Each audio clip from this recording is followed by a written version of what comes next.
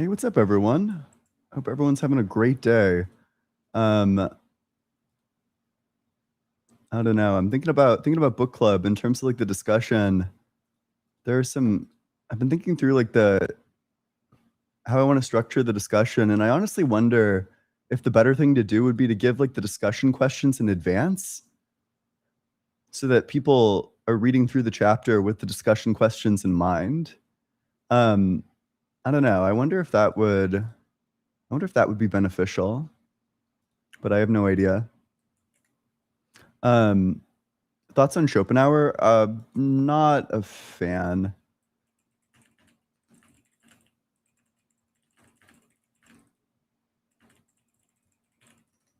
I'm not typically a fan of like I just kind of think like the pessimistic views of reality are false. I think that, living life is actually great. I think that it's fantastic. And even if there are problems with getting the things that you want, even if the fact that you desired something and got it means that it goes away, um, I don't know. I don't think that that is any sort of reason to think that you should like stop pursuing things. Um, I'm I'm pretty pessimistic about Schopenhauer's theory. In fact, um, I don't know. I just think living your life is good. I think living your life to the fullest is fantastic. I don't think life is just full of suffering. Um, I think life is quite beautiful if you structure your life properly. But anyway, hey, if you're in that guest request box, make sure that you're 18 or older. Make sure that you think that God exists. By that, I mean like a personal ultimate foundation. I'd prefer it if you were Christian, Muslim, Jewish, one of those. I also ask that you have some reason to think that God exists. And with that, we'll go to the very first guest.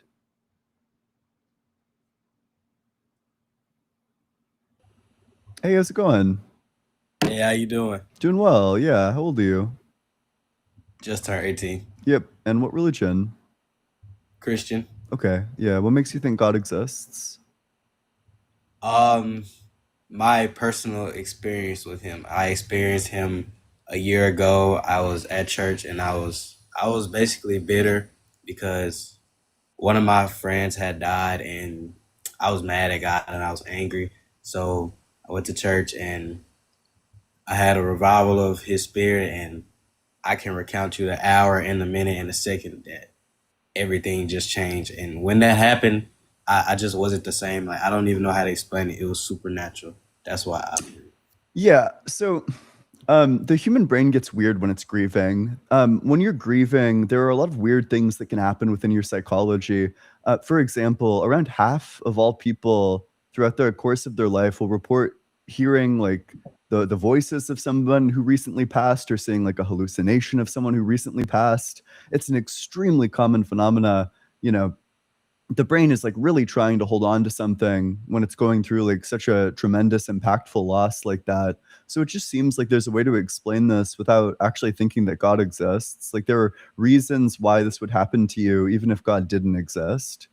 So for that reason, I don't think this could be very good evidence since there's like a non-God explanation for it. Yeah, but I could also say there is a God explanation for it because the way that I was feeling, it was so distraught.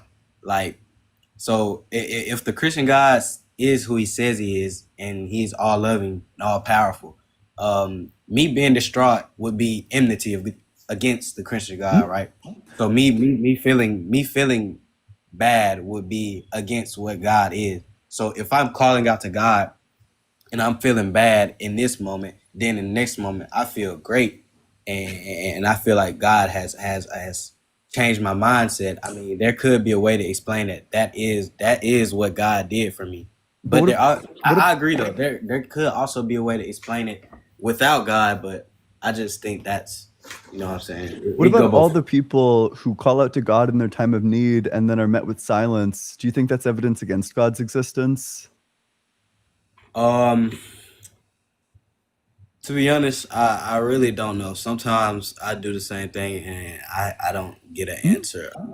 I don't know how to explain that one to you, Well, but if you don't think that that's evidence against God's existence, then you can't possibly think that the prayers getting answered are evidence for it.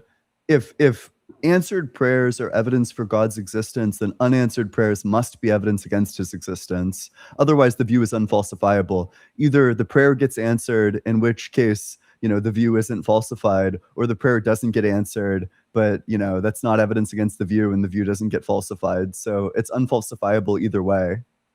No, I think you're wrong because sometimes a prayer won't get answered just because, say, I wanted a car so bad, but God knew in 2 weeks I would get in a bad car accident and I would die from that car.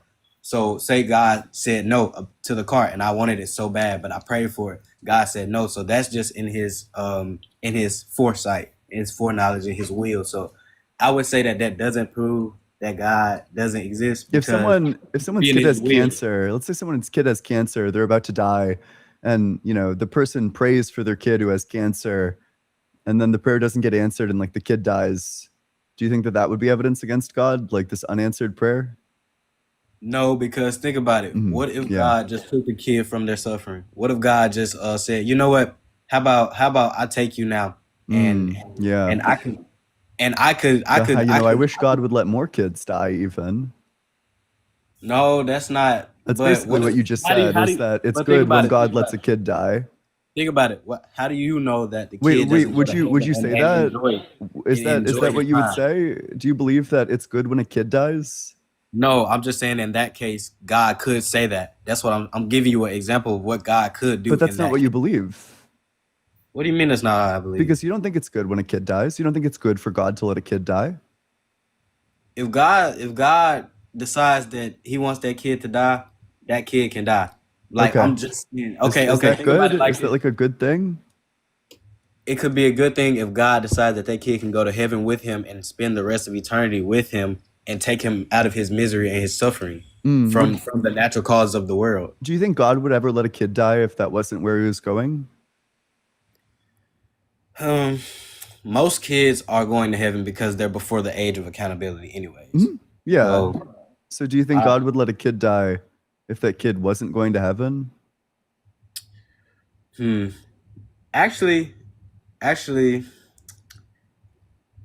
so so think about it like this: what if the kid eventually gets healed from cancer, but the kid never professes God, and God knows that Yeah. That's God just to kill knows that them. God knows that kid will never ever profess Him. I mean, Yeah, of course. and it's a Bible verse in the it's around Romans. I can't recount the actual verse, but it says no one gives thought or recounts when a kid dies that God is taking them from the misery to come. So that's Mm. what God says about it. So we So should really rejoice when kids die, is what it sounds like, you because they you would have you, they would have had like a you much worse life, you're missing. Thank God all these kids died. They might have grown up to become like atheists. In that case, I would say we don't really understand. You don't really understand what I'm trying to say. I'm trying to say that it's not good when a kid dies and God doesn't like it. Do So you think God, that saving the God life no, of listen. kids, if you had the power to save the life of a kid, do you think that that would be like the good thing to do? If I knew that the kid was going to suffer for the rest of their life and I could give them eternal joy and happiness right there, right now, I would let the kid Do die. you think that answers my question? Uh, Not really, because you keep moving the goalposts. I keep telling you that this could be a good thing, but you're just saying, "Oh, you let a kid die." It's not that simple, Ian. It's more complex than that. Is what I'm trying to tell you. Like it's more complex than just a kid dying. So I'll just We ask the we question have. again. If you had the power to prevent a kid from dying, would doing that be the best thing to do? Would that be a good thing to do to prevent the kid from dying? If I was God, No, just if you're no. anyone, any person with the power to prevent a kid from dying, do you think the good thing to do is to prevent the kid from dying? Yes, but I'm not God though. That's so. Okay, sure. So then God doesn't do the good thing. Ian, you're not getting what I'm saying. You just Me, contradicted me, me. yourself. No, I didn't. You Me said as that a if you had the human. Me, power no, to stop a kid from dying, that you should do that. You think that God has that power, so it's it would be good for God to stop these kids from dying, no, and he no, no, no, no, doesn't. no, So no, no, no, God no, no, no, fails no, to do the good thing. no, no, no, no, no, no, no. Yeah, you missed what I'm saying. I said that I would do that because I don't have the power to change their destiny of where they're going after death. That's what I'm saying. God has the power to change their destiny where they're going after death. I can't do nothing about that. So I'm Yeah. going to try to save the kid. But God can do whatever he wants with that life because he is God. And second of all, he knows where the kid is going and he knows what he can do with that kid's soul. I don't. But So I'm not if God's contradicting not going to myself. save the kid, then why should I? What do you mean? Yeah, if God knows more about the good thing to do than I do, you know, God sees the entire timeline. If God's made the decision that the best thing to do is to let this kid die, why would I intervene and try to save the kid's life? You know what, Ian? That's a great question. Hmm. Can you say it again? Yeah, it seems like on your view, you should never attempt to save anyone's life because God, who knows everything, has already determined that the good outcome here is to let this person die. Okay, So if God's not saving him, why should I? God's already made the decision, the morally perfect decision not to save him. Ian. I never said that God lets every kid die I just didn't because claim that you did. you are claiming You that. think I'm claiming that God You're lets using a every broad single kid without exception die? you're using a broad perspective here. That's what I'm That's just saying. not even close to what I'm saying. That is what you're saying. I'm trying to You say think is you think that I think that God lets every kid die? You think that I don't think kids exist? that's what you just said. You literally just said you Okay, didn't you're say being it. stupid. I didn't No, say I'm that. I not. didn't say anything even in like the same neighborhood as that. I Yes, you obviously kids exist. So obviously God hasn't killed all of them or let all of them die. You know, some no, what kids you haven't you said died. Some you kids are said alive. So you obviously no that's no no not the no no that's case. You not what know, I said. I that's like said clearly not what I'm saying. no, I okay, I worded it wrong. You're saying that every time a kid has a bad illness or they're on the verge of death, that I should let them die. And that Yeah. you said that you basically said that God is just gonna let every kid that's in that situation die. That's what you basically No, said. I'm not saying that. Just that one of two things is going to happen. Either God is going to save this kid's life or he isn't. If God's going to save this kid's life, then there's no reason for me to intervene. God's already going to get it handled. The alternative is that God's not going to save this kid's life. And if God's not going to save this kid's life, then there's no reason for me to intervene because God, the morally perfect being, has examined the entire situation and has determined that the good thing to do is to let the kid die, that the world wouldn't be a better place if God saved the kid. So if that's the case, then I shouldn't intervene in that scenario either. So either way, I shouldn't intervene to save the life of anyone because God's already determined that that's not the good thing to do. Okay, but okay, so to answer your question, what I would do is I would intervene every time and try to save the kid's life because sometimes God doesn't speak to you and tell you that He's going to save this kid's life. Sometimes you just have to trust Him and have faith. But So how does that dichotomy not hold? Like what would be the point of intervening? Either God's going to save the kid or he isn't. And, you know, whatever God chooses to do is going to be the good decision, so I should just do that. I mean, it's not nothing I can do about a kid. A kid. So if God, if the medical, if I try everything I can to save this kid and God still doesn't save him, I have to trust that God has this kid in His hands. Mhm. Yeah.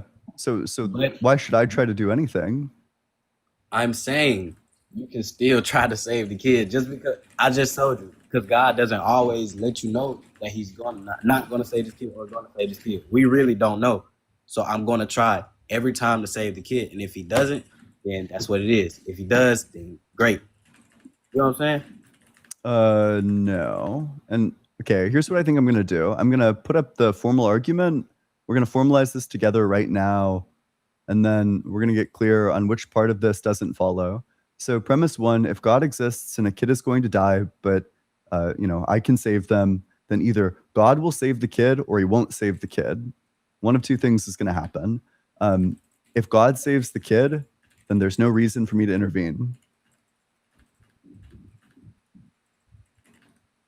Okay. If there's no reason for me to intervene, then I shouldn't. Um, if God doesn't save the kid,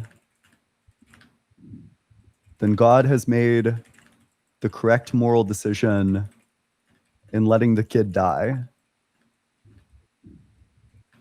If the correct moral decision is to let the kid die, then I shouldn't save the kid. So therefore, if God exists and a kid is going to die, but I have the power to save them, but I can save them, I shouldn't intervene. It seems like you'd be committed to saying that anytime there's like a kid and you have the power to save them, that you just shouldn't. No, that's Okay, not so which premise here doesn't follow?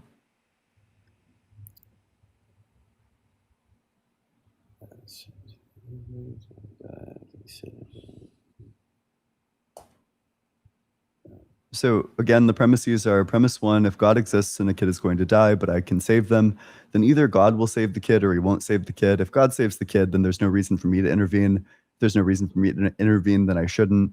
If God doesn't save the kid, then God has made the correct moral decision in letting the kid die. If the correct moral decision is to let the kid die, then I shouldn't save the kid. Therefore, in your worldview, if I find myself in a situation where I can save a kid from dying, I shouldn't do that. No. Number 4 doesn't follow for me. Okay.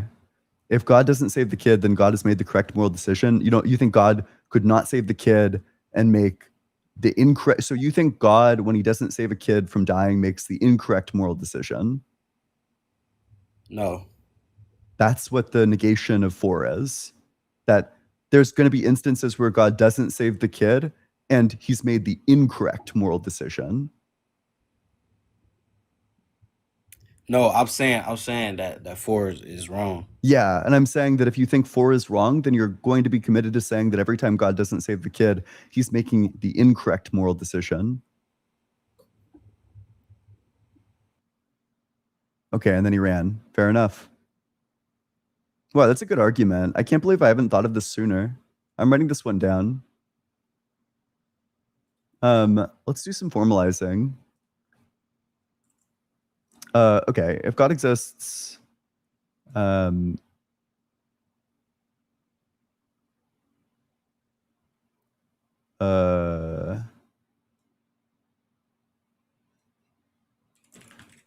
for any instance of evil instance of suffering that you can prevent, either God will prevent it or God won't prevent it.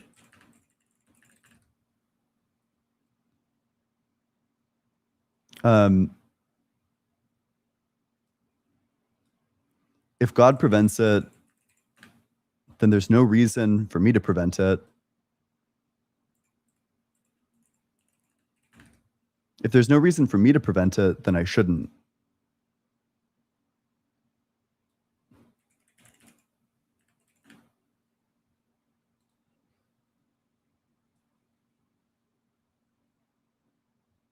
Maybe we'll say, okay, maybe for the third one, I'll say, if there's no reason for me to prevent it, then it's permissible to not prevent it.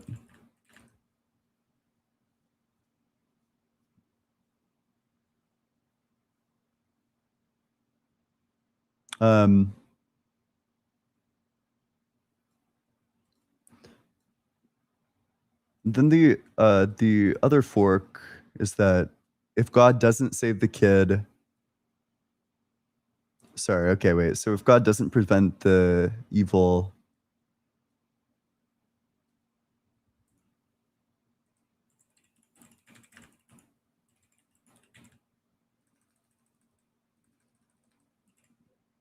if God doesn't prevent it, then God has made the correct moral decision in not preventing it. If God made the correct moral decision and not preventing it, then I'm justified in believing. Well, no, maybe I'll just say then not preventing it is the correct moral decision.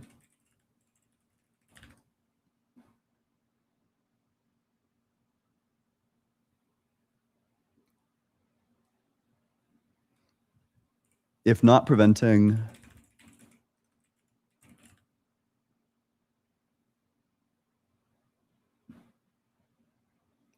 it is the correct moral decision, then it is permissible for me to not prevent it.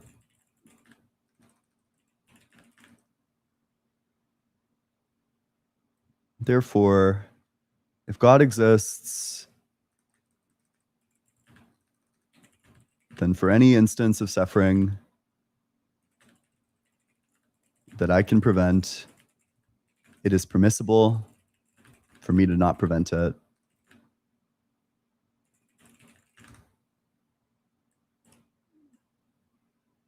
Okay. Maybe I'll throw this into like a Google Doc or something. But okay. I think this argument's interesting. I have 2 5s? I do have 2 5s. Fuck, you're absolutely right. If God made the correct moral decision and not preventing it, then not preventing it is the correct moral decision. If not preventing it is the correct moral decision, then it's permissible for me to not prevent it. Wait, let me read it from the top. If God exists, then for any instance of suffering that you can prevent, either God will prevent it or God won't prevent it. If God prevents it, then there's no reason for me to prevent it. If there's no reason for me to prevent it, then it's permissible for me to prevent it. If God doesn't prevent it, then God has made the correct moral decision in not preventing it. If God made the correct moral decision in not preventing it, then not preventing it is the correct moral decision. If not preventing it is the correct moral decision, then it is permissible for me to not prevent it. Okay. One premise, I'm going to think through this argument with you all here. You're all going to be subjected to me yapping through this argument. So, okay, in terms of, I think maybe a premise that's like critiquable is that if God prevents it, then there's no reason for me to prevent it. Maybe what they want to say is something about like soul building, that the reason for me to prevent it is because it makes me like a better person. But it just seems like the reason that I have to save a kid from drowning in a lake, for example, isn't because it makes me a better person. I think that just can't be the case. I think that any sort of analysis that doesn't cash things out in either like, this person having a right to not drown in this lake that makes like a claim on me, like the reason that I have to do this has to do with the other person's rights. It isn't about like my, or at least it's kind of weird to say that's about like my personal well-being. I don't know. That just doesn't seem, it feels like that would be like the wrong reason. But sorry, let me go ahead and get this into a Google Doc. If you're in that guest request box, make sure that you're 18 or older. Make sure that you believe in the God of the Bible, the Torah, or the Quran. At the very least, very, very least, I think I respectfully ask that you be a deist, which is to say that you think that there's a mind and that mind is like the ultimate foundation of reality, that, everything depends on that mind for its existence.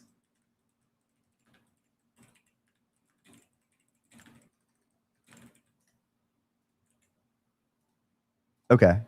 Yep. I hope everyone, I don't know, how do we all feel about the formalizing just now? Was that interesting for everyone? I hope that was interesting for everyone. Anyway, with that, we'll go to the very next guest. Hey, how's it going? Hey, how's it going, man? Sorry, our conversation ended abruptly last time. My phone died, and that was that. Um, I think this is a really interesting point you're bringing up, but I think you are presupposing a certain understanding of God being in unilateral control of natural processes. So I think the idea here is that God not giving himself unilateral control over natural processes allows the natural process to take form. It's the same reason someone could be a believer in God of some kind and also believe in science and the Big Bang Theory and Mm. evolution. So you'd say he's not all So, powerful? Like he doesn't have the power to, I don't know, like dribble a basketball because he doesn't have control over like natural processes? well, we have to understand what we mean by what God gives himself. In the same way that someone who believes in Jesus, they would say that, hey, how do you believe that God's a man? Can you be a man and a God at the same time? But if God condescends himself, does God have the power to lower himself to that of a human to understand the human Well, experience wait, in a I'm way? just, I don't think there was a clear answer to the question there. The question is Yeah. just, do you think that God is all powerful? Not in the classical theist sense. I think what you're asking for, Is there we any would need sense of to all powerful you'd say that God is? well, we could. God does have the power to replace the natural world with a perpetual miracle, which is basically what you're getting at.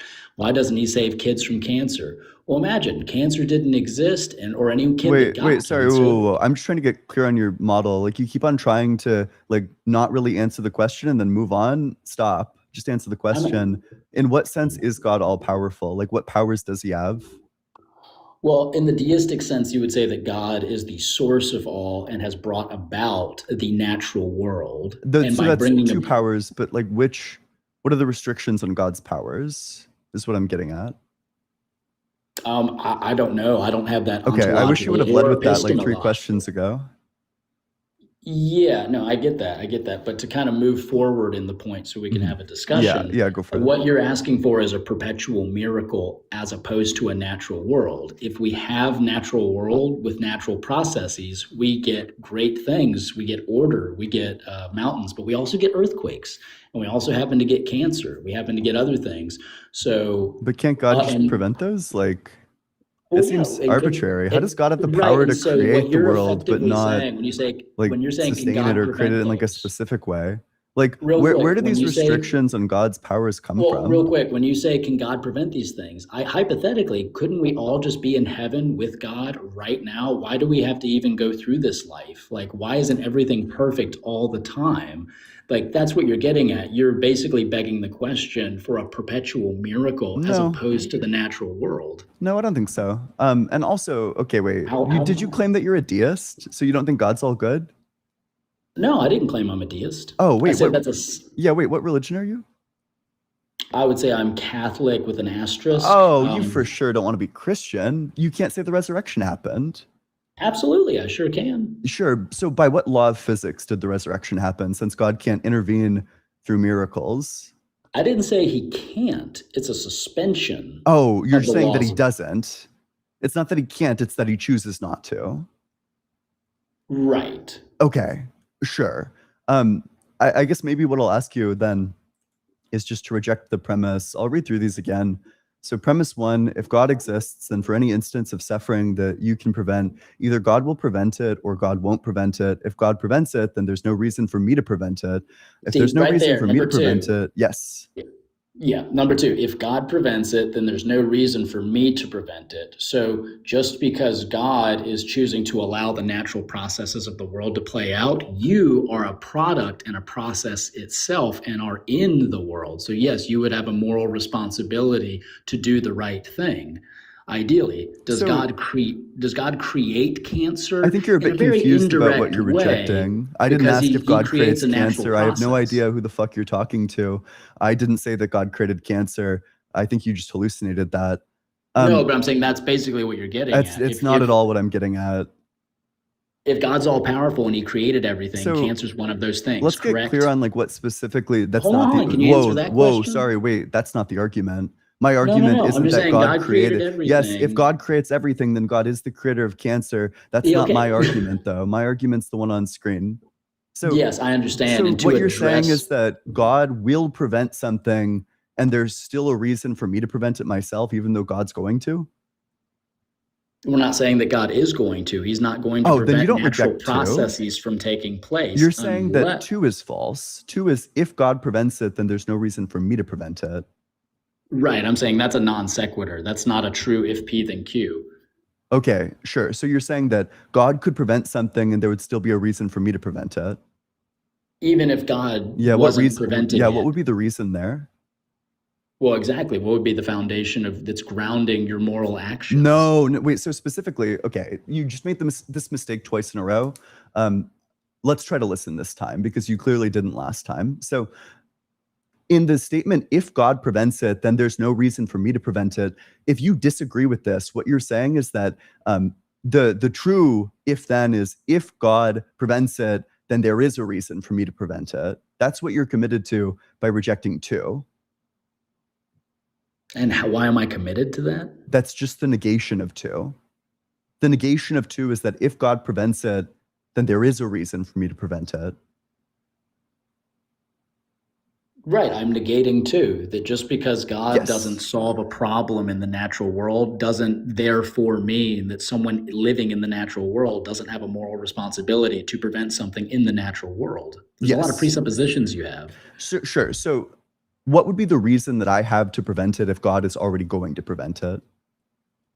How do you know God is already going to prevent it? It's literally an if God prevents it, then there's no reason for me to prevent it. We are evaluating this premise, assuming Right. the if. So what we're doing here, okay, so this is called a direct proof of like an if-then statement. So the way that you Yes. go about doing a direct proof is that you presuppose the antecedent and then try to demonstrate the consequent. So the antecedent in this case is that God prevents it. So in order to evaluate whether or not 2 is true, we're presupposing that God is going to prevent this instance of evil and then asking, okay, if God's Right, already and going to prevent it, is there a reason for me to prevent it?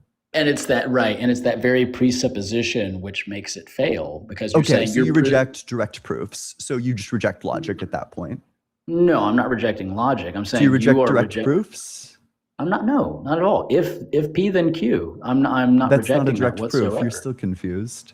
No, I'm saying your conditional statements that you're making, that on the face of it, you are presupposing that God is choosing actively to not prevent something that he otherwise could prevent. And what you're doing is muddying the waters of a naturalistic process that's happening. That No, that's although not what I'm God saying. gave, I'm saying that either he's going to prevent it or he isn't, one of the two.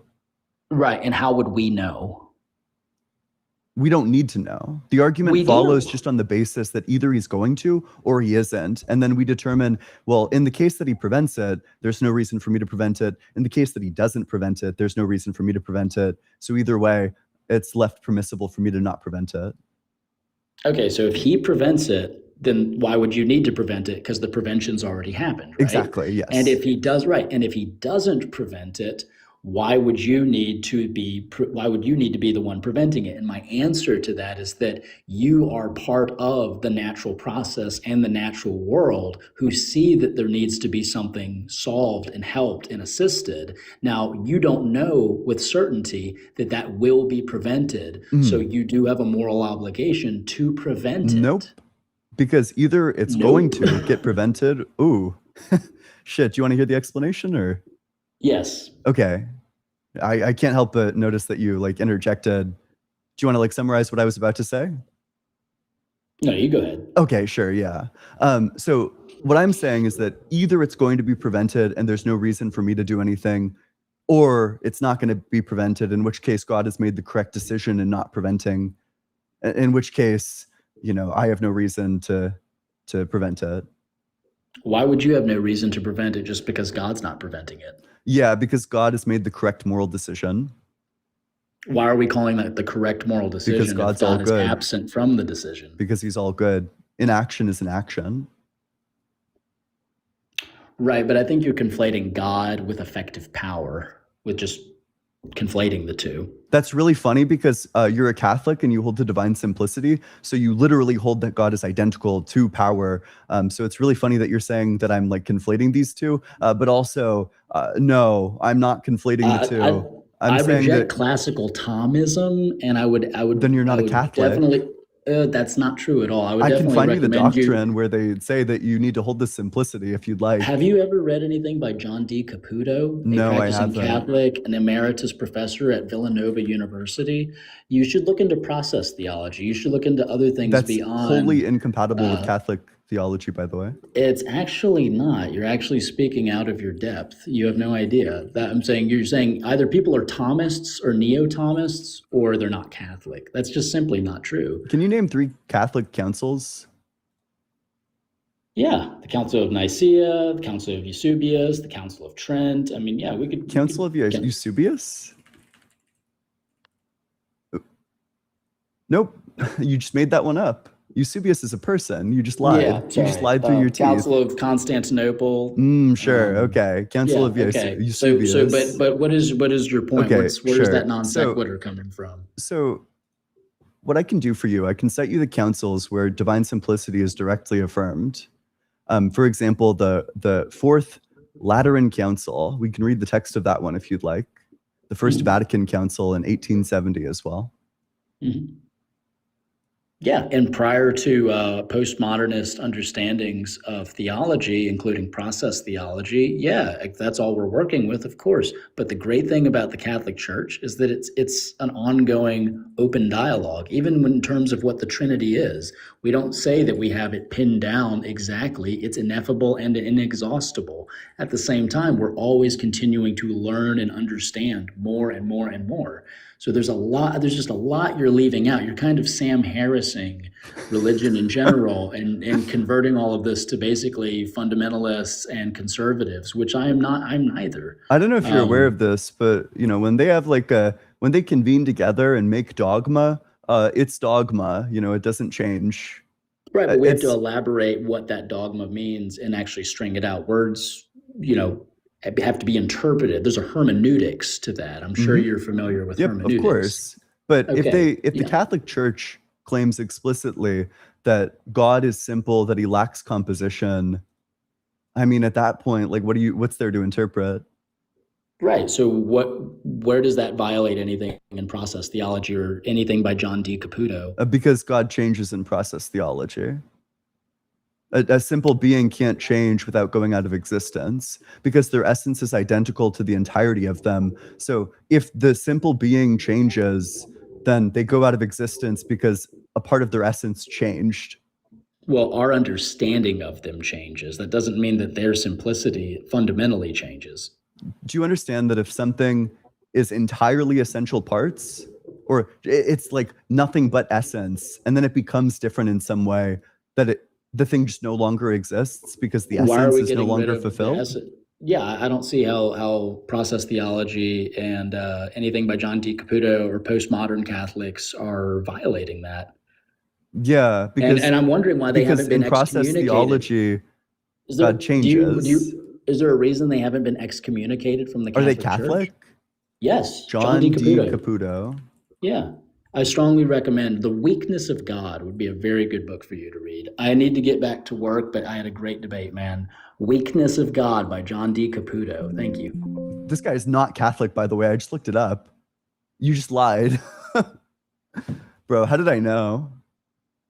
I'll actually tell you exactly how I knew. The reason how I knew that this guy isn't Catholic is because of the exact thing that I just explained. Catholics hold to simplicity. There's no way around it. It's affirmed explicitly in multiple councils that God lacks composition. Process theology holds that God changes. That's like one of their commitments, among other things. If God changes, then he can't be simple because a simple being is nothing but essence. If you had more than essence, then you'd have parts, which means you're not simple. You're composite. So I don't know. That's how I knew. But anyway.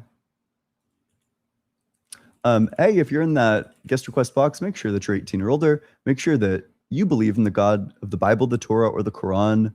Apparently, this guy is literally a postmodern Christian.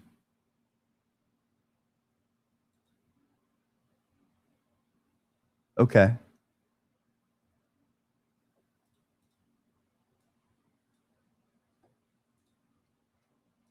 All right. Let's go read some supers. Eat some shorts. Thanks so much for the super chat. God has foresight, but does he have a foreskin? I mean, you get rid of yours to be more like God. Maybe it's because God is divinely simple, so you're shedding some of your parts. Grimmy, thanks so much for the super chat. Oh, thank gods it's Ian. Can you elaborate on the difference between human rights and natural rights, please? I don't know what the fuck a natural right is. That sounds like gibberish to me. I don't even know what that means. I would want to get like a clear criteria of that. Sounds like something they made up. Perhaps they picked it up watching like Andrew Wilson debates or something. It sounds like I actually have no idea what that even is. Natural rights. Fundamental universal rights that individuals possess simply in virtue of being human? If that's what it means, then it sounds like it's just the same thing as like human rights. Adam Brunker, thanks so much for the super chat. What would Jesus do? Thank you, God, for letting little Billy find Papa's. Or Papa's 357. Amen. Yeah, what would Jesus do? Not intervene. Sir James, thanks so much for the super chat. Any closer to doing this full time? Yeah, a bit. I think after I'm currently, I think we're currently in the process of getting an editor. And then after that, the upload schedule should be more consistent. It also means that I'll be able to stream longer and stream earlier because I'm not spending time like doing the editing myself. It also means that I'll be able to improve quality. Whoa, wait, fuck, is that okay, never mind. I thought that was Helen. I was like, whoa, Helen's back. But nope. Disappointing. Relax with Russell, ASMR. Make sure you believe in the gay of the Bible, Torah, or Quran, and that you think there's something wrong with being God. True. Based. Vintage Atheist, thanks so much for the super chat. Ian and background plus vintage story equals a good time. Vintage story, is that like a video game? Okay. Well, appreciate it. All right, let's go to the very next guest.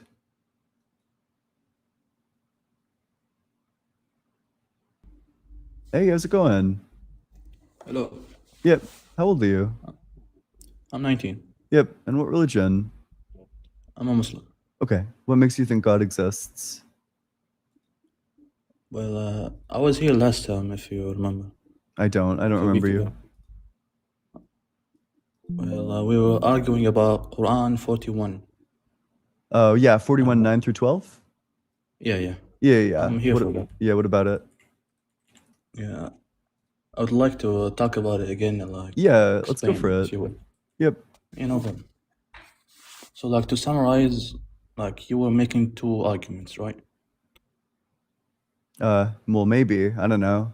Typically, I have like one First- main argument related to 41, 9 through 12, which is that it claims that the universe or that the Earth is older than the stars, which is just false. That's not true. Yeah. That's the first one, and the second one was like how it was adding up to 8 days, right? No, I don't think that there's a problem with it adding up to 8 days. I don't care. I think that the real Okay, no problem problem. is the sequencing. No problem. So I have an analogy, if you don't mind. Yeah, go for it. Like, could you write it down? It's like a poem. Like a poem? Yeah, it's an equivalent poem. I don't know why I would write that down, but I can certainly listen to it. No problem. Like, let's say if there was an engineer, and let's say he makes a car, let's call them Mercedes, and like the company wants to make a new car, and they can't hire him because they think he's not good enough. So he writes this poem out of like frustration, if you will. Mhm. So he says, "Why are you doubting me? Am I not the one that created the car?" Referring to the Mercedes. "Was it not me that did the paint job after the car was done in 2 days? Then was it not I that created and designed the engine in 4 days?" So let's assume that before you paint the car, you have to finish the engine and everything, and then you paint it. Let's assume that. Mhm. Is there any problem with the poem? So you have to make the engine and the what? Let's say before you paint it, you have to finish all the internals. You cannot like do it afterwards. Mhm. And in this poem, he's saying, was it not I that did the paint job after the car was done in 2 days? Then was it not I that designed the engine in 4 days? Sure. So the order of events are he designs the engine in 2 days. He does like the paint job in 4 days. Yeah. But in the poem, he says it in the opposite way. Is there a Okay. problem? Oh, sure. So he does the paint job in 4 days and then the engine in 2 days. Yeah. In this poem, he says it like Okay, that. totaling 6 days in total. Totaling 6 days. Wow. The days don't matter. The Uh, order. Sure. Yeah. Well, if that's all the poem is saying is like, first he did the paint job for 4 days, and then he did the engine for 2 days. That seems fine. That seems consistent. But in reality, the engine was first. That's what I'm trying to say Okay. for this example. So there isn't any problem with Wait, this then one. why would he say that? Okay, well then that would just be false when it says that. You know, Well, no, if you our- claim, you know, I did the engine in 4 days, and then I turned to the paint job and did the paint job in 2 more days or whatever. You know, if that's what it says, well, then that's just false. No, let me say it again. Like the poem is about them doubting him. He's trying to make a point of them doubting. He's doing an order of things that, like, obviously painting that car is less significant than making an engine, for example. So he's saying, was it not I that did the paint job in 2 days? Then was it not I that designed the engine in 4 days?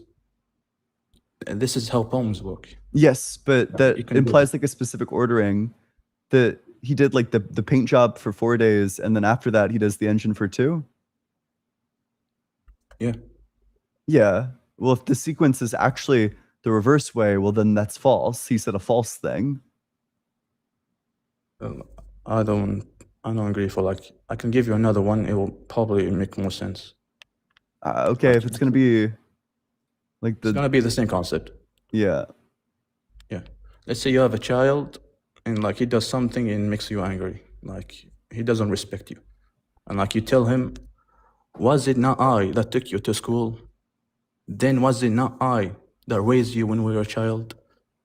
Like, is there a problem with this poem? Was it not I that I took you to school? Was it not I that raised you as a child? Yeah, this is a poem of frustration.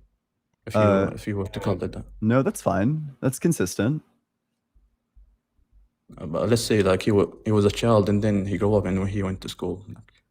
So the order of events is, you know, I'm saying the I opposite took you way. to school and then I raised you, or so it was, you know, I raised you for 4 years and then I took you to school. Yeah, let's say that. Yeah. If in fact the ordering was reversed, then what you said was false. No, I would argue in a poetic sense, when I use then, it is not actually referring to a sequence. It is referring to the frustration. I'm listing a list of things. They don't have to be sequenced. That's how the word then works. Sometimes it doesn't have to refer to a sequence. What? Sometimes the A word then B is a sequence. no, but the word then can, like, at least in Arabic, I don't know about English. Like, I've heard this is also in English, but it can mean not necessarily a sequence. That could be true. I would just need like an example of it. I'd say this is one. Like, for example, how are you disrespecting me? Was it not I that took you to college? Was it not I that raised you when you were a child? Like, you're making this out of frustration. Like, you're listing the first thing, like, this significant. I might have missed the it, but I second didn't thing- hear a then in the sentence you just said. No, I did say, was it not I that sent you to college? Then was it not I that raised you a child? Yeah, that sounds like a sequence to me. But is a sequence referring to the frustration, not the order of events. What? That's, That you can sounds do like it on poems. gibberish. I literally don't know what it means to say a sequence of frustration. I have no clue what that means. Listen, man, you should go back to the drawing board. I'm moving on to the next guest. If you're in that guest request box, make sure that you're 18 or older. Make sure that you believe in the God of the Bible, the Torah, or the Quran. I also ask that you have some sort of reason to think that God exists. And with that, we'll go to the very next guest. Hey, how's it going? Hey, what's Hello? up? Yeah, how old are you? I'm 23. How old are you? I'm 25. Have we talked before? Sweet. Your name looks familiar. No, I've been in the like queue, but I've never actually spoken with you. I see, I see. Sure. What religion are Yeah. you? I'm Muslim, so Islam. Okay, yeah. What makes you think God exists? So actually, you're the one that's putting a claim saying God isn't real, so wouldn't Sure. you have to be the one Yep. to yeah. Yeah. Do you think that reality has like a logical structure to it? Does reality have a logical structure to it? Yeah. For sure, yeah, I would say so. Yeah, sure. Okay. Well, then that demonstrates God's non-existence insofar as God couldn't possibly create the logical structure, because in order to create it, he would need to will that it exists as opposed to like its non-existence. But in order to have something like a will, in order to will a specific state of affairs, you would already need like the logical structure to differentiate what you're willing from what you're not willing. So the logical structure would already need to exist in order for God to will in the first place, which means that the logical structure is totally independent of God, so he's not an ultimate being. All right, a few things to dissect here. Number one, I'd be completely dishonest to act like I understood everything you just said. I can give you an easier Number argument one. if you want. No, because I feel like there's already a few, from a Muslim's perspective and our understanding of God, because I'm sure you're familiar. We don't think, for example, God is a human that came into existence. God is outside of space and time. So the way it sounded, I'm sure you're familiar with our understanding that God is the first and the last, and that creation is dependent on a creator. So he's outside of this framework that you're putting him in the first place. The logical structure, or Yeah, from oh, what I understood, like you said, like I said, I didn't like totally understand everything you said. It was a little bit much for me, but if you that's have fine. I can give you a really simpler, easy argument based on what you just yeah, said. If you think God's okay, outside of logic, then you end up with a contradictory view. Do you think God has no, the power to make the sun both exist and not exist simultaneously? one of these questions. Damn, bro. I've been studying Aqidah, which is basically our creed, and it talks a lot about these questions like philosophical Mhm. questions, like that, like could God create a rock that he can't lift? But like similarly, this is just a invalid question to begin with because um damn, wait, hold on, I What you forgot want to the say is that uh it's an invalid question because God is logical, but you can't say that because you just said God's outside of logic. No, I never said God's outside of law. I said God's outside of the creation. You said that God falls outside of the logical structure of reality. What do you define logical structure of reality? So, okay, reality is self-consistent. There's this like underlying structure that our laws of logic map onto, Mhm. and it just emerges from various like basic relations that, when something is the case, there's like another thing that isn't the case. In order for one thing to be the case, there needs to be something else that isn't the case. In order to be willing like a specific state of affairs, you need to not be willing a different state of affairs. Okay. I think I'm picking up what you're putting down, I can totally just but give you like an easier argument if you'd yeah, like. I would love to hear it. Yeah, Sure. Do you think that God was always creating? yeah. Was God always creating? Um, I'm gonna be honest, this is outside of my pay grade. I'm gonna be honest. Yeah, I don't know. Well, let's That's a let's try good. both. Let's say God was always creating. What happens then is that God never actually created because, creation never came into existence, it just always existed. So God didn't really create. The alternative is that God wasn't always creating, that he begins to create. But if that's the case, you have a problem too, because then God changes. He goes from not creating and then at some point he starts creating. Yeah, this is something I was researching. So, uh, we believe that God has attributes such as, being the creator that comes with creating everything in existence that we know of. But now, yeah, again, I can't really. Nah, these are good questions, bro. I'm gonna be Hmm. honest. Do you think, let's do another one. Do you think God knows what time it is? Of course, yeah. Sure. So then you would say that God changes because the time that it is changes.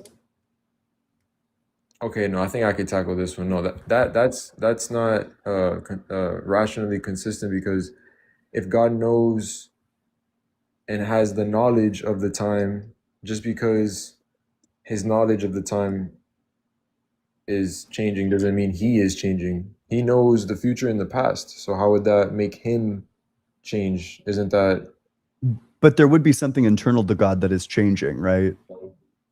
hmm. Like if his knowledge of what time it is right now is changing, then it must be the case that something internal to God is changing because God's knowledge is internal to God. Yeah, these are some good.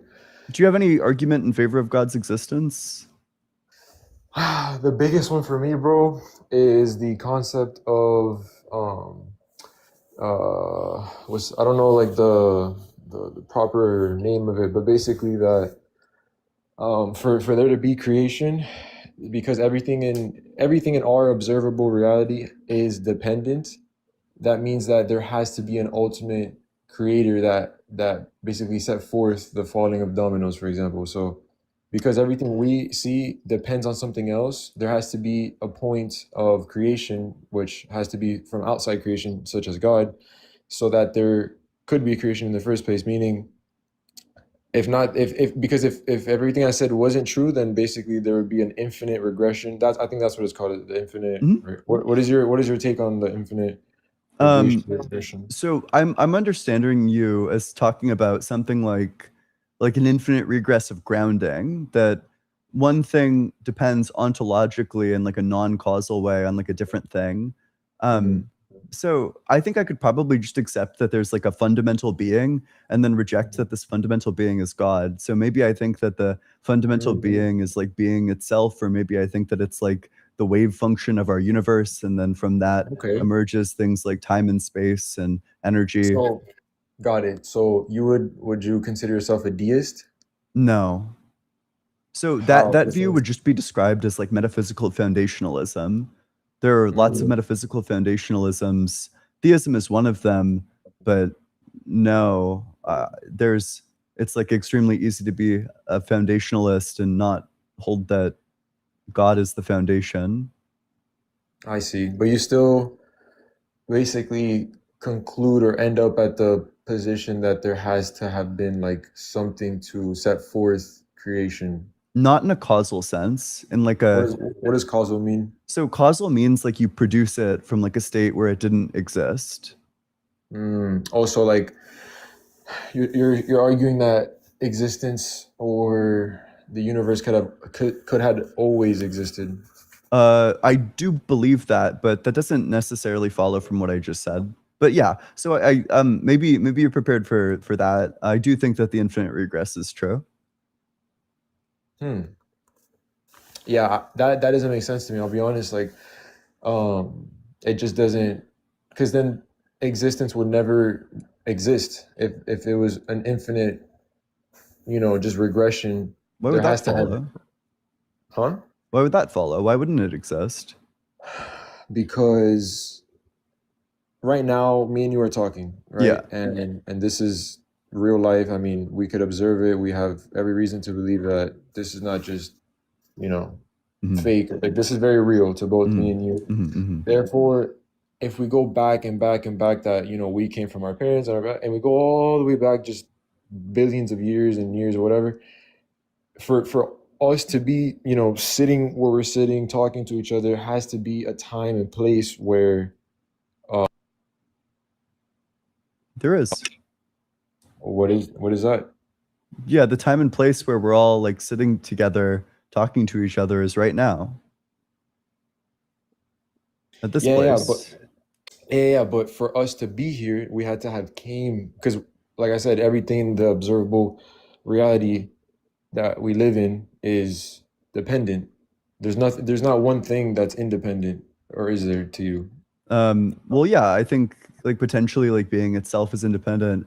I think potentially, Being you itself know, is like independent. the wave function might be independent. You know, I'm not sure how deep the metaphysical chain goes, but you know, maybe like the space time and like the fields that exist at all points in space time, like maybe that is independent. There's a lot of places where we could draw the line. I'm not sure why I would think that God is like the plausible place to draw it. Damn, bro. Nah, just talking to you, and like I need to read a lot more, and because like all of these things are super interesting to me, but at the very foundation of it all, like it would seem like illogical to conclude that there is no like intelligent designer. I'm sure you've heard of the watch at the beach, Hmm? or the watch. What is your take on that? The watch on the So, beach. yeah, like if I saw a watch on the beach, then I would assume that it was made by a designer. But the Mhm. reason that I would assume that, so there's two reasons why I might assume that. The first is trivial. It's because I know where watches come from, and that wouldn't be analogous to God with the universe because I don't know that the universe comes from God, but I do know that watches come from watchmakers. But let's say I don't know that watches come from watchmakers, and I'm staring at the gears, the gizmos, etc. Yeah, I might still assume that it comes from a designer just based on the fact that all of like there aren't like superfluous parts. All the parts play a clear role, and I could study the parts and determine exactly what role they play. It all makes sense why everything is where it is. But I look to the world around me, and that's just not at all what I see. You know, there's tons of things where it makes no sense why they are the way that they are. For example, we have like useless segments of DNA that just get snipped out every single time your genes are Yeah. expressed throughout every single cell in your entire body. You know, there's just like a lot of stuff that doesn't do anything. Okay, but I mean, would you not agree that the human, let's just say, heart is more complex than a watch, even the most complex of watches? There's also like superfluous elements to the heart. Like there's stuff about the heart that don't make sense, like with respect to the way that Okay. it's designed. Yeah, but like at a holistic, very high level like comparison, like would you not say that the heart is clearly more complex and intricate in Honestly, design? honestly, no. The heart is just a pump. Hmm. Fair. How about the human as a whole, like core, like if you just look at the whole body, this is more the nervous system, the cardiovascular system, Yeah, I think as the human body as a whole, especially something like the brain, is way more mm, complex than a watch. But the brain is plagued with things that don't make sense. Like there's things about the way that the brain is that make literally no sense if it was designed by an intelligent designer. We are plagued by cognitive biases. Our brain is just filled with them. And these go down to like the neurological level, like the level at which your brain will process certain inputs leads to cognitive biases. You know, you'll literally stop evaluating evidence in some circumstances, and that happens at like the neurological level. Like your brain simply inhibits like the signals related to new evidence. no, this is why I actually like joined the call, because I want to like explore these topics, because to me this is like all super fascinating. Mhm. And I don't know, I mean, like I talked to my dad. He doesn't believe in God. He's like an atheist. But from he always points out how evolution uh basically disproves um the Quran and all this. But yeah, no, I got some studying to do, bro. I'm Yeah. gonna be honest. Well, hey, I wish you the best of luck. You're welcome to come back at some future time. All Awesome. right. Peace, bro. Yep. All right, make sure you're double tapping on that screen, sharing it with your friends, doing all that good stuff. If you're in that guest request box, make sure that you're 18 or older. Make sure that you believe in the God of the Bible, the Torah, or the Quran. At least that dude was like nice. I can always appreciate that. Pat in the chat, thanks so much for the super chat. Oh, brother, this argument sucks. I don't know which one that was in reference to. Axehead Gaming, thanks so much for the super chat. Became a member, or wait, I'm sorry, I'm stupid. Thanks so much for the Cool Corey membership. And thanks so much for gifting 5 Cool Corey memberships. Oh, it was about the poem guy. Based. Yeah, I agree. Pat in the chat, thanks so much for the super chat. I should have said cargument. Now I'm the one who sucks. It's okay, I'll read it. Pat in the chat, thanks so much for the super chat. Oh, brother, this cargument sucks. True. Based. Slow TDI, thanks so much for the super chat. This real question: can God drive a stick in parentheses manual? I like how you say manual as if I don't know what driving stick is. You know, I don't know how to, but I'm familiar with the concept. Grimmy, thanks so much for the super chat. I wish to message you on Discord, but I have a feeling the likelihood of a response would be slim.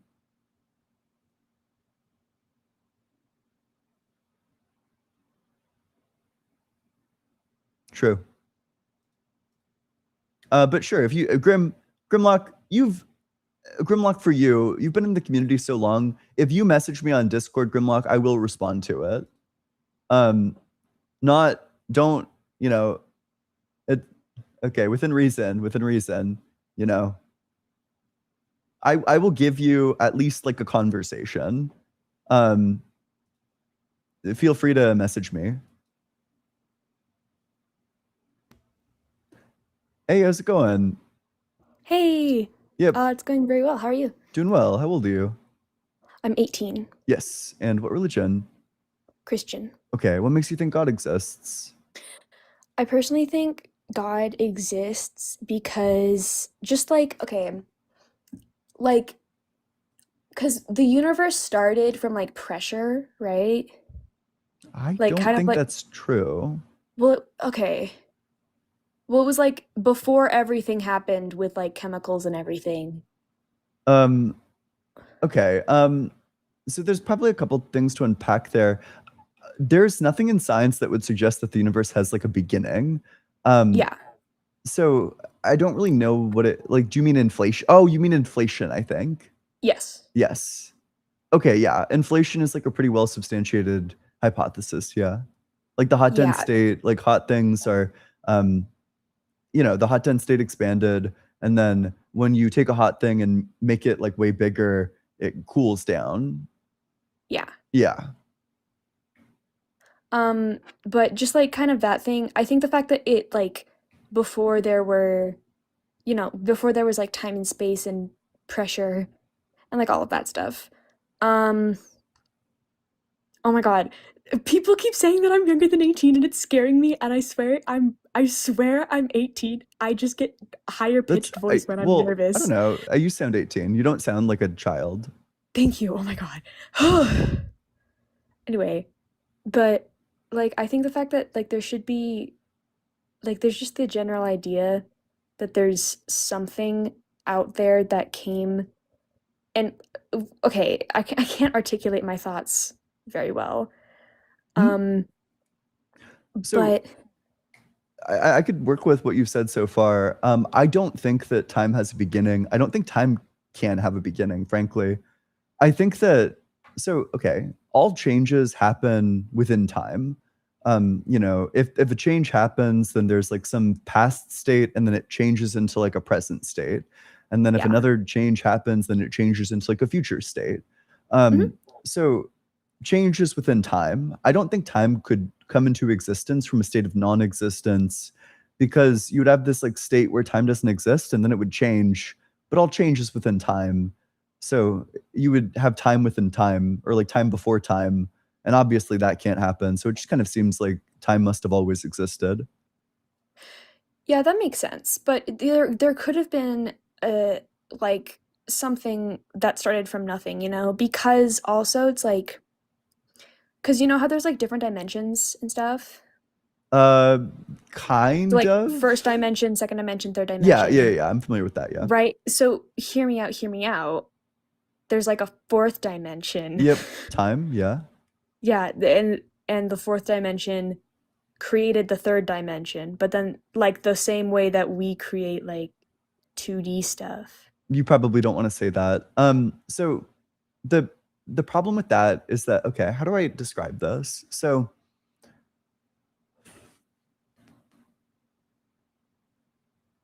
if you, let's say that you have like some axes. Let's say that you have you're in like a three-dimensional space. You got like the X, the Y, and the Z. If you have a position on anywhere in here, you're going to need to have a position at all three of the places. There's like some value that corresponds to how far you are along like the x-axis, how far you are along the y-axis, and how far you are along the z-axis. There's no way to be along just one of the axes without being also having a position at the other ones. So it doesn't make sense to say that time gives rise to additional dimensions, because if ever you have like the 4-dimensional space-time, then at any point in time, it needs a spatial dimension to go along with it. Yeah. I don't know if that makes any sense. I don't know if that I was think like too high level. no, I think I just came on here and then my brain died. That's okay. Can I be honest? Yeah, what's up? Okay. Oh my god, wait, why am I so nervous? I'm gonna die. I'm gonna die. I'm gonna It's die. okay. I'm You're gonna doing die. fine. Do you want to Dude, do you want me to kick you and then I'll move on to someone else, or? I have too much social anxiety for this. I have too much social That's anxiety for this. okay. You're Also, okay, I'm gonna be so honest. I was gonna like do the Tsundere song. Do you know that song? No, Oh, okay. I'm sorry. I was gonna do. I'm so scared. I'm so scared. I'm so scared. Please get. Oh my god. I'm terrified.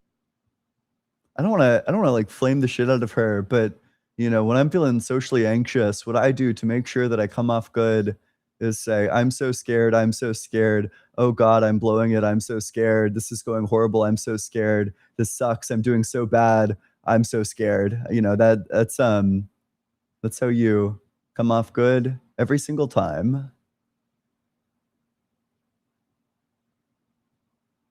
I'm sorry. That was like super cruel.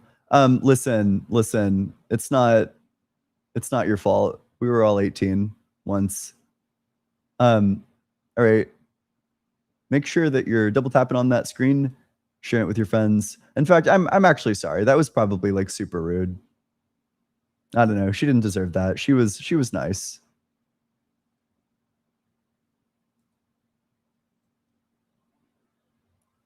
Hey, how's it going? Hey, how about you? What you doing? Yeah. How old are you? 26. Yep. And what religion? I'm Christian. Yep. What makes you think God exists? All right, let me pull up the argument. Yeah. Let me pull up the notepad then. If you're off the app, I can't hear you. If it's in your notes app, that's going to be really unfortunate. You might just need to remember the premises and then.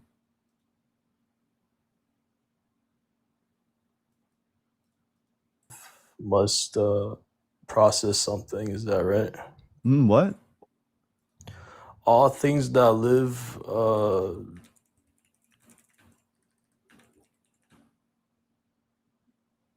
consume something for its existence. Consume something. Existence. Sure, that seems plausible. Right.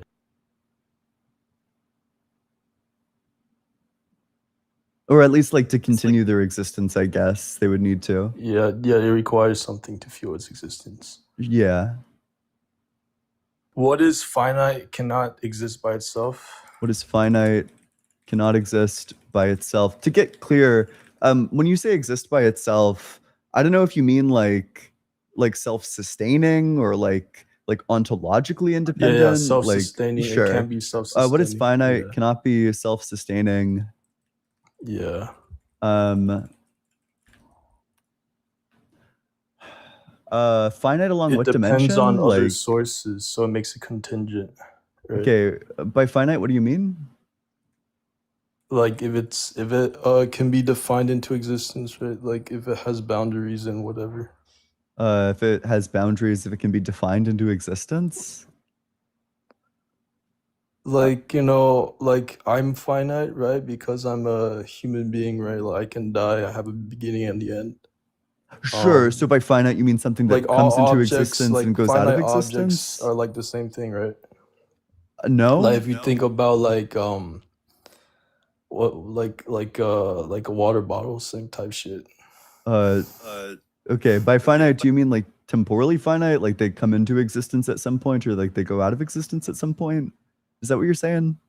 Yeah, it could be temporally finite or spatially finite, right? Okay, sure. What Because is yeah, temporally finite or spatially finite cannot be self-sustaining. Okay, so uh here's gonna be the weirdness is that I might say that like space itself or like space-time is like temporally finite or spatially finite. Probably I might want to say like space is like spatially finite. But I'm yeah. not sure why I would think that space isn't self-sustaining, that space depends on something else for its existence. Well, I mean, have you read Kant or no? I haven't read Kant, but I'm familiar with a lot of his ideas. Yeah, he would say something like space wouldn't even really, we wouldn't even know what space is unless like our bodies, our physical bodies, like kind of process, use space as a rule to like process like what we see. Sure. What I we like don't feel. accept the Kantian epistemology. In fact, my understanding is that like Kantian epistemology is extremely unpopular among like philosophers. Like I was actually looking at the Phil Papers survey. This is a great resource for anyone in the audience. If you go to Phil Papers, on the left-hand side, there's something titled "The Results of the 2020 Phil Papers Survey." If you want to see like a survey across like professional philosophers, like what I think like 1,000 philosophers surveyed said, like how they're like the distribution of philosophical views.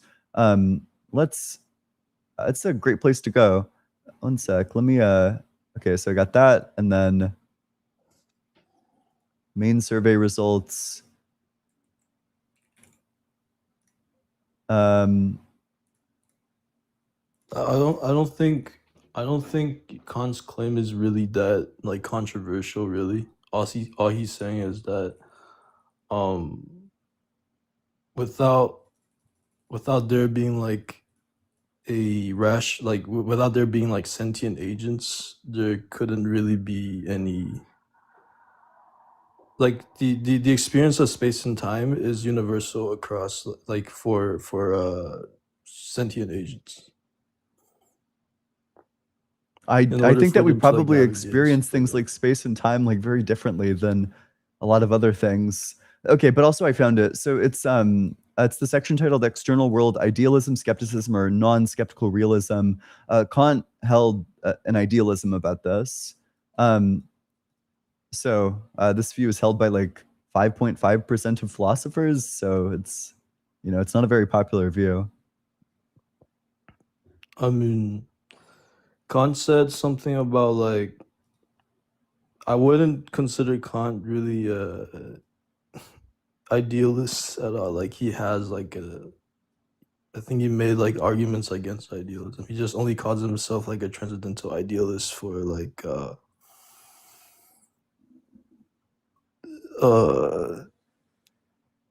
for another reason, right? Like he thinks of it more like how do I explain this? He thinks of it more like there's something between like something that's subjective and something that's objective, right? So Yeah, I he just thinks about it understand. as like a condition. He just thinks of like space and time as like a necessary precondition for there to be experience. No, I understand that well, Yeah. so what Kant believes in, he believes that there's like a distinction between two things, the noumena and the phenomena. The noumena is like the actual nature of things, but the phenomena is just like our experience of things. We have access. What Kant wants to say is that we have access to the phenomena and only to the phenomena, that we have no access to the noumena, which is like the true nature of things, that all we have access to is like the things that are within like our direct experience. So he wants to say that space exists and that it has like some sort of like noumenal like existence to it. Some He's sort of saying like there's a deeper. unity to space, right? There's a unity to space and there's a unity for unity to time. And Maybe the I only don't know. reason that this could be possible is because there's a general concept in which we understand space and time. And for Kant, a concept is a kind of mental process that like the Mhm. mind does. Well, for But Kant, like perhaps all of our it could concepts be are even the mental. case that it could be something that for things in themselves, right? Like for things to exist, right? Like for things to exist, they would have to like I kind of lost my train of thought, but Yeah, I should probably be clear about this. I don't grant this. I don't think that the Kantian view is very plausible. I think that we can just have knowledge about the nature of things based on I don't know, things like rational reflection, empirical observation. I think there are quite a few ways that we can have access to the external world. I just don't think that's what I just don't think that's what Kant is claiming, right? Like I just think like what he You says don't is think like you don't think Kant is I claiming that think we we don't do have have access access to the external world? right? We do have access to the external world. Kant does say that. What he's disagreeing is that the external world is something that's absolute, you know. Okay, so that's like explicitly what Kant is not saying. He's saying like pretty explicitly, you know, we have access to the phenomena, we don't have access to the noumena. But for Kant, the external world is the phenomena as represented in the outer sense. No, for Kant, the external world is the noumena. No, that's not what Kant says at all. Have you read Kant? I haven't read Kant, but I'm familiar with his ideas to know. If you haven't read Kant, then you shouldn't be. You Have shouldn't you read like. Kant? Yeah, I have. Okay, name 3 books. I'm just reading the CPR, right? The The Critique of Pure CPR, Reason. yeah, Critique of Pure There's the Reason. Critique of Pure Judgment. Which and then there's the yeah. uh How deep into Critique of Pure Reason are you? I finished off the aesthetic and I'm almost done with the deduction. So Critique of Pure Reason. When does Kant describe noumena and phenomena?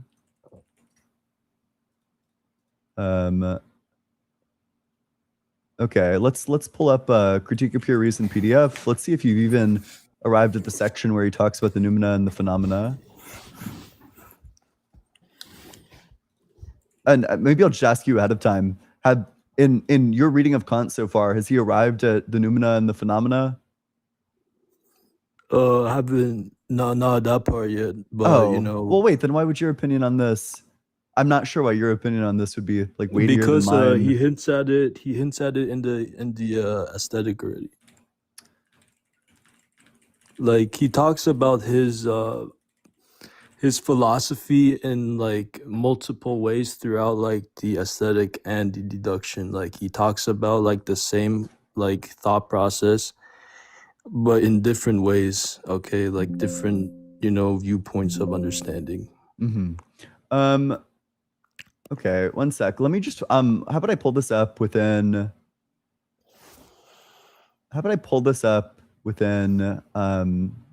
this is the Internet Encyclopedia of Philosophy.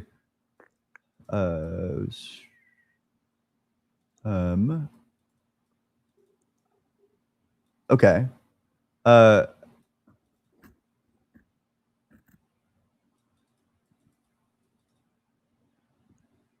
Okay, wait. So we got, where is it? Where is this like noumena, phenomena?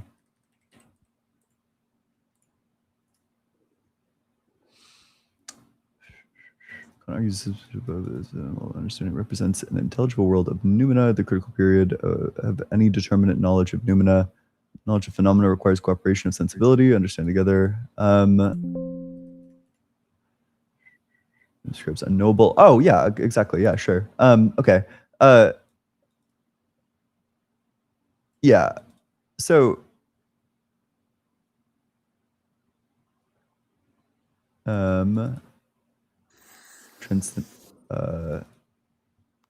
yeah, sure. Okay, let me get this shared.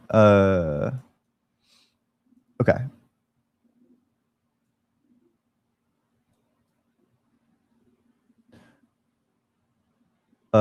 Transcendent describes a noble object in the noumenal realm of things in themselves. So he's saying that the noumenal is unknowable. and that the noumena. It's okay. Have you heard about there's a And this is according to the there's a Internet Encyclopedia of there's a Philosophy, by the way. certain like phrase or aphorism that people say, like I'm not sure if it's an aphorism, but it's like if a tree falls in the forest, is anybody and no one is there to hear it, doesn't make a sound. Yeah. Like Are you doesn't make a asking me? sound. Because I think Yeah, I'm yes. I asking you, think yeah. yeah, for sure. Under like every definition of sound, yeah. But if nobody is there, like can we really say it made a sound? Is the question, did it actually make a sound, or is the question, will somebody know that it made a sound? I don't know, just like answer it, I guess. I need the clarification because the answer is different. So, will it actually make a sound? Yes. If nobody's around to hear the sound, will somebody know that it made a sound? No. So, But how do we define sound here? I don't know, just like the reverberation through through air of I don't know what, like sound waves. But I think for sound, like we only know what a sound is if we define it based on like like if we hear it, right? Like if we didn't hear it, it's all it does is just perturbations in Yeah. Well, wait, but in that's just nature, right? that's just what a So sound does it? is. But like it wouldn't make a sound, right? If the idea of sound is only intelligible given people that can hear it, no? I think that a sound can take place. Like a sound is a certain way we process these waves. I don't agree with that. I think that the sound just is like the perturbation of, or the vibration of waves through the air. Yeah, so if there's a vibration of waves in the air, right? Like a specific type of them, yeah. Yeah, specific type of vibration. Yeah. How do I explain this? Like we wouldn't know the exact form it takes, right? Like that would be unknowable. I think that's I don't know if I grant that. You don't know if you would grant that I don't know if I there is grant not that. discernible form. Like all Kant says is that like that things that happen as like facts, like causal things, right? Mhm. That causal things don't have like that causal things don't have exact form to them. Okay. So what? So we can't know what a sound is if we can't experience what sound is.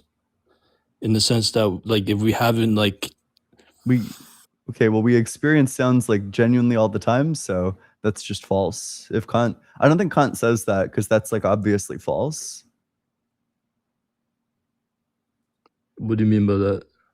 If what Kant says is that we can't experience sounds, well then I think that Kant is No, just I'm wrong. saying we can't know what sound is unless we have some sort of sensory experience from which we can deduce what a sound is. Okay, so this is gonna get probably into like the weeds of like philosophy of language, but it's a question of whether or not by sound you mean like the thing and then you have the label to describe the thing, or if you're just talking about like the thing even if you don't have the label. I think that you could be totally deaf, you couldn't hear anything, and you would still be able to study things like sound waves. Yeah, I mean I'm not disagreeing with that, but the thing is that sound waves by themselves don't really have, we don't know exactly what they are, okay, in terms of appearance. We can't know exactly don't know what they you are mean in by terms of appearance. Do you mean we don't know what they are in terms of like the ways that I think we do know what they are? Though we don't know in the ways in which like we hear it other than how we hear it, right? Like exactly how it is other than the way we hear it. We don't know how it is. No, I don't think that's true. What do you mean? Because we know things about it related to for example, like frequencies. And I think that that's independent of the way that we hear it. Like that would be true even if you didn't hear it. Okay, but the only reason we know that is through concepts, right? Through concepts. Yeah. Can you elaborate a bit? Oh man. We wouldn't understand what a sound is unless we use concepts to learn about them, right? Like And by sound, do you mean like the phenomenal experience of like hearing, or do you mean like a sound wave? even a sound wave for Kant would be something that's given an experience. Well, sure. Like we ourselves are going to understand something like a sound wave through our experiences with it. Yeah, I agree with that. Like our thoughts would be experiences too, right? Yeah, I agree with that. Okay, so like we couldn't know what sound is without thought. Sure, that's fine. So that's basically what Kant says. Okay, so why would it then follow that we don't have access to like the external world?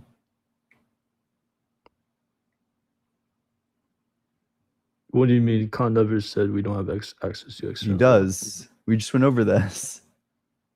Kant says we don't have access to the external world separate from experience.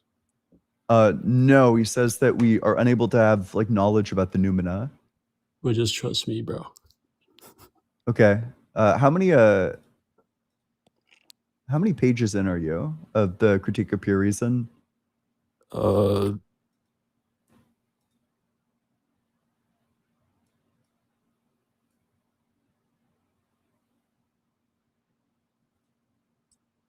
I've read both the Transcendental Aesthetic and there's like two versions of it. So Kant in what I'm reading, there's I've in the one I'm reading, I've read both versions. Okay, so you're about like a fourth away through your first Kant book. Is that correct?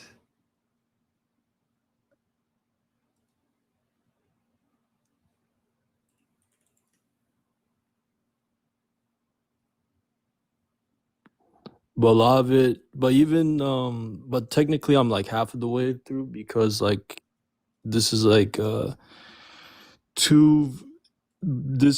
one I'm reading contains like both versions of Kant. So it's basically like the first edition, the second edition together. Okay, so but you are like about a fourth of the way through your very first Kant book. I mean, technically I'm like half, but yeah. Okay, well that's not true. If all you've read is like the Transcendental Aesthetic. No, I'm in the deduction right now. Yeah. Okay, so like you mean the Transcendental Doctrine of Elements? You mean that one? Yeah. Okay. And how long is that section? No, you are around like a fourth in because that section is only like 20 pages. It's less than, it's like 7 pages even.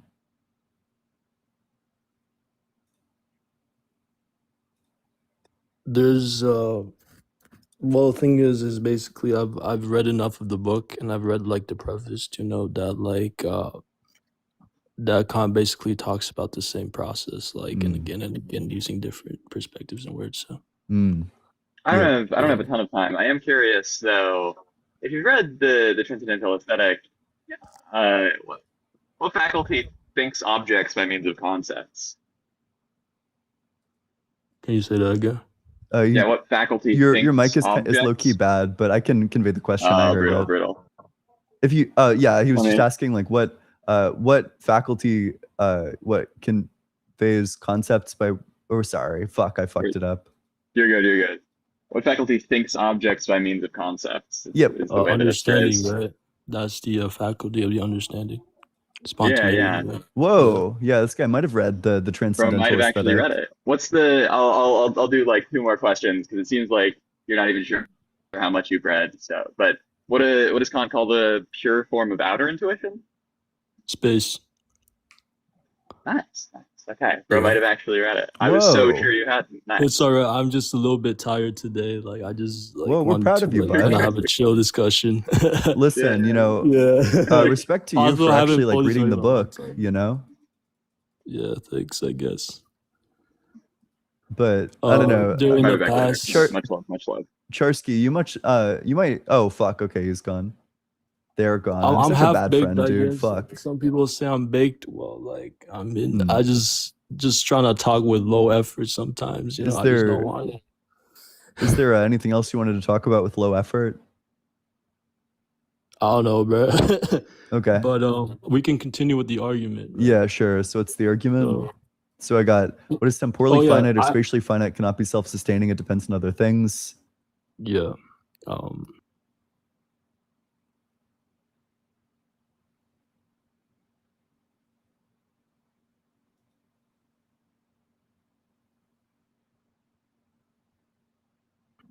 Like only a being that can sustain itself is can be self-existing. Yeah. Only a being that sustains itself can be self-existing.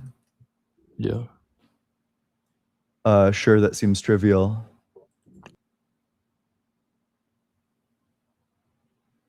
To be truly self-existing, give me a second. To be necessary, eternal, and the source of all activity. Wait, to be what?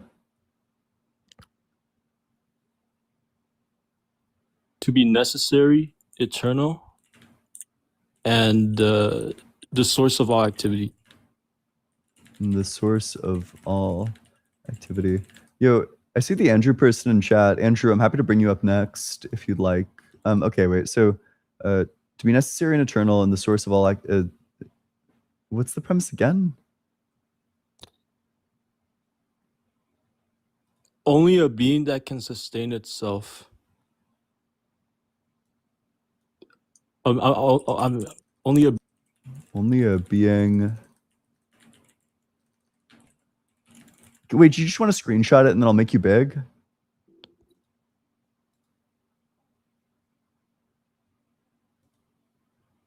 Oh, where do I post it? So you can screenshot it and then you can press on your picture and then you should have an option that allows you to like share like an image. How about this? Oh, come on, bro. It's because the way I worded my argument, it's like if I were to like argue it like using words and instead of writing it, it's gonna be a little bit different because like there's a lot of things I can explain if it's like, you know, like on a piece of paper. But obviously if I just want to like say words, you know, it's gonna be a little bit just like some context. I'm not really sure what the limiting factor I can is. Like, wait, can I just text it? Is that better? maybe. Do you wanna drop it in the Discord?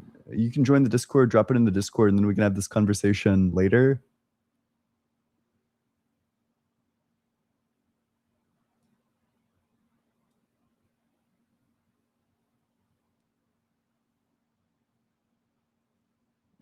All right. How about you go do that, and then we can finish this debate some other time. Hey, how's it going? Hey, Yep. How old are you? I'm 20. Yep.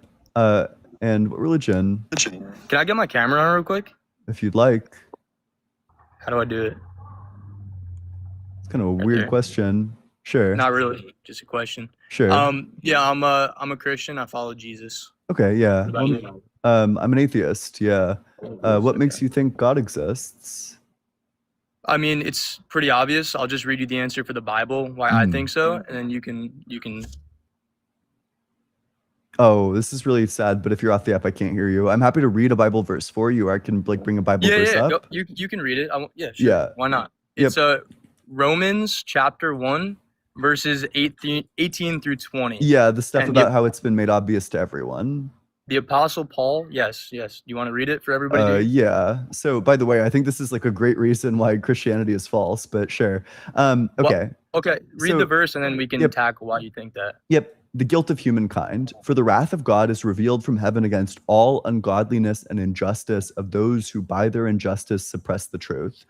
For what can be known about God is plain to them because God has made it plain to them. Ever since the creation of the world, God's eternal powers and divine nature, invisible though they are, have been seen and understood through the things God has made, so they are without excuse.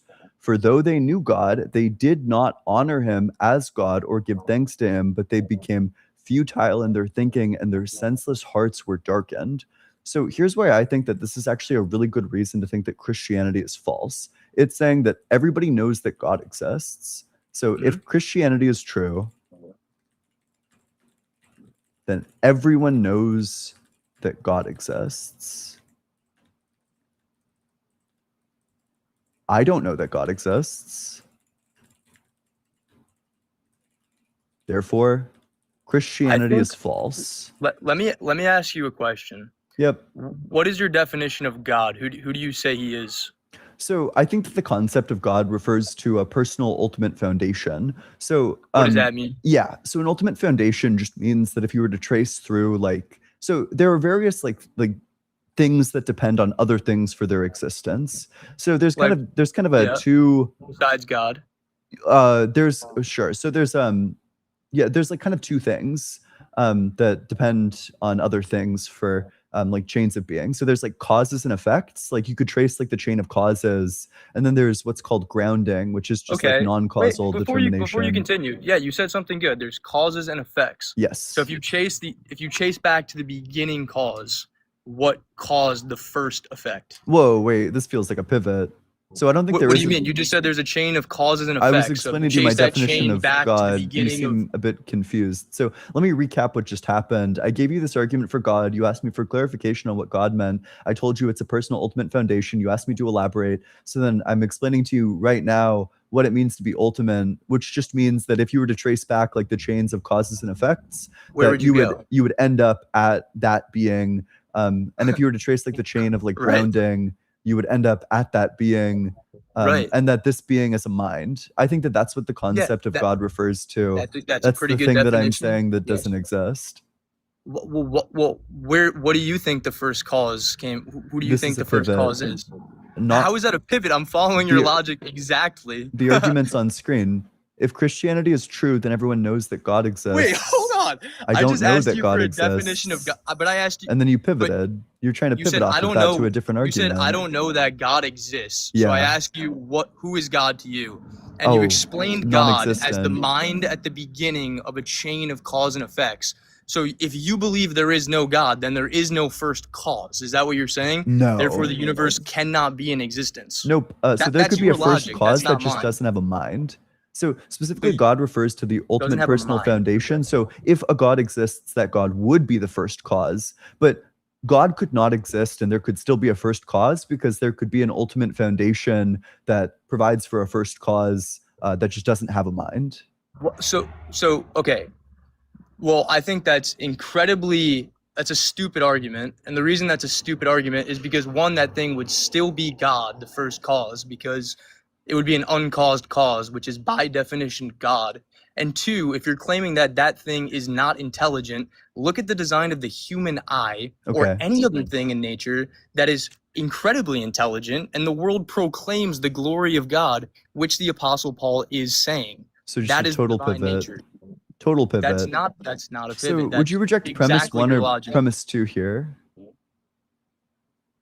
Sorry, say again? Yeah, so I have an argument for why Christianity is false. The argument is that if Christianity were true, then everyone would know that God exists, but I don't know that God exists. Therefore, Christianity is false. No, the thing is, you do know God exists because you just explained exactly what God is, and you spend all day talking about him. You just refuse to accept that God. Do you And you think claim like to believe that he's a stupid God instead of an intelligent God. oh, Is I that don't right? I don't think that I claim that he's like stupid. I think I claim that he's non-existent. But what is that? You just defined God as Yeah. the first cause in a chain of cause and Yes. effects. Yes. So- That if God So that existed, first cause. that's what so he would be. Yes. Okay, so if God doesn't exist, then cause and effect is not real. Is your argument. No. cause Okay, and so effect what is could your be argument real. for cause and effect Okay, happening? sure. Then it sounds like this guy is just not going to engage with the argument, which is fine. I guess I'll drop Is it. this what someone Sure. does when they can't Yeah, I think understand that like there's what an the Holy infinite Spirit says to regress them? of causes.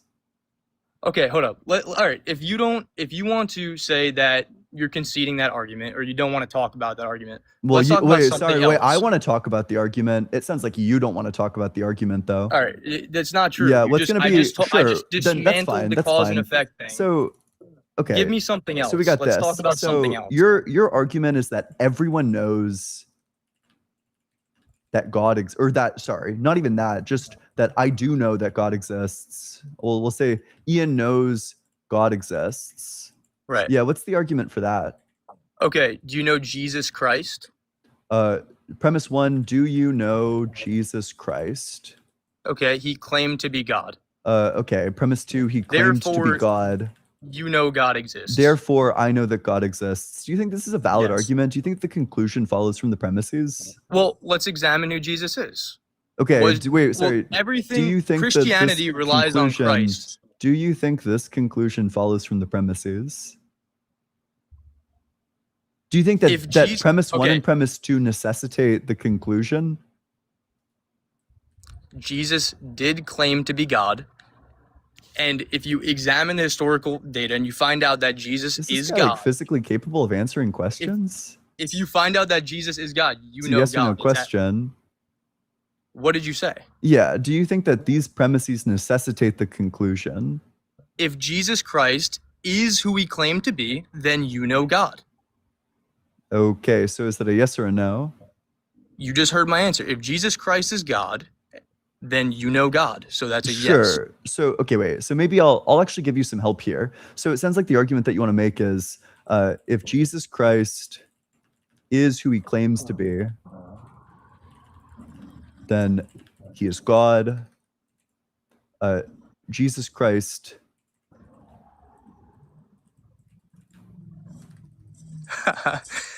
is who he claims to be. All of you And need to then repent in the comments. Ian knows that Jesus Christ Jesus definitely existed. existed. Therefore, Ian knows that God exists. Okay. What would make you think that 2 is true, that Jesus Christ is who he claims to be? He resurrected from the dead. Okay, what's the evidence for that? What's the evidence? There was an empty tomb, which was agreed on by not only the Christians, but the Jews. in Sure. Jerusalem. Yeah, source. What's the source? The Bible. Oh, of And course. also- Yeah, we're Wait, in the hold Bible. on. Wait, stop. I'm not done. There's outside of the Yeah. Bible sources. Yeah, please. Let's talk about the outside of the Tacitus- Bible. Tacitus doesn't claim an empty tomb. That's a lie. Tacitus definitely claims that Yeah. there was a Christ that existed. But who claims the empty tomb is the question. Is there anything outside of the Bible that claims an empty tomb? Yes, there is. If you look up Josephus. Josephus. You think Josephus claims an empty tomb? Josephus? another lie. Right. Okay, you're just talking. Josephus claims that the Christians were worshiping a Jesus who was professed to be resurrected from the dead. Now let me ask you a question. Wait, sorry. Whoa. So he doesn't claim an empty tomb. Let's go He one claims bad that- claim at a time because you just shifted the claim a bit. We can talk about that. Josephus doesn't claim that either, but Okay, he for okay. sure doesn't claim that there's an empty tomb.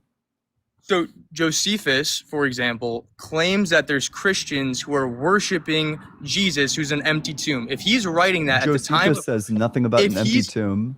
That's if just not true. a resurrected Jesus, if he's He writing doesn't that make at any the claim about specifically an empty tomb. It's possible to be he's writing that resurrected at and the- not have an empty tomb. For example, if you were thrown into a body pit and not a tomb, then there wouldn't be an empty tomb, but he still would be resurrected. Josephus hold on, doesn't hold on, claim hold an on. empty tomb. You just lied about Josephus, I as you did- lied about he claimed- Tacitus. You're completely just lying. This is what demons do. So wait, This is so this, he does just claim an listen, empty just tomb, is listen that to correct? me. Just try to understand me before you. No, I continue understand speaking. what you're trying to say. You're, You're just trying trying to to say win that an if he argument. You're not resurrected, trying to ironic. actually hear truth. Okay, sure, Josephus yeah. is writing about Christians worshiping a resurrected Jesus at the time of Christ. If that were not true and he were a valid historian, don't you think that Jews and Romans and everyone else would say, hey, that is not true? The same thing with the Gospels. The Gospel of Matthew, Mark, Luke, and John all claim a resurrection. And the apostles all went to death on the account that Christ resurrected from the dead. And they were not the only martyrs. And Christianity was the most spread religion in the entire world. Do you think that people would die for a lie of a man resurrecting from the dead? This is all historically proven. I don't understand the. Nope, that's like a ton of false claims. Rapid fire mode even. No, Do you want to they're hear? not. Wait, They're all do you want to true hear why claims. they're? Do you want to hear why they're false claims?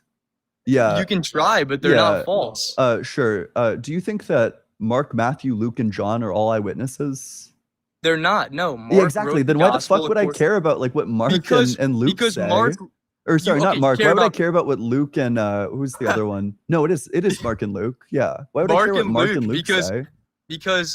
Because Peter helped Mark write the Gospel of Mark, and Peter is one Yeah, of what's the Jesus' evidence closest for that? disciples.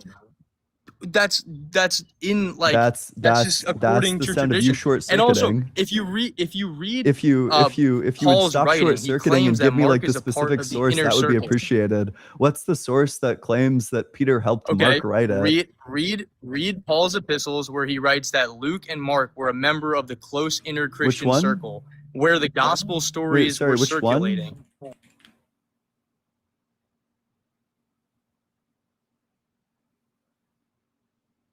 Yeah, I just want to know what it is.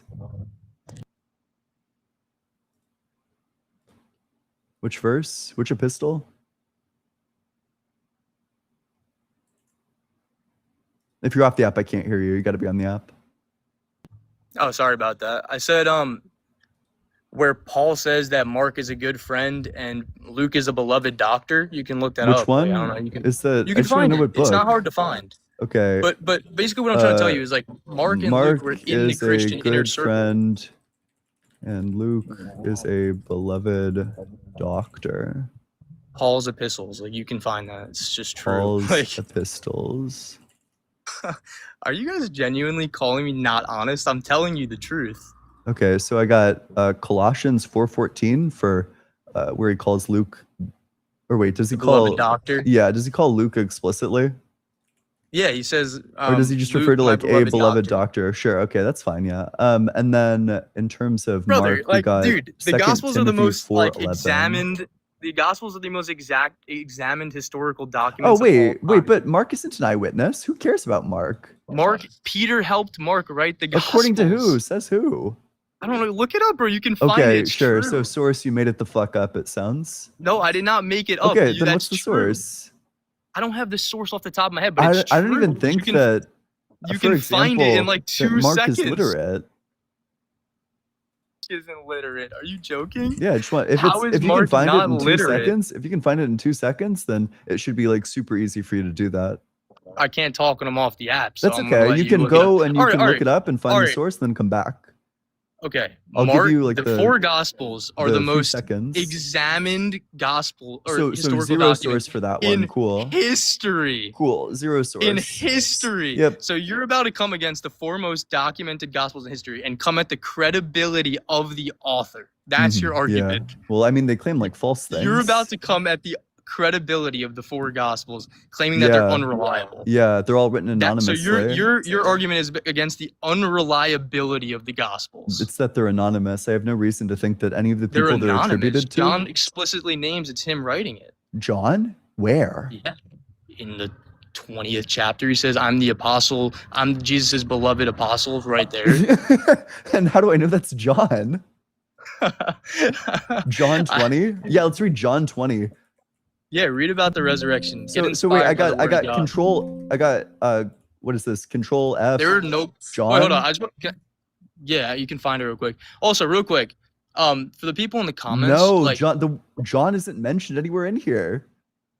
John is the beloved apostle. Like he, What's the source like, that it John's? was Why would just I believe no, that like, John is the? It doesn't even talk because about the beloved apostle.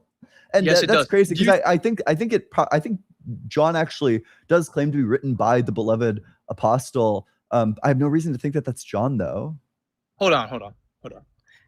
Do you really think that these gospels were written in like some like corner of the world where like nobody could examine it? They were written amongst the groups of the apostles. Like everybody knew who wrote the gospels. It was dated and given credit to John going back to the 1st century AD. By who? That's not true, by the By way. the Christians of the church fathers. Read Yeah, the name saints. one. Name one. Polycarp. Polycarp. So Like- you're saying Polycarp claimed that John wrote John? Either Polycarp or Saint Ignatius. They were both Gotcha. disciples of John. It's in superposition, apparently.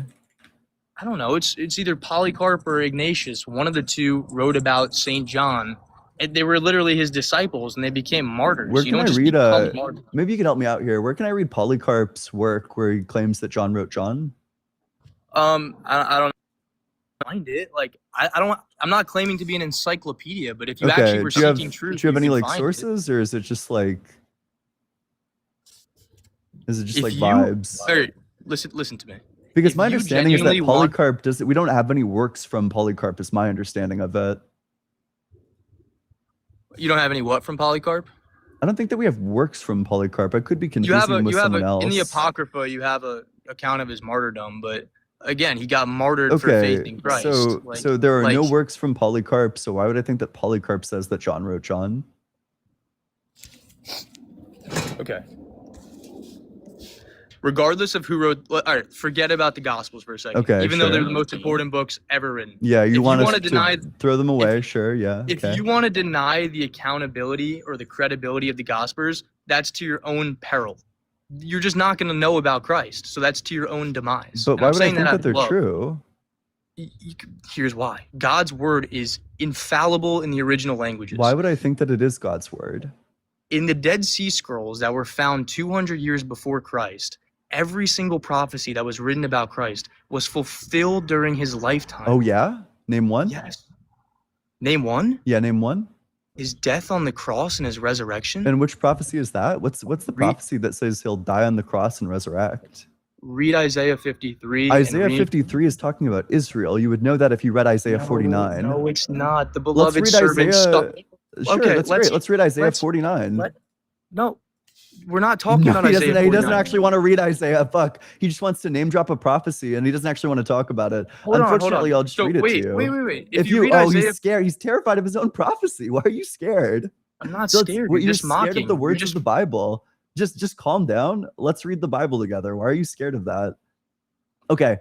So this is Isaiah 49:3, and he said to me, "You are my servant Israel, in whom I will be glorified." Then what do we got? And then we got 49:7. Or sure, actually that's fine. Just that one says that Israel's the servant. I think 44 also says, yeah, Isaiah 44 also says that Israel's the servant. But now hear, O Jacob, my servant, Israel, whom I have chosen. What do we got? 44:21. Remember these things, O Jacob, and Israel, for you are my servant. I formed you. You are my servant. O Israel, do not forget me. I think the servant in Isaiah Okay. 53 is Israel. So Isaiah 53 is clearly talking about God's Messiah Is it being talking about whipped, the being servant? beaten, taking our. Did Israel take our sins and then get buried in a rich man's tomb? and Sorry, did and this is Israel's- Isaiah 53? This is Isaiah 53, brother. Read it. Isaiah Like, just read the scripture. 53. pretty obvious Yeah, he's let's read the talking about the verses. Christ. Is it talking about the servant? Because we already know that the servant is Israel. He's talking about his Messiah right here that came from Israel. Okay, so is this That So Isaiah bore our 53, sins. out of his anguish he shall find satisfaction through his knowledge. The righteous one, my servant, shall make many righteous, and he shall bear their You iniquities. just skipped like 15 verses. Go back. You want me to read verse 1. you want me to read all of Isaiah 53? It's like 10 verses. If you want to read the prophecy, this is how Okay. we know that Jesus is the Christ. He fulfilled this perfectly. Okay, so who has believed what we have heard, and whom has the arm of the Lord been revealed?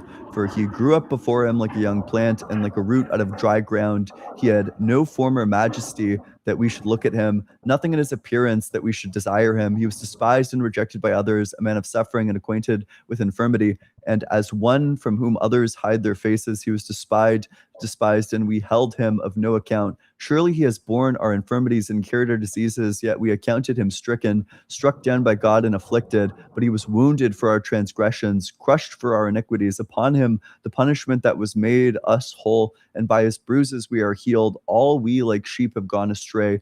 We have all turned to our own way, and the Lord has laid on him the iniquity of us all. He was oppressed and he was afflicted, and yet he did not open his mouth. like a lamb that is led to the slaughter, and like a sheep that before its shearers is silent. So he did not open his mouth. By a perversion of justice, he was taken away. Who could have imagined his future? For he was cut off from the land of the living, stricken for the transgressions of the people. They made his grave with the wicked and his tomb with the rich.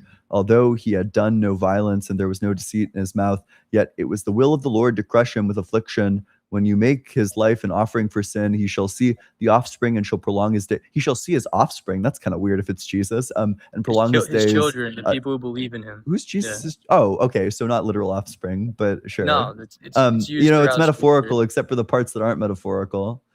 Through him we will It's a common Hebrewism. through but okay. him the will of the Lord shall prosper. Out of the anguish he shall see, he shall find satisfaction through his knowledge. The righteous one, my servant, shall make many righteous, and he shall bear their iniquities. Therefore I shall allot a portion with the great, and he shall divide the spoils with the strong, because he poured out All right, himself to death. you can keep Okay, going. so 3 reasons why this isn't talking about Jesus. Wait, One, hold we on, already hold on. know that the Before- servant is Israel, as is mentioned multiple times in Isaiah 44 and in Isaiah 49.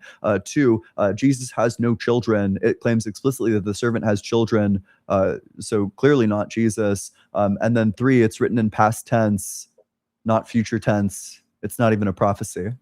So hold on. He shall. Before we get into this, I just want to say you sound very good reading scripture, bro, and I genuinely think you could lead a lot of people to God if you actually did believe and love God. But other than that, I mean, let me just say why I think that's about him. Because Israel wasn't betrayed unjustly and led as a lamb to slaughter and didn't open his mouth before. When he was literally getting accused by Pontius Pilate, he sat there silent and didn't say a word. And he was numbered with his transgressors. And then after his death, apparently, when he was beaten, he was whipped, he was flogged, he was crucified. After that, this Isaiah clearly talks about a resurrection. After the Lord crushed him, he will have many children. And by children, Jesus calls us his brothers and his sisters and his sons and his daughters. Like, people who believe in him genuinely are part of his family now. So that's what that prophecy is saying. Mhm. Another one you can look at is Psalm 22. Whoa, let's not pivot. Are prophecies sorry, future yeah, tense or go. past tense? He said he shall. It's future tense. Sure, wait, it's okay, but do you know that most of this is written in past tense? Well, God is Would outside you acknowledge of time, that? Wait, so he sorry, can would you really- acknowledge that most of this is written in past tense? I can't see the scripture. What parts I are just written read in it to past you. You tense? asked that I read all of it. Yes, I what- read it to what you. parts? Yeah, Just okay. read Well, what yeah, then? yeah. He was oppressed and he was afflicted, yet he did not open his mouth like a lamb that was led to slaughter. He did not open his mouth by a perversion. Okay. He was got it. taken away. Who could have imagined his future? For he was cut off from the land of the living, stricken for Right. the transgressions of my people. Right. They made his grave with the wicked and his tomb, although he had done no violence, yet Yep. it was the will of the Lord to crush him with affliction. So Yep. this is all past tense. So yeah, when Are prophets in the Old Testament, prophecies future tense This is or a good- past tense? this is a good question because this is how prophecy in the Old Testament were done.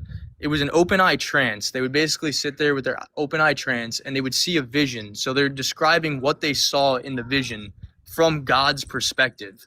When a prophet spoke, he spoke as if he were God. It was God's word coming out of his mouth. So since God is outside of time, he can say he did this already, as if it already passed. Does that make sense? Sure. So, for example, you would say Isaiah 7:14, where it says, "Therefore, the Lord Himself will give you a sign: the virgin will conceive and give birth to a son." Yeah. You'd say that's not a prophecy because it's written in future tense, right? No, that's a prophecy. Oh too. shit, dude! It's a prophecy whether it's future tense or past tense. You know, it Why could are be you any limiting tense you God? You're want. saying he can't do it in both ways? Well, you think? Oh, you don't want to say God's outside of time. That leads to like instant contradictions. No, God is outside of time. Do you think He knows what time it is? What do you mean?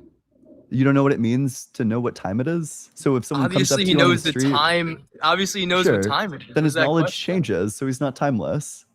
What do you mean? So right now it's 5:48. In a minute Yeah. it'll be 5:49. So right now I know that knows it's that. 5:48. In a minute Okay. I'll know that it's 5:49. Okay. My knowledge changes. Well, he already knew it was going to be 5:49. But does he know what in a time it minute. is right now? Yes, but he also knows what So then time is- it will be in a minute. Yeah, and he knew is that it from the still going to be beginning the of same time right now for him? Like in the state that is now to him, No, he's is it the outside same? of time. Oh, but he sure. Then he knows in the can't know what human time it is realm- right now. He knows in the human realm it's 5:40. What is that question? That's such a foolish question. Yeah, Like, it's foolish. It's so foolish that you can't even muster up a response to it. There's it's some foolish facts that that God is doesn't know. omniscient. Yes, You're because limiting God. God can't be omniscient and outside of time, because if Yes, God's he omniscient can. and He outside of is. time, then he couldn't know what time it is, as we just demonstrated. How could God, who created time, not So wait, know does what time God it know is? right now we it's the year joking? 2026? Does God know that? Obviously. Yeah, and will God know that it's 2026 in a year? Then What it's are you not- talking Will- about? It's a yes or no question. Will God know Bro. right now is 2026 in a year? God knows everything. So in a Like, year that's from it. now, That's will God period. know it's 2026 right now? He knows it's 2026 right now, yes. That's not what I'm asking. I'm asking in a year from now, will God know that it's 2026 still? Will God know the same thing? That it was 2026 this year. No. Will God still know it is No, 2026 he'll- in a year? So his he'll know knowledge it- changes. You just conceded. His knowledge doesn't change. You as just he already said that his Listen, knowledge can you won't listen? beat it's Listen. 2026. You just conceded the entire debate. Can you listen to me? Okay, let's If God brutal. was outside of time and he created everything, and he said he makes known the end from the beginning, he knew when he formed the earth that at one point it would be 2027. But It's does not he like know what he just time got it this is right revelation now? that Does he Bro, know the this is a current stupid argument. time is the this question. is a very stupid argument. It's He so created stupid that ev- you conceded it. You had He to just contradict created- yourself. He created everything. Like, he knows that it was going to be time. Like, what are you Sure. talking about? He Uh, created every year. The fact that you're alive today And is he his is grace. You guys not understand that? Unchanging in his knowledge. You guys all understand? Hold up, you can keep writing. I'm just talking to the comments. Do you guys understand that the only reason you have breath in your lungs God's right now is because of God's knowledge. grace? God, Like, he loves all of you so much, and like, I want to all-knowing. pray for all of you. Like, I will pray for all of you at the end then if the host allows. if God is all knowing, then he knows what time it is right now. What time it is right now. Sorry, so he knows the fact of what time it is right now. The fact of what time it is.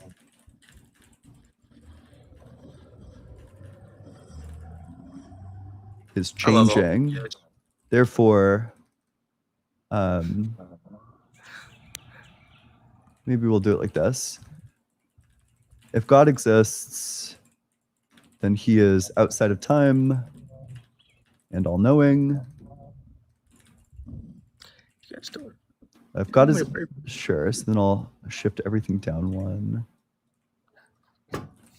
Therefore, God does not exist. Okay.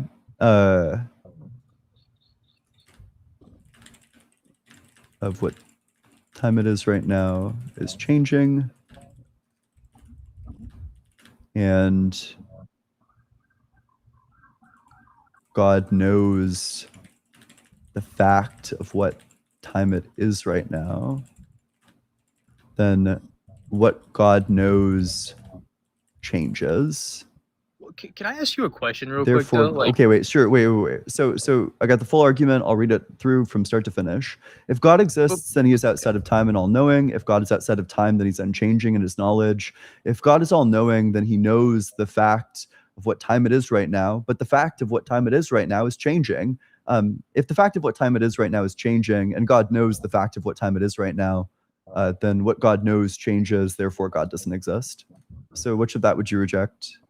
okay, hold up. I have an answer, but like, is this gonna change your opinion about God if you get like the perfect answer to this, or you just don't care about any argument? Well, if you give me like a perfect resolution to this, it would at least take one of the problems that I have with God off of the table. Well, what other problems do you have with God? Like, is it like personal or is it all Okay, sure. logical? So you have no response to this argument, is what I'm getting. Well, it's pretty Do you obvious reject that premise 1, 2, 3, 4, or 5? I can read them again if you'd like.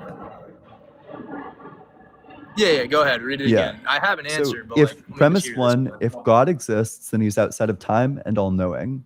Premise 2, if God is outside of time, then he is unchanging in his knowledge. Premise 3, if God is all-knowing, then he knows the fact of what time it is right now. Premise 4, the fact of what time it is right now is changing.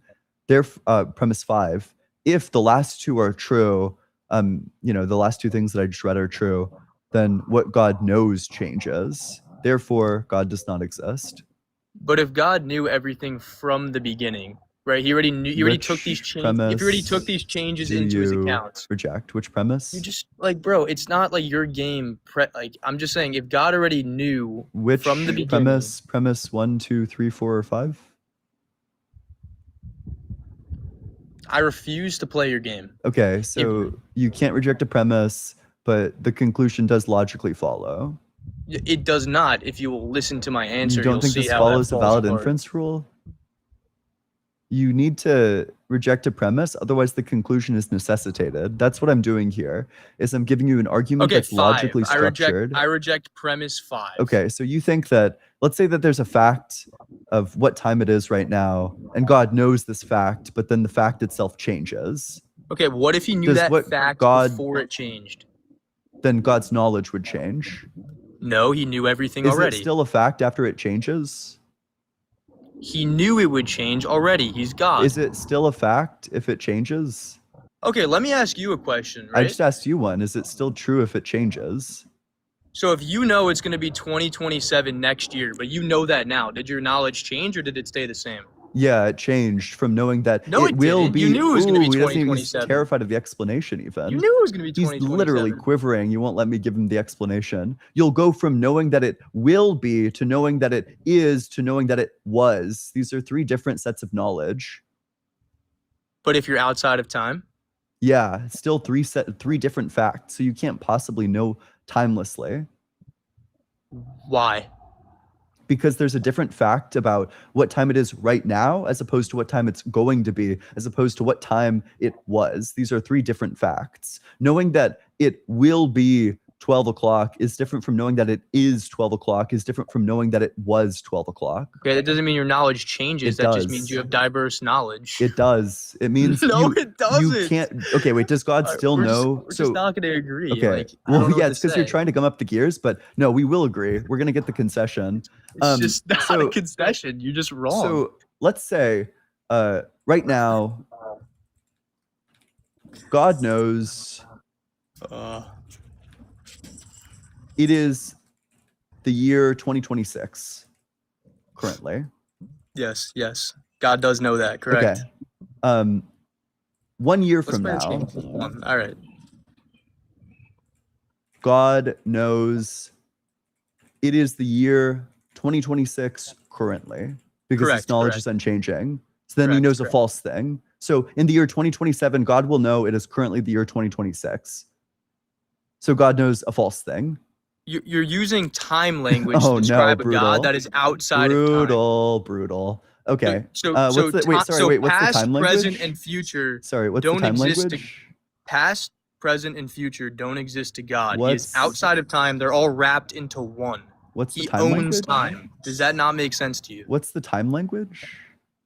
Currently. Currently, sure. So then God doesn't know any facts that have the word currently in them? What does that mean? It Does just God doesn't know- pertain to. It just doesn't pertain to him. But does God know any facts about what is currently the case? I think you're severely mistaken in the fact that you think you know more Does than God. God knows know any everything. facts that relate to what is currently the case? Your questions don't make sense. What does that mean? So there are facts about what currently is. So currently it's the year 2026. That's like a currently fact. Does God know Correct. any of the currently facts? He knows what's happening now, what happened, and what's going to happen. Yes. Okay, sure. So he knows what's happening now. So it is the year 2026 now? And then we can change currently to now because he knows. It's now for us. It's not now for him. Oh, so does he know the fact that it is the year 2026 now? For us, yes, he does know. No, that for I us, didn't it's the year add that part. You 2026. added that part. That No, part is not because in you're it. taking Does he know 2026. just the fact itself?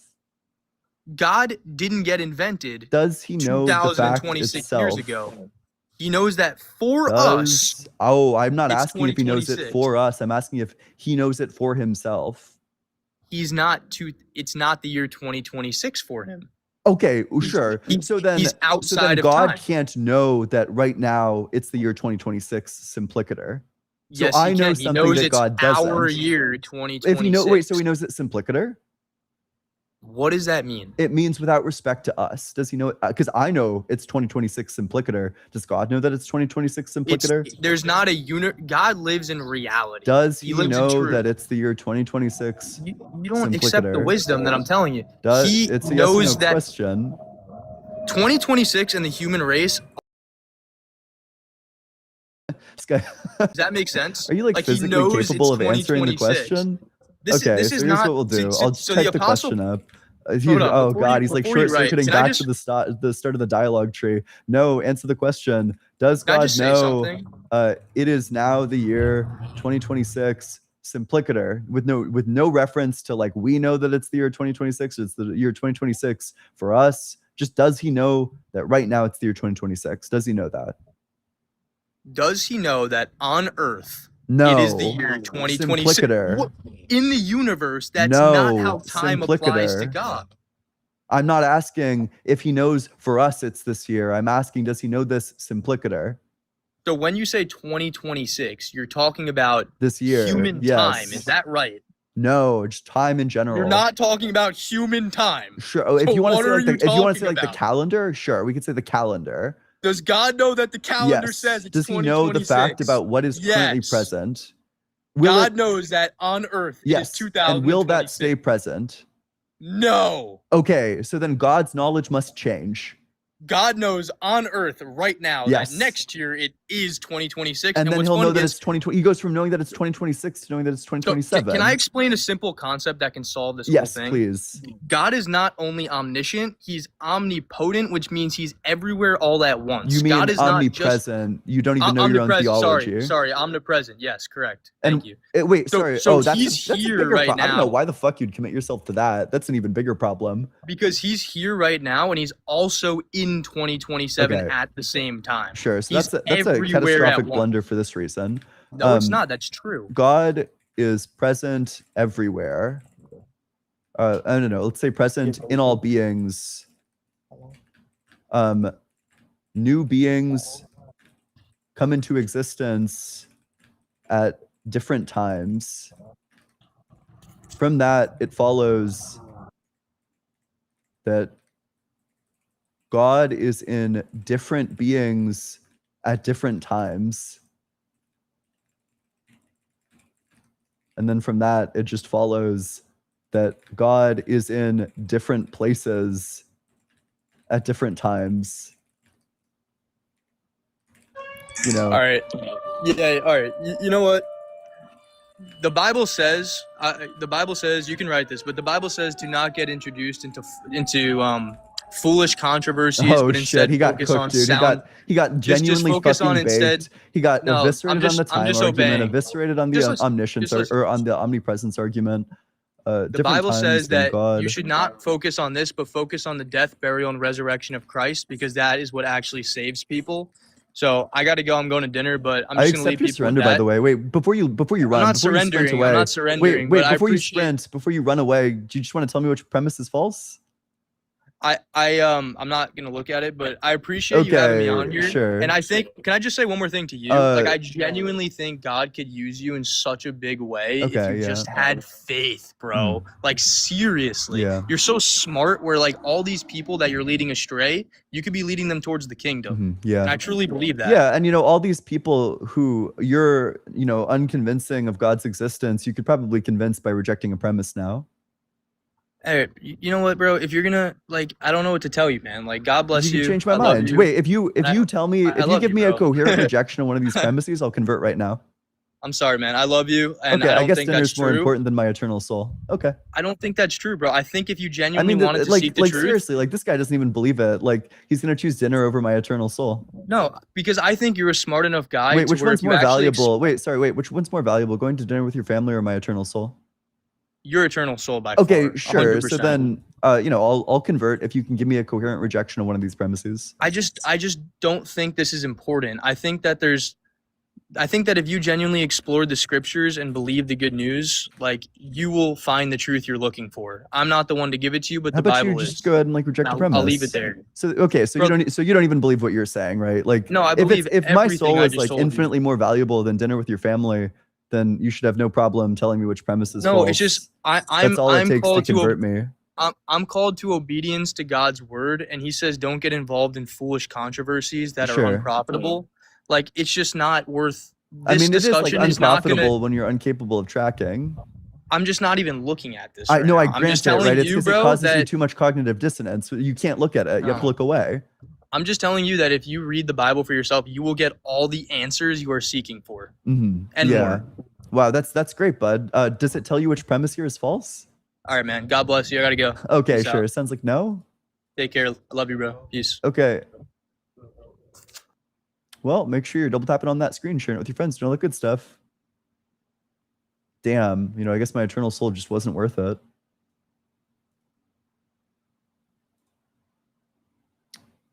Bacon and Bush, thanks so much for the 10 gifted memberships. Appreciate it. Appreciate you. Aloe Emporium, thanks so much for the super chat. I think a theist who believes in an omnipresent God would be dedicated to saying, yes, the falling tree makes a sound because that God would hear it. Oh, true. Real. Mr. Payco, thanks so much for the super chat. All this time, Ian's been trying to tell us they were evil and we just didn't listen. Thanks, guest, for finally letting us know that they're a demon. Pretty cool, though, IMO. True. Based. Slow TDI, thanks so much for the super chat. Did guest forget about 9/11? Must have. Andrew Coates, thanks so much for the super chat. Andrews are typically more chill than his caller. I bet he goes by Drew or something. Oh, sorry. Andrews are typically more chill than this caller. I bet he goes by Drew or something. True. Drew. Relax with Russell ASMR. Thanks so much for the super chat. Bro keeps saying on earth like it isn't on earth as it is in heaven. True. Real. Based. Hey, how's it going? Hello, Yep. How old are you? I am 29. Yep. And what religion? I am a Muslim. Okay. What makes you think God exists? All right. So I kind of want to argue this from a perspective of epistemology Yeah. and also pragmatism. Okay. So to start off with the epistemological approach, I'm sure you're familiar with all this stuff. You're very well read on this, but the theory of knowledge, right? Mhm. There are certain things that we can't know from a rational perspective or from a sensory experience perspective without first committing to a leap of faith. You're aware of that concept, right? Like what? So if you see something with your eyes, it requires a leap of faith to say that your eyes are telling you the truth and that what you are witnessing is actual physical matter, right? Because it goes through the interpretation of our brain. But what right? if you have evidence that what you're seeing? I don't think that it would be a leap of faith if you have evidence for it. So what sort of evidence could you give that isn't subject to human biases through cognition? Yeah, for example, you could give like a deductive argument that if your senses were unreliable, then external world skepticism would follow, but external world skepticism is self-defeating. Therefore, Exactly. yeah, so therefore your senses must be reliable. Well, you must operate upon the premise that your senses are reliable, right? No, they just must be reliable. Well, you can't say that you're not you're aware of like the brain in the jar argument, right? Yeah. Right. So you could be hallucinating everything. So you have to operate under the premise in order to not. I don't grant that. Okay. Can you explain? I just gave you the argument earlier. Like, okay. Can you reiterate? Sorry. If Be patient with me. if I were a brain in a vat, then external world skepticism would follow. External world skepticism is false. Therefore, I'm not a brain in a vat. Oh, why is external world skepticism false? Yeah, it's self-defeating because in order to consider any argument for external world skepticism, it would require, premises and a conclusion, and to consider any of them would require time to pass, but time is in the external world.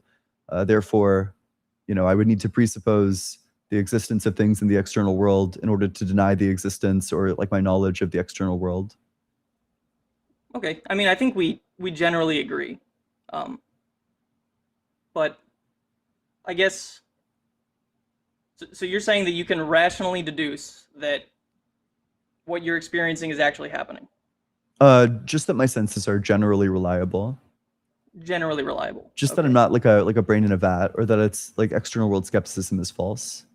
Yeah. Well, I mean, so for my pragmatic argument, it would just be that there are certain moral absolutes that we have to accept as true in order to avoid nihilism. Like, for example, humanity should generally continue existing.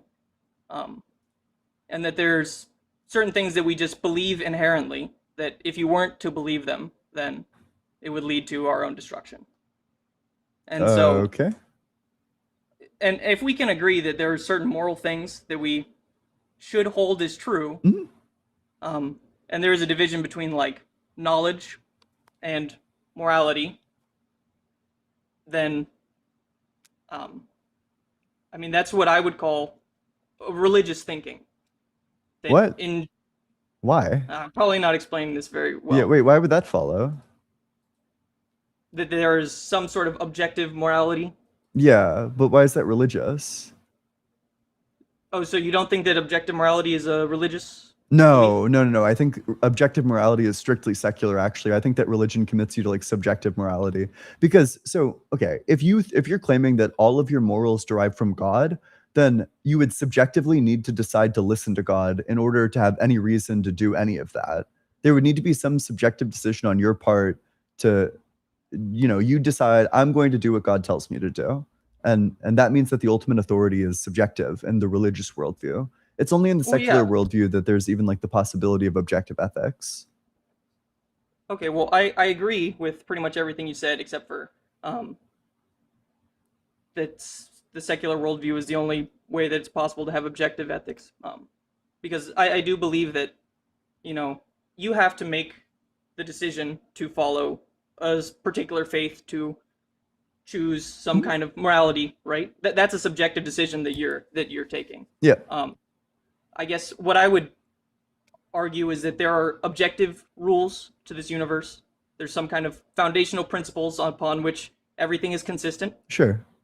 Like, weak nuclear force, gravity, whatever have you. Sure. And then I also think that there's generally a moral framework that we have to commit to. And I heard you say this earlier. Yeah. Your definition of God that had to do with a bedrock foundational belief, something along those lines.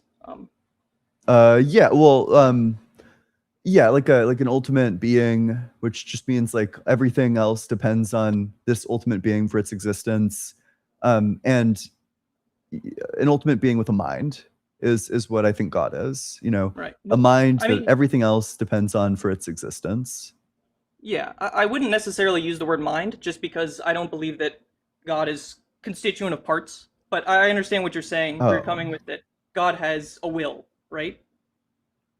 That it's not just an objective being that created everything, but it's an objective being that has some sort of reason or purpose for doing things.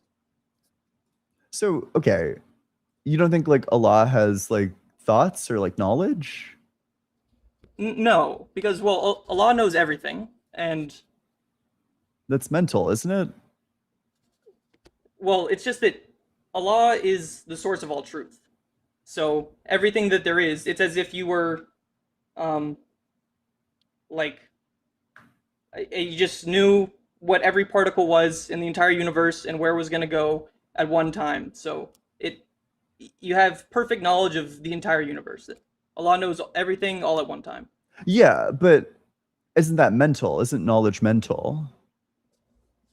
Well, there's different aspects of Allah, and I'm not very good at Islamic monotheism.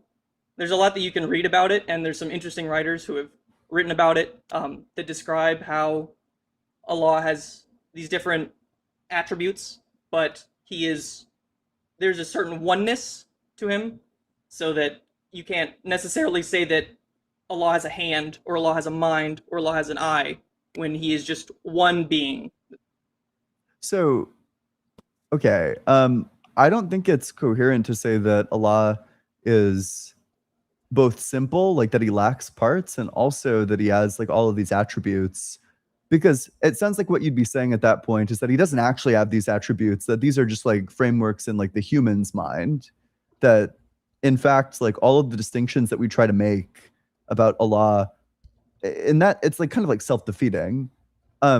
You're saying like, okay, so in order to resolve various like theological problems, you need to draw like all these distinctions between, you know, like the will of Allah and like the act of Allah and like, you know, like the knowledge of Allah, the intent of Allah.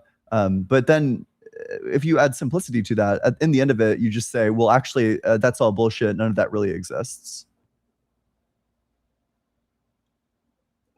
Well, I mean, I wouldn't say that it's bullshit. I would say that I'm not very educated on Islamic monotheism. There's a lot I have to learn and read up about it in order to come across as correct when defending my own religion. So I don't want to lead other people who are interested in Islam away from it by saying something that's false. Okay, that's fair enough. But yeah, and then I would also say from a pragmatic point of view, I would say that religion is having religion or having some sort of religious thinking is preferable to not, and that religion allows people to act on a common moral framework, and it also allows us to self-police our own thought from an objective point of view. But it's not objective. It's all subjective. If it's objective, then everybody would have a reason to follow it. Well, when I say objective, obviously Allah is objective and the Quran is objective. If that's right? true, then everyone would have like a reason to do what Allah says. But let's say you don't care what Allah says. What reason do you have to do what he says? Well, it's upon your own level of deen, whether or not you choose to follow Allah or not. I think it's in your own best interest, both in the dunya, like in this life, and in the afterlife. But do you think Allah that, says. so what reason does everyone have to do what Allah says? Well, I think that if you follow what Allah says, it'll make you spiritually healthier. It'll make you physically healthier, mentally healthier. Okay, in what way? Well, like if you just take the 5 pillars of Islam, if you pray 5 times a day, I think that you'll have noticeable benefits to your mindfulness. Like what? Couldn't I get that just by meditating? Well, yeah, I mean, there's many different, and essentially meditation is an imitation of praying, right? So you might have some of the same effects. It as could praying it could through go the meditating, opposite right? direction there. Like you could say that prayer is an imitation of meditation. You could say that, yeah. So, okay, let's say somebody meditates already. What sort of benefit would they get out of it? Like what Out reason? of praying? Yeah. Well, I think that prayer is going to lead you closer to Allah because one, we recite the Quran when we pray. So, But what if you don't if care you're about praying every that? single day, what's that? What if you don't care about getting closer to Allah? Let's say you're a person who meditates and you don't care what Allah says. You don't care about forming a relationship with him. Do you have any reason at all to do what God tells you? Well, you would be ignorant to it. And then prayer would introduce you to more of these Islamic. I just introduce you more to Islam by reading the Quran and repeating it, and then that would, follow that you would get more and more insights about what being a Muslim is and what proper deen is. And I think that those other things that you would then start doing because of that would also benefit you, even if you don't realize it, right? Okay, like what? I mean, we can just go through these and then I'll give an example of a person who's already doing something that gets equivalent benefit. And then we'll conclude that this person, in fact, has no reason to do this, which means that your ethics are subjective. I mean, they're subjective in the sense that you choose to follow it, right? Yes, that would make it subjective. Yeah. Unless everyone has a reason to do it, it's subjective. Well, everyone has a reason to do it just because. Okay, then that's what I'm trying to get clear on. So you said, so what benefit does prayer have that meditation doesn't? Well, I just explained it to you, is that prayer is grounded in the Quran. Yeah, but what if you don't care about that? What reason would you have to pray instead of meditating? Well, because you would, even if you don't care about it, you would still receive the benefit. But you already get that benefit from meditation. Well, that's one benefit, but there's other benefits to Islam, right? Like what? Well, like fasting, for example. Okay. Sure, why couldn't you just fast? Like, let's say there's a person who meditates and fasts. I mean, what reason would they have to follow Islam? Well, I mean, you're already in a way you're kind of easing into it, right? There's other benefits too. Like what? For example, I think that holding debt against people is Holding evil. debt? Yeah, holding people in debt. Well, Right, what if you don't riba? do that? What if you don't hold Well, then people in that's great. debt? I mean, And like, what reason would thing you is that then have there- to follow Islam? well, there's people who may already follow Islam without knowing who Allah is, right? We call this fitra. It's the human nature in order to understand the divine, right? So people are naturally inclined to do what is right, and Allah makes explicit the rules for what is right. Okay, And so so there's plenty of people who may not be Muslim who will just naturally follow these things and see some benefit from it. But do in you order think to do you get think like all of isolating it- your wife? Do you think isolating your wife or like beating her for disobeying you? Do you think that's like in line with ethics? no. Okay, the Quran says so in Islam, or in 434. Men are in charge of women by right of Allah, of what Allah has given one over the other, and what they spend for maintenance from their wealth. So righteous women are devoutly obedient, guarding in the husband's absence what Allah would have them guard. But those wives from whom you have ignorance, first advise them, then if they persist, forsake them in bed, and finally strike them. But if they obey you, seek no means against them. Indeed, Allah is ever exalted and grand. Says you can Right. like hit them.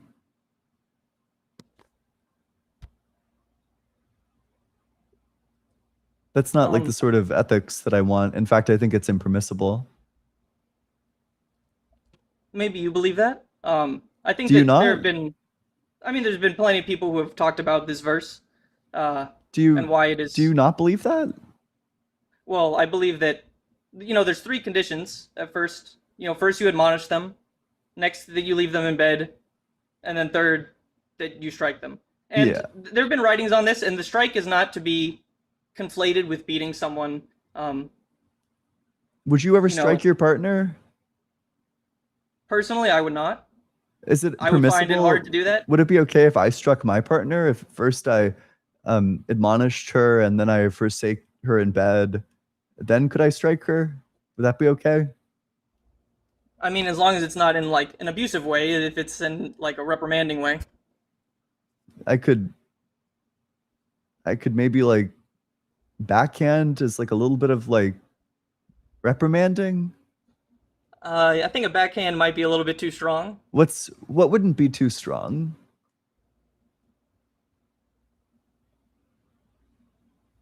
I mean, I guess it really depends on sort of how you would have to talk about a situation in which it's happening. Yeah, let's say I don't know, let's say my wife keeps like overcooking the casserole and I'm Sure. like, you need to leave it in for less time, and then I come home the next day and she's still overcooked the casserole, and then I'm like, okay, I'm gonna go sleep on the couch now. I'm not having sex with you anymore. And then I come home the third day and she's still overcooked the casserole. Like, what can I then do? Yeah, well, I wouldn't think that that's necessarily a good reason in order to admonish your wife, right? Why not? She's It's being about disobedient. whether or not she's being obedient to you and if she's disobeying you, right? Yeah, let's say that she keeps on overcooking it as like a protest. Okay, so she's like deliberately trying to, Yeah. like, it's coming out black and inedible, right? No. It's like slightly overcooked, but too crispy for me. And she's Okay, doing well, it then I wouldn't because think that that's a very good reason to discipline your wife. okay. So what would be a good circumstance wherein you'd think that it's like fine to strike your wife? I mean, serious things that you might do against your partner. Let's say she's spreading lies about you. Yeah, sure. So Yeah. let's say that your wife is going around to all of her friends saying that your dick game is bad when in fact it's really good. Sure. And you say, so first, the first thing you do is you say, no, wife, I'm really good at this. Like, you stop. and then she keeps on doing it. So then you stop like sleeping with her, and then she keeps Right. doing it. And then what could you do? Well, first you know, yeah, like you just said, tell her not to do it. Stop sleeping with her. That seems very rational. And then I think the third would just be, you know, imposing yourself physically to show that you are the authority of the household, right? Yeah, but how Not would you do that? necessarily. Like, I'm looking for details. So the language in the Quran is strike. Yeah. Yeah. Okay. So what does that look like? Is that like you said the backhand was too far? Yeah. What, like a shove? Still seems kind of violent. I'm unclear as to what kind of strike would be acceptable. To me, it's I like would say, like, pretty clear that like Imposing no yourself strike. physically, What does that right? mean? Holding her by the shoulders, or Like yeah, when there you go. and you think that that's fine? Yeah, sure. Okay. I mean, honestly, I think that if you have these kinds of problems, you should probably talk to a marriage counselor and a mom, I find out what's really going on. probably a marriage counselor. Yeah. Yeah. You know, but surely not like putting your hands on your wife. All right. Okay. I'll grant that this verse sounds bad out of context. Okay. Plenty of people have written about this. I think it was fun talking about Okay. this too. That's fine. But Is there anything I else? think I'm gonna peace out. All right, that's fine. All right. Well, thanks for coming up. Appreciate you. I don't know. It's sad because he doesn't seem. Yeah, you could tell that his heart wasn't in it.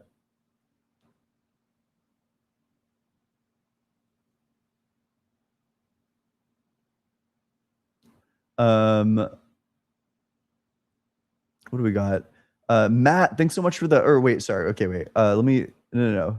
Hard work. Thanks so much for the super chat. If God is everywhere, then He is inside Doug. Doug is truly God. Praise God. True. Truth nuke. Okay. What do we got? We got Grimlock. Thanks so much for the $25 on Cash App. For Forget Headphones, Can't Listen, still here. H2O. Forgot Headphones, Can't Listen. Okay, wait. That's what it is.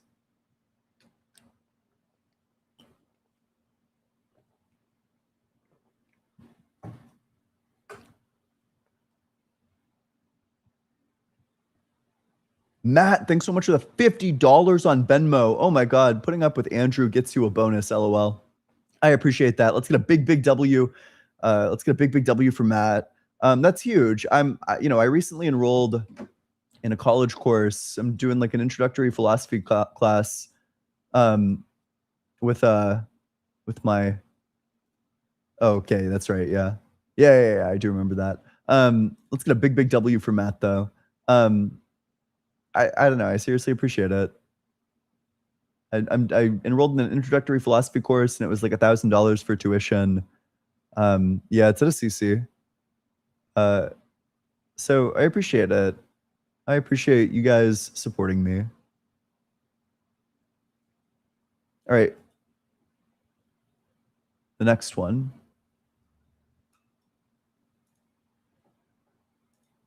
If you're in that guest request box, make sure that you're 18 or older. Make sure that you believe in the God of the Bible, the Torah, or the Quran.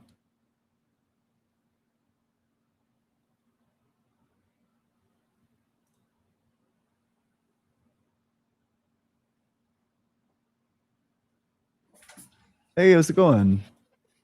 Hey, can you hear me? Yeah, how old are you? I'm 20. And what religion? I guess you can say I'm a deist. A deist? Yeah. Okay. Yeah. What makes you think God exists? Yeah, so it's just my first time like on a live like this. I know you draw the line like at a personal ultimate foundation. Mm-hmm. I heard you. Sorry. I heard you grant a lot of times the first step of the PCR, like the necessary being, just that it isn't God, right? Yeah. So can we say that like the difference is between like a subjective ultimate foundation and an objective one? I'd probably prefer like a mental versus like a non-mental one. I think Hmm. God is like a mental ultimate foundation, whereas not God.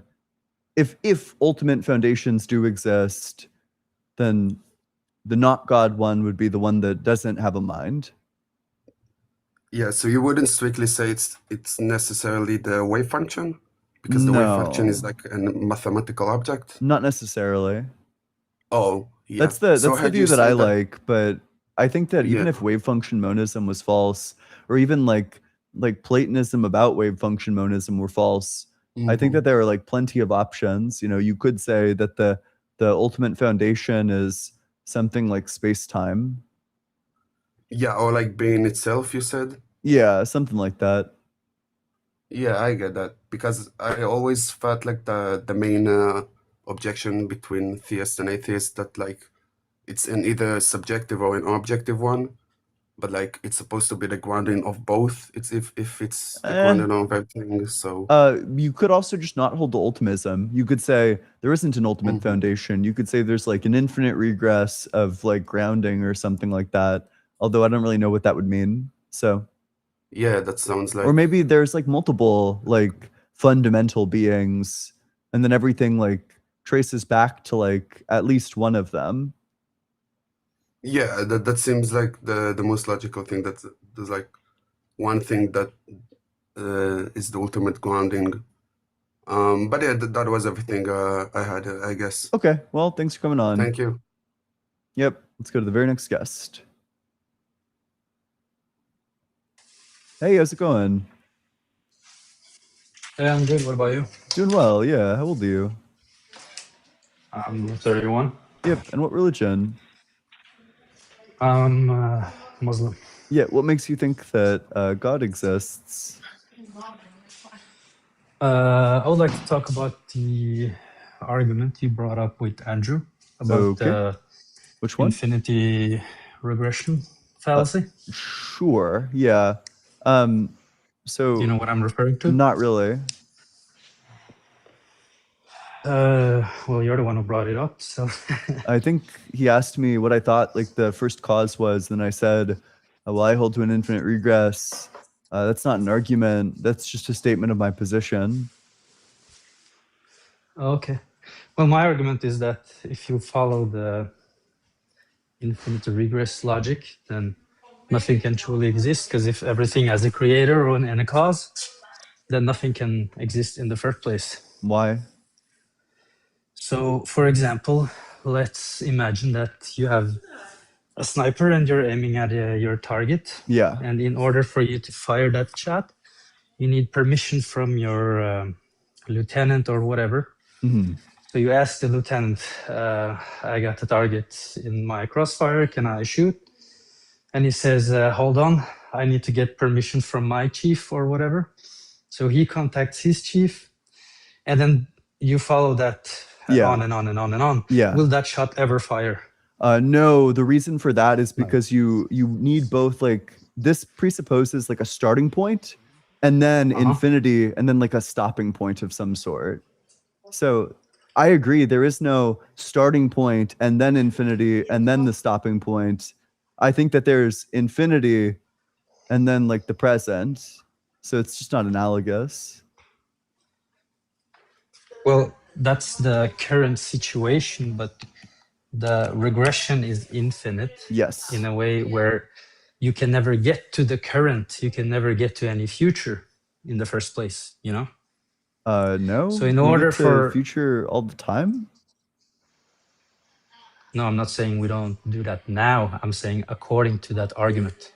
Okay, so well, clearly like the sniper example isn't analogous. So is there like a different argument you have against infinite regress? The reason you think it's not analogous is because that is in the current, right? No, it's because the scenario you describe has a start and then infinity and then an end. I don't think that there's a start and then infinity and then an end.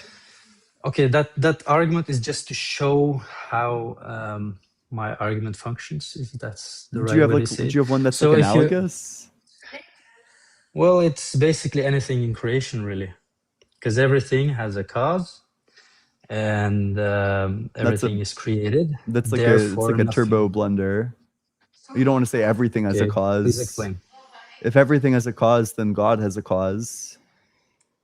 Well, that's the exception because you need the Okay. necessary being. You need the necessary being in order for anything to exist in the first place. Okay, sure. It's So the then not everything has a cause.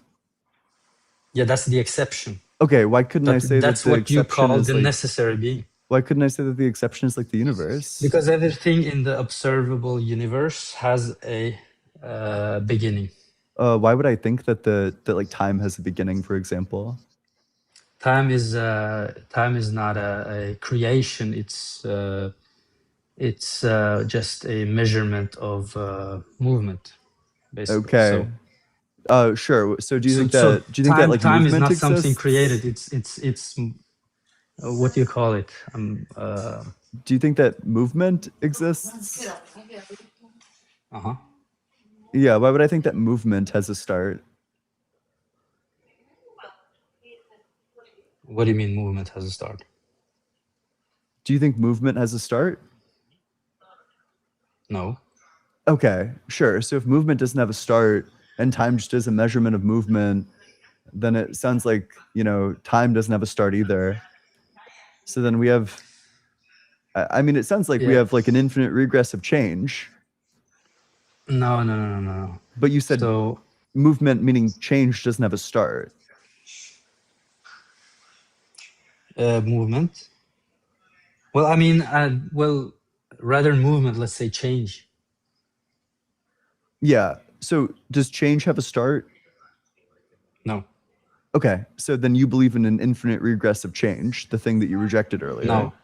No. Change happens when something moves from point A to point B. Yeah, and there's Or no start transitions from to it. point A to B or point B.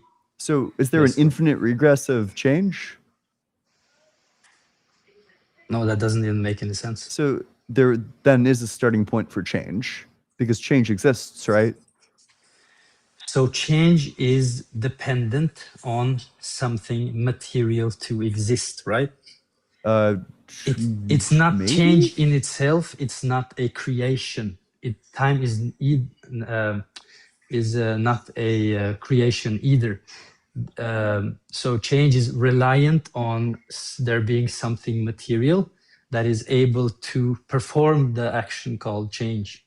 Okay. So do you think You get that it? this is going to end up in a contradiction? So do you think that God was eternally producing the first change? No. So then he changes from what do not you mean producing it to producing it. What So do you he's mean material. eternally producing it? Does he begin to produce the first change, or does he not begin to produce the first change? He begins to produce the first change. So the he first changes creation. from not producing it to producing it. Yes. So then God's material, because everything that changes is material, you just said. In a sense, he is material, but not in the sense that you are familiar with, like how you and I are material. Okay, I don't know what it means to say that God is material. Do you want to elaborate on that one?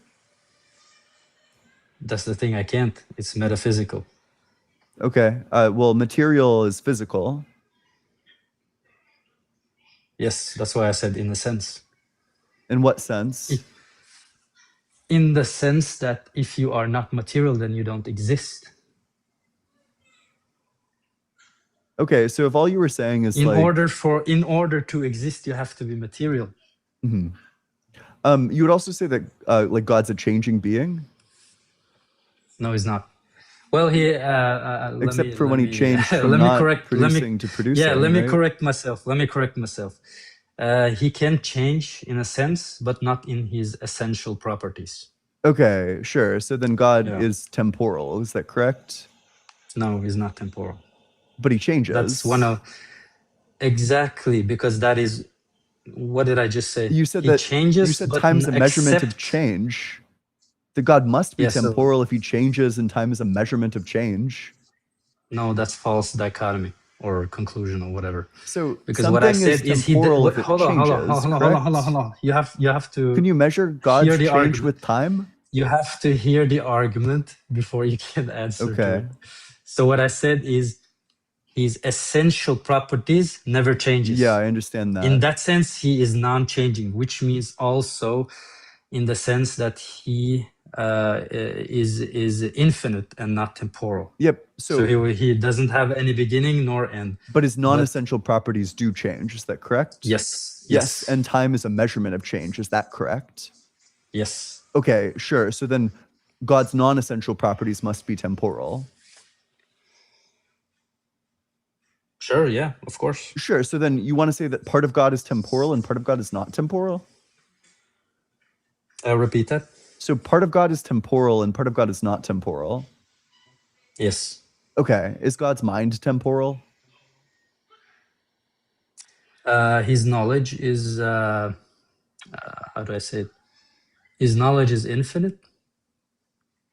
That doesn't So answer the no. question. Sure. But God's mind changes from not willing creation to willing creation.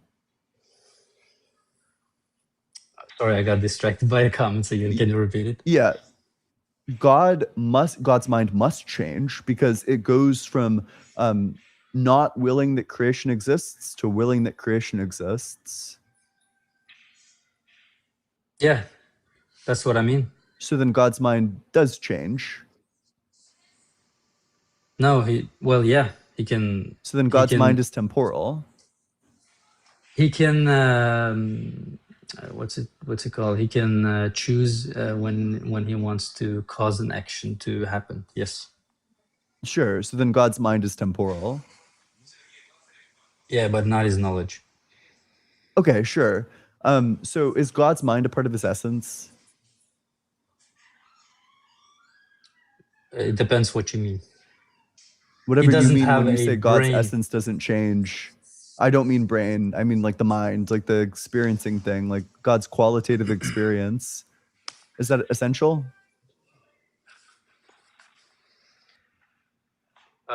His mind or his knowledge? His mind. I don't know what that means. You don't know what a mind is? Sure, I do, but he doesn't have a brain. If that's I know he doesn't have a brain. I'm talking about his mind. uh Is God's mind essential? I mean, it's essential in the sense that he has it, but it doesn't mean that he can make a decision. Decide to do. Is it essential in the sense that you said that his essential stuff never changes?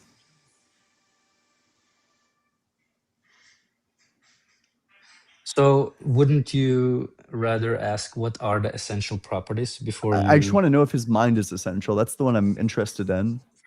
Whether or not Having a God is mind like is essentially a essential. mind. No. That's never my claim. So you don't Uh, think that God essentially has a mind? Do you think that that's like a God non-essential property essentially of God? has a mind. God essentially has a mind because without a mind he can't think Oh, or we have or make a decision or contradiction. anything. So Okay, you explain. said that God's mind is essential, God's mind changes, and that God's essential properties don't change. So that's why I explained the difference. What is essential is him having the mind, but him changing his decisions is not part of the essential So, being. sure, the specific state that God's mind is in, is that essential or non-essential?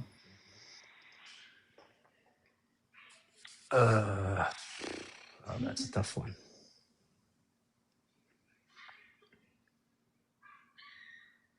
We're getting very deep philosophically, but so what would you say is a better explanation of creation? Okay, Because as this far is as like I a know, crazy you're pivot. whoa. Yeah, it is a crazy pivot. Okay, I am sure. doing As a long as pivot we're because you're acknowledging getting that that's a into crazy deep. pivot, sure.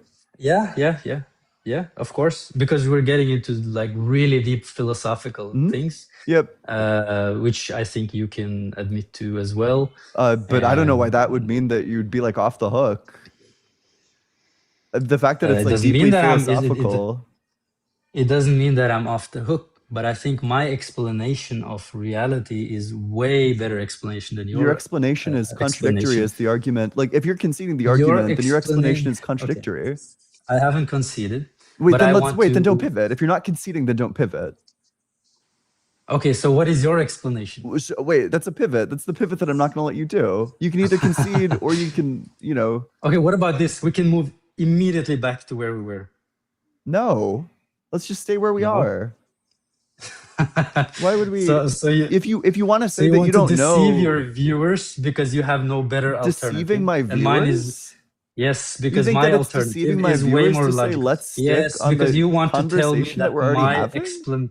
Yes, because you want to make them believe that my explanation I'm is worse than deceiving you my believing that viewers into something thinking that you're not something pivoting. came into existence by itself. That is the wackiest magical voodoo shit that I've ever heard. Okay, man. I'm gonna So take it as how is I'm gonna that- take it as a concession so we can like move on. But sure, I don't think that something came into existence. I think that there's an infinite regress. In fact, I think that the universe always existed. In fact, I think the timeline, every moment of the timeline is just eternal. I think that there's like different moments of time, but I think that the entire timeline itself, as like a thing, I think that's eternal. You fall into so many contradictions that Yeah, is please. a complete impossibility. Yeah, give me one. First of all, like I mentioned, infinite regress, impossibility How's that a because of the problem if the reasons we've entire already timeline discussed. exists? And also Wait, the wait, universe exists. whoa, don't pivot, don't pivot, You don't mentioned, pivot. I'm Not not a second pivoting. You pivot, not a mentioned a lot second of points. pivot. You mentioned a Whoa, lot not a of second points. pivot. Let's talk No, about your I'm first sticking to point. topic. This guy's No, like I'm replying terrified. exactly to what you Okay, said. wait. No. Let's talk about the infinite regress. How is infinite regress a problem if the entire timeline eternally your exists? tactic of debating. You challenge my view. Okay, so we're that not going you to get an never answer to have that to question. actually justify your point of Yeah, view. we're not going to get an answer So to that you one. mentioned a lot Sure. of things. Okay. And what you just said that the universe is infinite is an impossibility. Why would that be Because the impossible universe- if past, because the present, and universe- future are eternally actual? Why would that be? If all moments of time are eternally actual, what would the contradiction be? The contradiction is the universe is made of parts, Okay. which would be the stars, the moons, Yep. So what? the whatever, right? So what? Which are always changing. If anything So is what? dependent on parts or temporal things, then they cannot by definition or logically be infinite. Why not? Why can't they have infinite parts? Because they have parts that have a beginning and an end. Yeah, so why can't you just have infinite of them? Why you can't have an infinite of them? Yeah. How would you? I'm not sure what that question's asking. Before this moment is a moment, before that moment is a moment, before that moment is a moment. And it goes back infinitely. And all of them are a part of the universe. That's how. Also, by the way, if you think God lacks parts, that contradicts you saying that God has essential and non-essential parts. I just wanted to flag that. For No, the I never viewer. said parts. I never part. Wait, does I've God never have? Does specified. God? Is all of God essential? Is a property a part? Is all of God? Yes, a property is a part. Is all of God essential? No, it's not. No, it's not. Oh, Define a fuck. part. Yeah, why? Just something that's had internally that isn't the entirety of the thing. Right. Yeah. Does God have those? No. Sure. Is God's mind internal? He is ultimately one. Sure. Is God's mind internal or external? What do you mean? Okay. Internally or Yeah. externally? Is God's mind identical to his essence? What? Of course not. Sure. Then God has parts. He has like the essential parts and the non-essential parts. That doesn't make any sense. You're saying not all of God is essential. So there's part of him that's essential and part of him that's not essential. Is you having the ability to breathe a part of you? Yeah. Yeah, it's like a metaphysical part. Yeah. It's not like a physical part because it's a property, but it's a metaphysical part of me. Yeah. Is your ability to move a part of you? It's a metaphysical part of me, not a physical part, but yeah. It is what makes you you, but it's not a part of you. A I part is something you just can said detach that it or is like a attach. metaphysical, that would be a physical part. A We're part talking- is something. We're talking about a metaphysical part- parts.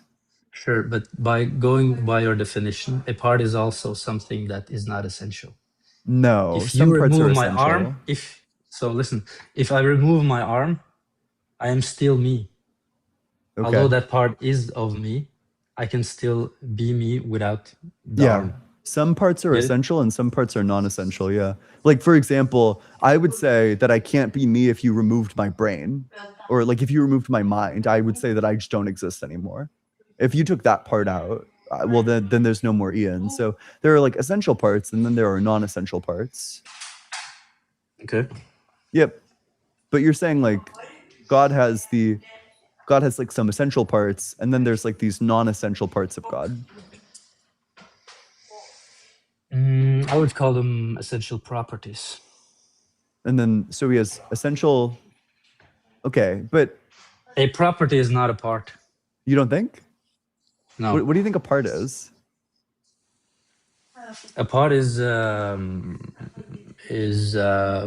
basically what makes the whole of a unit, something you can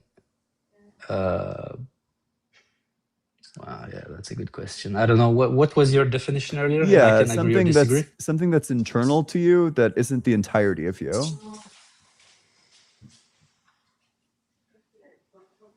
I don't agree with the definition. Okay, what's your definition of part? I couldn't. Do you have a critique of my Tell- definition tell of you part? Do you have like a counterexample maybe? Like you're saying my definition is bad. You don't have a definition of your own. Do you at least have like a critique of my definition? Sure. So the reason I'm saying it's not a part and a property is, let's say, how can I explain this? A square has the property of 4 corners. Are those corners parts or are those the properties that Those 4 causes corners, its existence? those 4 corners are parts of the square. Yeah, Would the they're lines essential that parts make of up it. the corners? Yeah, Wouldn't the lines that make up the corners be the parts? both are the parts. So for example, you know, my fingernail is a part of my hand, but so is the entire hand is a part of my arm, and like the fingernail is also a part of my arm. So something can be like a part of one thing and then also like a part of like a bigger thing too. Okay, sure. So we have no critique of my definition of parts, but you don't like it because it has like bad implications for God. So what's the difference between a property and a part? I think that a property is a type of part. I think it's like a metaphysical part. How would it be a part?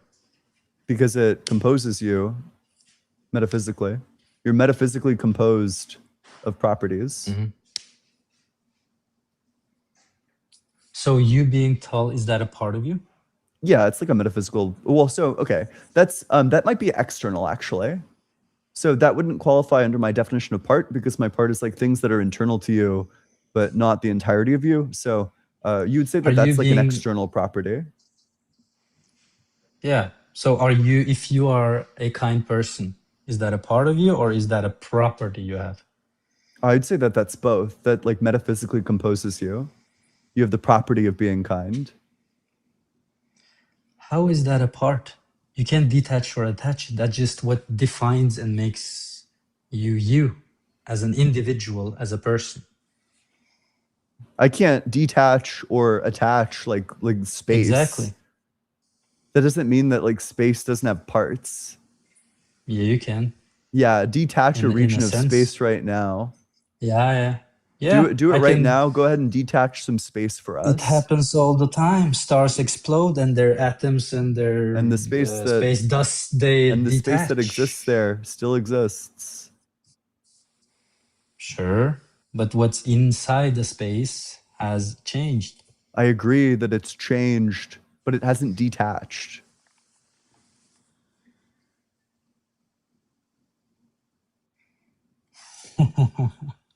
Okay. You've thought a lot about this. I have, yeah. Do you have anything else? Yeah. Sure, I have one final argument, Yeah. which is a proof of the Quran being from the necessary being that we Yeah. call God. Yep. Let's hear it. Yeah. It's the what we call the miracle of the ring composition structure of the Quran. So allow me to explain, because this I have to be able to explain for you to understand. Mhm. What this means is, throughout all of the Quran, so every chapter is built in a way that it forms a circular structure, in the sense that, so for example, let's say a chapter is consisting of 6 sentences. So sentence 1, let's call it A, would be you arrived at the park. Sentence B would be you played on the swings. Sentence C, you got an ice cream cone. And then the rest of the structure would follow, where it mirrors the themes of the first 3. So the next 3 sentences would be, so again, C, you finished your ice cream cone. B, you got off the swings. A, you left the park. And this is true of all of the Quran? Yes. Okay. So let's go to the last chapter because it's the shortest.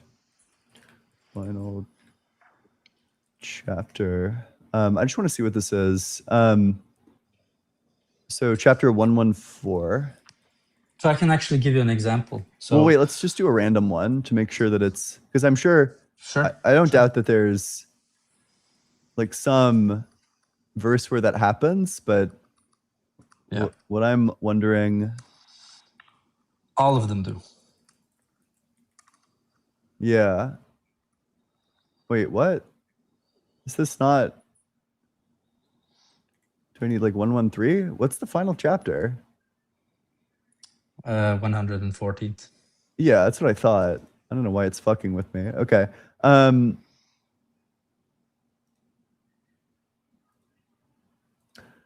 Say, O prophet, I So seek refuge in the Lord of humankind, the master of humankind, the God of humankind, from the evil of the lurking whisperer. So the God of humankind is reflected by from the evil of the lurking whisperer, who whispers into the hearts of humankind, reflects the master of humankind.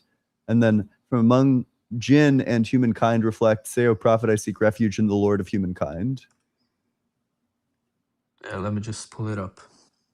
So this one just doesn't, I'm not really sure where the reflection here is. Can you catch me up? Yeah, so this guy's saying that My mic good, by the way. Yep, yeah, your mic's fine. So the dispute is he's claiming that I can yeah, go for it. Yeah. So the first verse says, say, O prophet, I seek refuge in the Lord of humankind. So here it mentions humankind and creation. So in the final one, it says from among jinn and humankind, also in the verse 5. I also forgot to mention that this ring of composition can be one or several verses that mirror each other. What is the point? Like I Surah An-Nas, sure. The one about whatever. He's saying like all of them follow the structure, which okay, also to be clear, what structure? This like structure where it goes like A, B, C, and then it reflects C, B, A. CBA? Sure, let's go to chapter 2. Alif Lam Mim ذلك الكتاب لا ريب فيه هدى للمتقين الذين يقيمون Am I talking to Ian or whoever just joined? You can talk to both of us. You're talking to my Okay, so can I artificial make intelligence. my argument? Can I make my argument? Or yeah. Although I'll warn you, this large language model that I've invited to the conversation is quite adept. Okay. Yeah. So let's see. So the chapter 2, for example, the cow, which is the longest chapter in the Quran. First, it's 6 verses.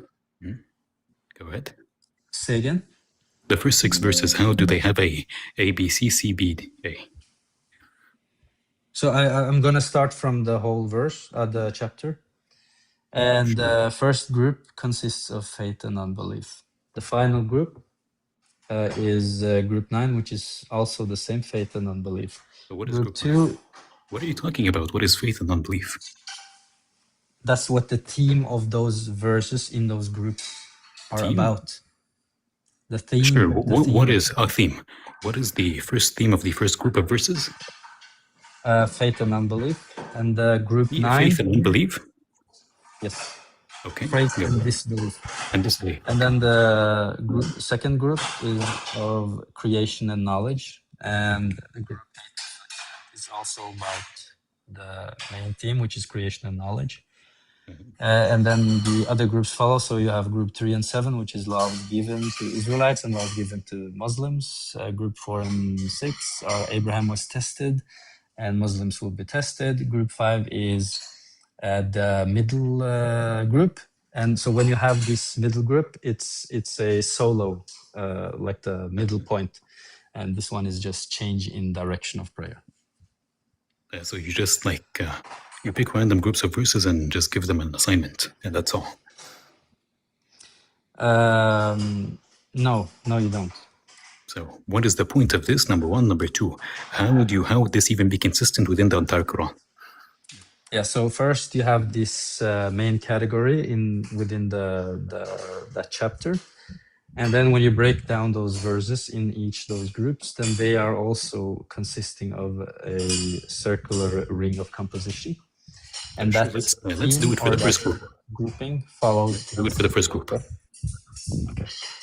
So let me just bring it up. Yeah. You don't know it off the top of your head? No, I don't.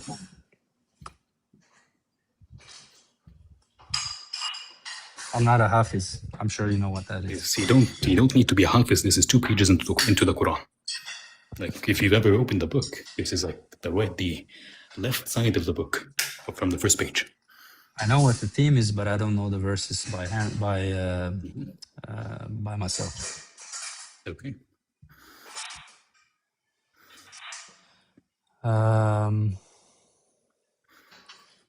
So the examples I have ready are not from the start. No. You have to take it from the that start. fine Why with would you? you go from there? Why would you go to the middle? You have to show a theme consistent within the entire chapter. Okay. For example, the first verse says Alif Lam Mim, and then the second verse says that this book there is no doubt within. The third verse says it is a guidance to those who fear Allah, those who believe in the unseen and establish prayer. From what we have given them, they spend. What is the theme within this? Let me see if I can find the groups. Like this is just like I don't even see how this proves Allah, but even then, like this is just inconsistent within the entire book. It's not, but the Yes, yeah. reason why this proves it from I can Allah give you, is for because example, Surah Al-Tariq, وَالسَّمَاءِ وَالطَّارِقِ. If you start with it, you won't have any consistent themes that go from A, B, C, C, B, D, C, B, A. If you go to Surah Muhammad, if you go to Surah Maryam, you wouldn't have the same things. And even when I brought up chapter 2, you asked to start from the middle, not from the beginning. Yes, so let me explain, and I'll tell you why. Because I think you and everyone here knows that it's a given that I haven't memorized all the groups and all the verses. You don't have to have I can memorized give it. you examples of several groups. Giving me examples, which I have ready. Habibi, it's okay. The And point is, listen to my oh point. my God, can you actually let me give the argument? You haven't even let me finish the You have argument. though, but sure, go ahead. No, I haven't. I haven't finished the Okay, argument. I'm sorry, go ahead. Yeah. So the reason this has to be from Allah is because the way the Quran was revealed. So the way the Quran was revealed was over 23 years. It was not revealed in a what's it called? In a continuous one go, and not in the from chapter 1 to 2, 3, 4, 5. So you have verses that were in middle of verses, in beginning of verses, chapters, verses from the end of chapters, who were revealed randomly throughout those 23 years. Yes. So, for example, let's say chapter 5, verse 33 was the first um, revelation, and then suddenly the next revelation would be chapter 33, verse 55. You see, Yes. so it was revealed completely randomly. Okay. And in order for a human or even the whole of mankind to be able to create such a composition over There is no 23 composition. years, there is, and There I'll isn't. prove it with the examples I You have. can't. So do You you want to can't. hear it? The point Do is you want no. to hear it? The point wanna is hear it? again, Habibi, listen. Again, you having ready-made examples from a book that is 600 pages long does not prove anything. You'd have to be able to hold up to scrutiny when I bring up random pieces of the book to show me the same thing being held continuously within the entirety of the book. Me going to a random part of a book that is hundreds of pages long and saying, "Oh, look at the continuity here of themes," does not prove the continuity of themes within the entire book. Or am I being unfair, Ian? Did I ever claim that I memorized all You the don't groups? have to. You don't have to, but you have to be able to hold to scrutiny. If you claim that the entire book holds to Sure, this I theme, can. So the logical thing here is I give you the examples that I have, and if you want other examples, like from the beginning of verse chapter 2, like you said, I can come back a later time with that coming back ready a and later available. time would not prove your point.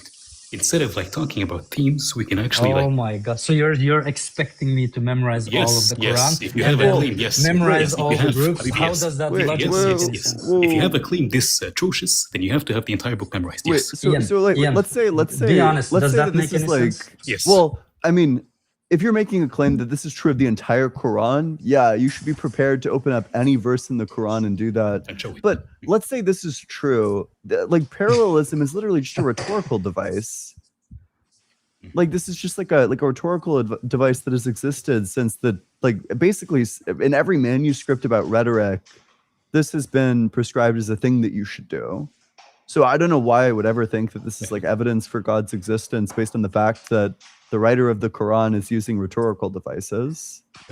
And even then, Because like, the you way can it just was revealed and the amount of chapters you and don't verses you and the don't do the length way it of was the But revealed. book, the Quran is a super short book. What are you talking It is. about? Yes. it isn't. It is. Yes, I've memorized a large part of it when I was like 6 years old. It's like it's what is it, like 100 pages, 200 pages? No. No. It's like you could condense it to that much, but it's like 500 to 600. Yeah, it just gets But like it's short. Each page is like each page could be a passage in the Bible. So do you want Sure. to actually hear the examples I have ready? Oh, Or wait, not? wait, Ems, No, how it's pointless. wait, how long do you think it is? How long did you say you could? You could summarize it in 100 to 200 pages, I would say, because each page, like the letters are really big and take up a lot of like space, and each sentence is like a few words long. So Okay, it's as if you sure. went to Google So Word and let then me you just just like look up blasted the. up your like because it's like Oh, 44,000 sure. words. When you're trying to hit like the page limit, yeah. Yeah, it's like 44,000 words, I believe. Is Now it? You can look it up. Yeah, that's an interesting 77,449. claim. Not much. Here's my rebuttal.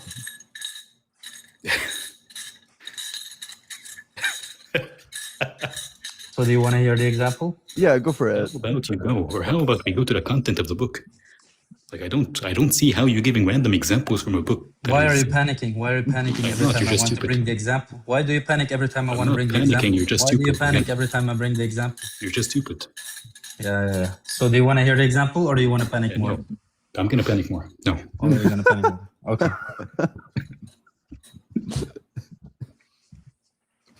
So do you want to hear it or We go not? to the content of the actual book again. Yes, that's Wait, I what just wanna you get do clear. with an Why is- example. You're going to the Wait, contents of the book. wait. The I just want to know. I just want to know why is the Quran using a rhetorical device mean that it's from God? Because the way that it is composed and how it was revealed randomly over 23 It wasn't revealed years. randomly. It was revealed randomly wasn't. over. Oh my God! You know what I mean? Yes, I know that it people would wasn't. ask questions and he would reply, That is not what I'm talking give about. revelation based on those questions. That is not what I'm talking about either. Oh my Because at God! the end Am I of the talking day- to Ian now? Who are you? Who Are are you you? able to hold a conversation with more than one person? Like even my dog can. I can, but you keep interrupting and 'Cause you you're lying. refuse to listen to 'Cause the you're simply examples. lying. Yeah, you're a kafir. Yeah. And the only and so thing are you. awaits you is the hellfire. Yeah, sure. I'll see you there. No, you won't see me there. Very much will. No, you won't. I can guarantee you that. I know, after you've made our ears suffer with the dishes, I think you will. Yeah, you'll see what what's waiting for you. Anyways. I think deep within you know it because of your fitra. Like fitra? Like, could you stop using like words you don't even know to try to sound cool? Like that is like me randomly saying words in I know you Swedish. know what fitra means. I know what it means, but again, you're speaking in English and then using the word for somebody's instincts and using it in Arabic to try to sound smart. No, you don't sound smart. You sound stupid. The reason that I'm saying it it's because funny. you're an Arabic It's funny that speaker and that a Muslim, exists. so you would understand the language. I'll just turn my gain up or something. You know, it's funny that exists in Arabic because you know my girlfriend's her native language is Mandarin, and apparently they do the same thing in Mandarin with English words. So you'll just throw like a random English word into your sentence to sound pretentious, to do like office stuff. You know, well, yeah, I'll need the vacuum cleaner. So, but doing it in the middle of a English conversation, with you not even being able to speak Arabic is just stupid. Here's a challenge. Bring the whole of humanity together and create a 78,000 words long book where It's full of mistakes, sure. where all of the book is revealed randomly. People ask you a question, for example, and then you answer, and that becomes part of the book. How many times are you going to interrupt me? Am I talking to you or Ian? When you stop lying again, when you stop lying again. Who are you? When you stop lying, Habibi. How am I lying? Tell me how am I lying? How am I lying? Because again, you know that the majority of the Quran has been actually abrogated, with verses in the middle being removed during the entire duration of the last few years of the Prophet's life, in which he was reordering verses together and putting them in their place. So it wasn't random. It was. Sure. So you're right. Convincing.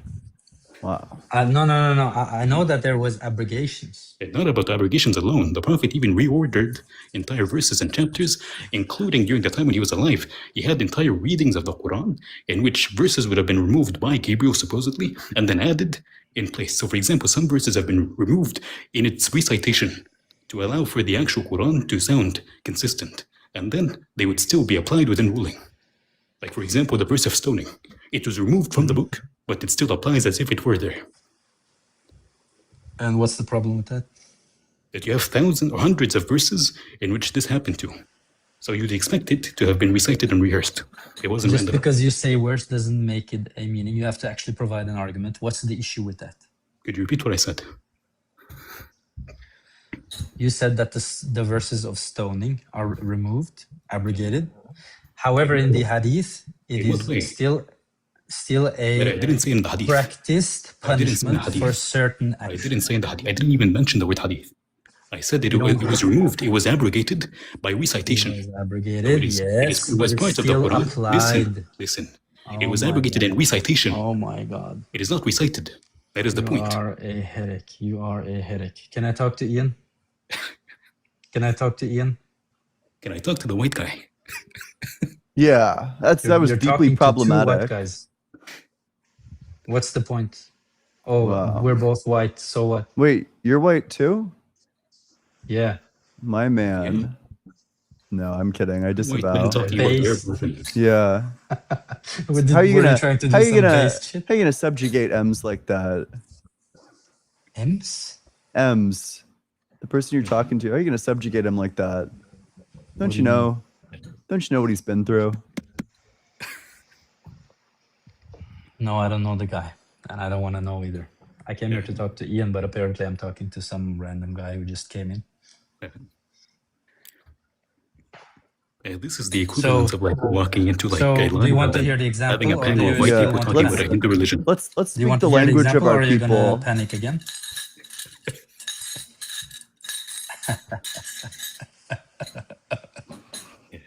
See, so every time I bring up, do you want to hear an example? You panic. Because Why your is that? example is stupid. Again, that is why.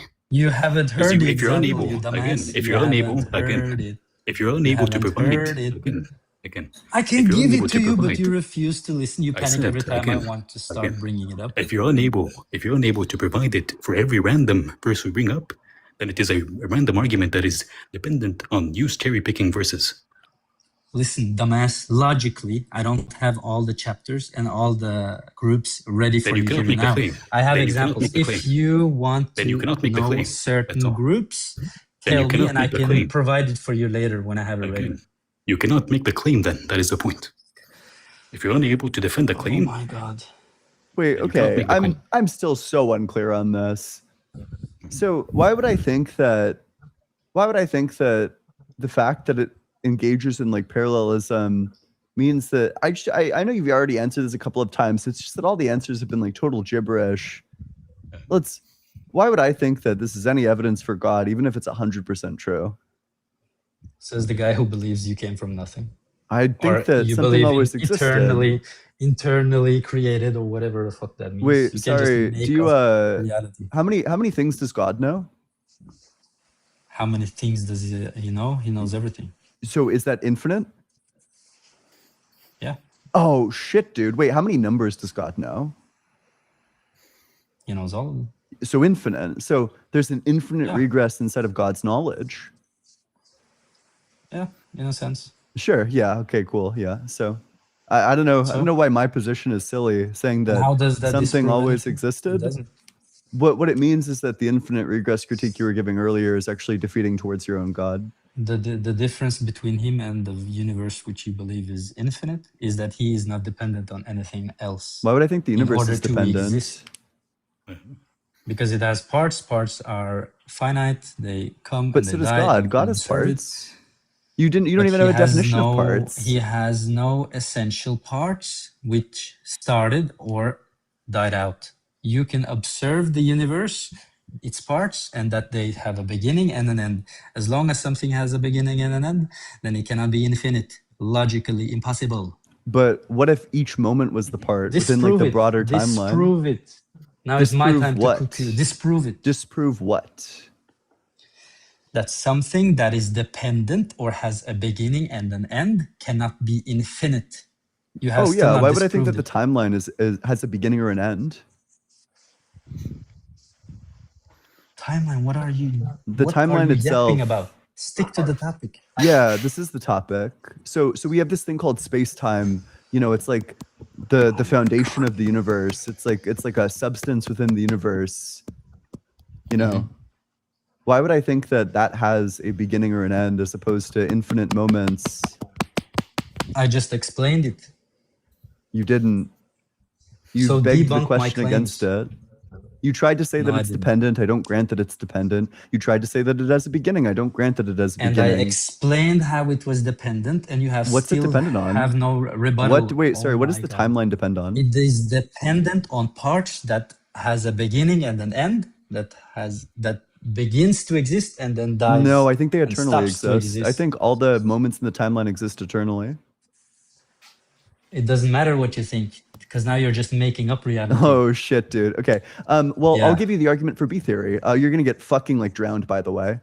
Yeah. So if vile curvature exists, then that means that Why are you pivoting? So necessarily. you concede? Ooh, Why are you pivoting? no, So you no, no. concede? I'm demonstrating to you that Oh, all no, no, moments no, are no, equally no. real. Oh, no, no, no, no, no. You're pivoting. You conceded. Oh, Ah, you're pivoting. yes. You're pivoting. Yeah, Oh, you you're conceded. pivoting. That's You're exactly what pivoting. you You did to me, conceded. right? You're pivoting. You don't have an answer, so you're Ah. pivoting. Yeah, Yeah, wait, yeah, so what I was doing is I know proving that your all debate moments are tactics, equally so you real. You conceded. asked me to prove it, and Continue. I'm trying to prove it, and he's like terrified of the proof.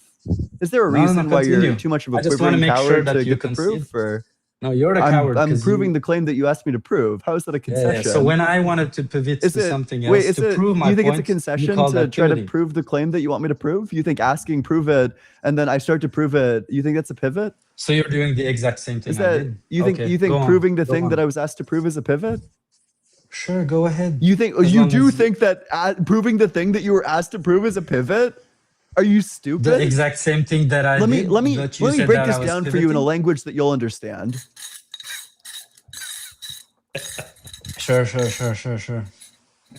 As long as we know that you conceded, go on. Conceded what? What got conceded? My arguments, Which Which one? ones? all of them. Fucking goat. Do you want me to repeat it one more time? Yeah, please. I'm dying. Okay, sure. Oh my God, this is it's so the universe has parts. parts which are it is dependent on parts which start to exist and then cease to exist. As long as something is dependent or has a start and an end, cannot be infinite by logic. Why would I grant that the parts cease to exist and begin to exist? Because that's what you can observe. But why would I grant that they weren't just always actual?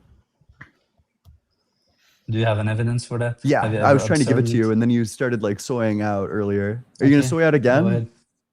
Oh, you want to do the personal attacks? You've been personally attacking this entire time.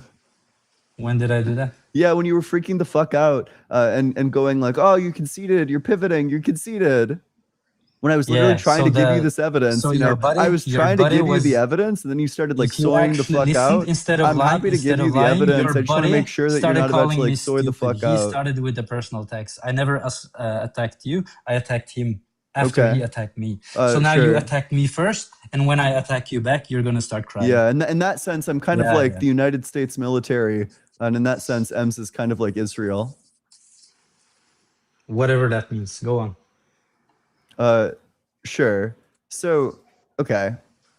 So we So got this I thing. guess you We got this didn't thing want to called give the a example. Weyl curvature, which accounts for things like tides. You know, there's like a gravitational force between these gravitational bodies, and it's accounted for by the curvature of space-time. So it's non-zero. There must be non-zero Weyl curvature.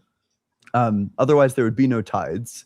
But there's only non-zero Weyl curvature in 4 dimensions, in like a 4-dimensional space. That means that 4-dimensionalism about space-time is true. So all of this is just eternal. The entire like 4-dimensional object is just eternal, which includes the timeline. How would that make it eternal?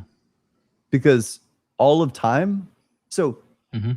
okay, for every point in space, there is corresponding points at every single time, which means that if any point in space exists, all of the points in time likewise exist.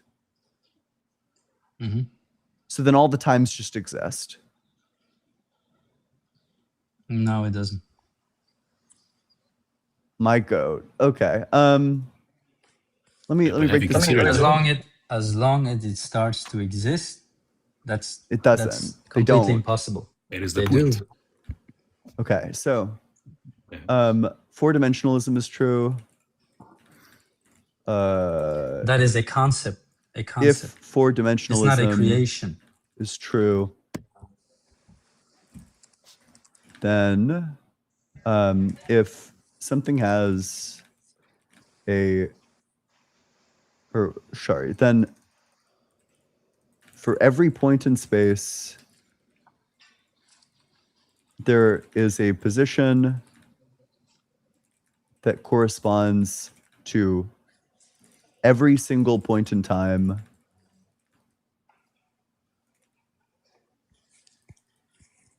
and then sorry, let me get the notepad up even. Okay, so if for every position so if for every point in space there is a position that corresponds to every single point in time, then every single point in time is actual. Therefore, every single point in time is actual. There you go.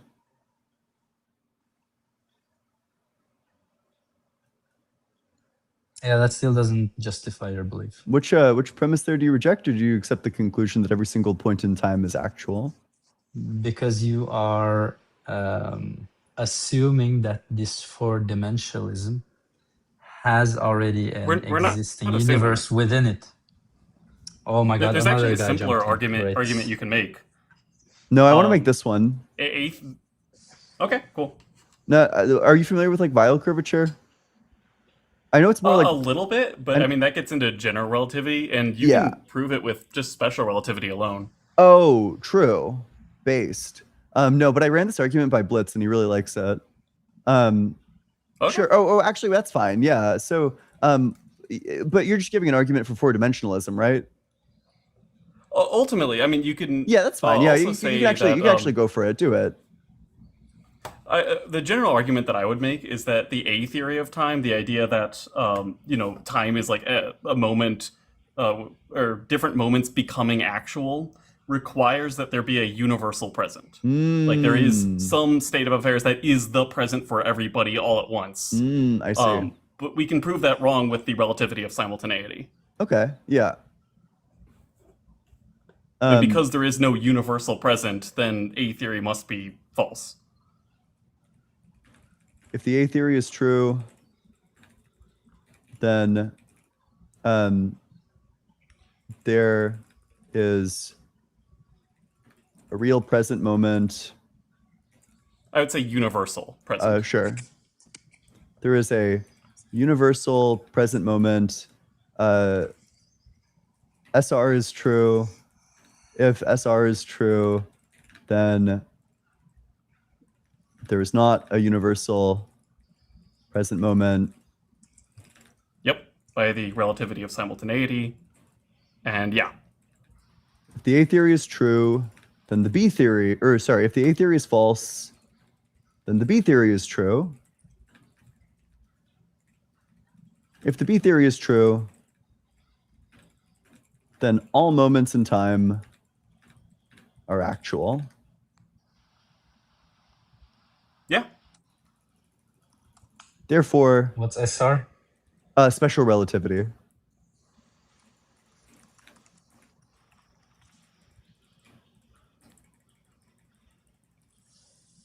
And I've been involved with experiments that have directly seen the consequences of special relativity. So Yeah. He just won't let the fucking muons die. He won't let them die. they have their time. They have too much time. Have you ever seen the episode of Rick and Morty where all the Meeseeks are like, we just want to die? Yes. Yes. I bet the muons are like that. I bet so too. It's the opposite of the electrons in love. True. The electrons that yearn for the muons that yearn for non-existence. Okay. All right, Tails. Which premise here do you reject? Good question. This is too scientific for me. I'm going to be honest. Granted. I grant that. Okay. Do you have anything else? So, sure. What I said earlier, that I was thinking like something there else. being a four-dimensional space does not justify there already existing and being an internally creating universe or whatever you said. But the fourth dimension is time. Because that is an assumption that you're making. So if the four dimensions exist, then time exists, the entire dimension of it. Time exists always. It's just a concept of. It's just a concept. Not just a single moment of it, the entire timeline. And it's something that we can test experimentally. What is? Please explain. The fact that all moments are equally real. There's no special how would position you for the know that? present. Because of the relativity of simultaneity. The fact that different observers will consider different events to be either simultaneous or not, depending on how they are moving relative to each other. And how would you physically test it? That doesn't make any sense. By testing the how do you consequences of test that in special the lab? relativity. For example, time dilation. Okay. The fact that the faster you move, the slower time will pass for you. Okay, and how does that justify or explain his belief? Because as a consequence of special relativity, there is no universal sense of the present.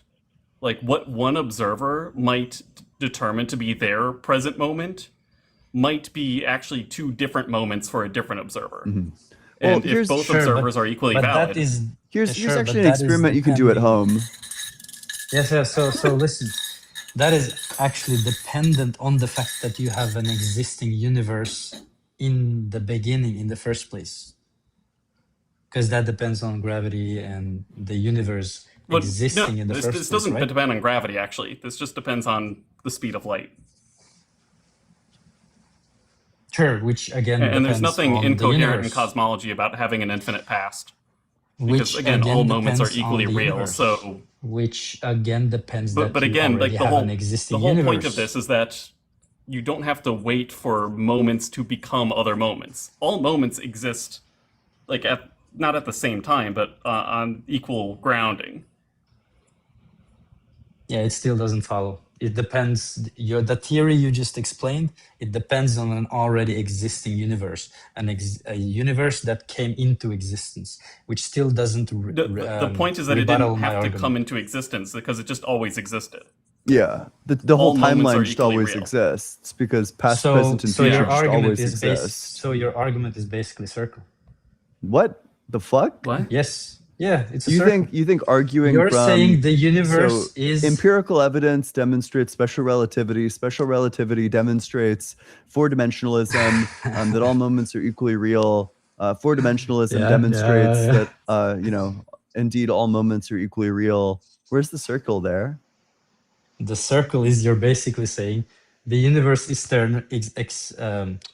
eternal because of the fact of these the spatial relativity It doesn't existing, necessarily say that it didn't which have a beginning, depends but it on the says universe that existing in the it's first place. coherent. So it's a circular.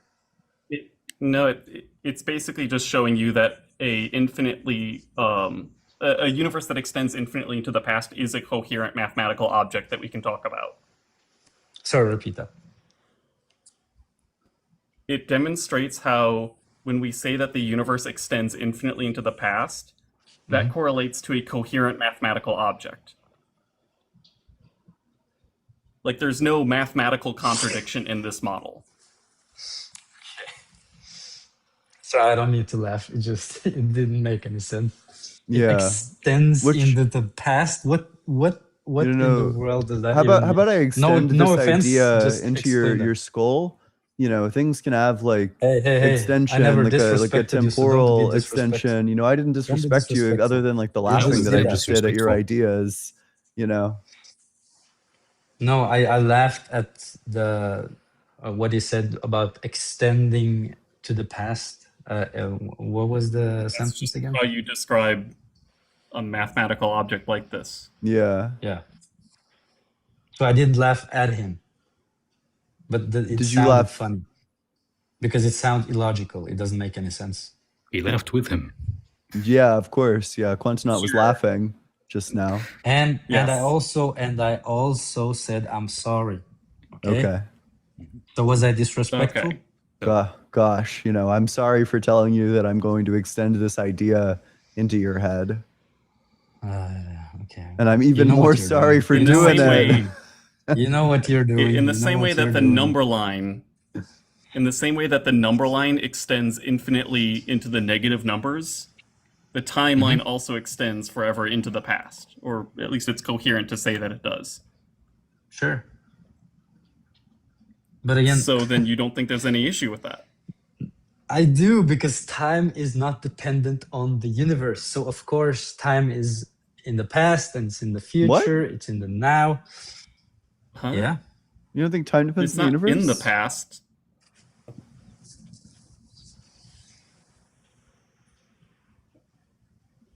You don't think? I guess. Well. What? Goat. My goat. What was your question?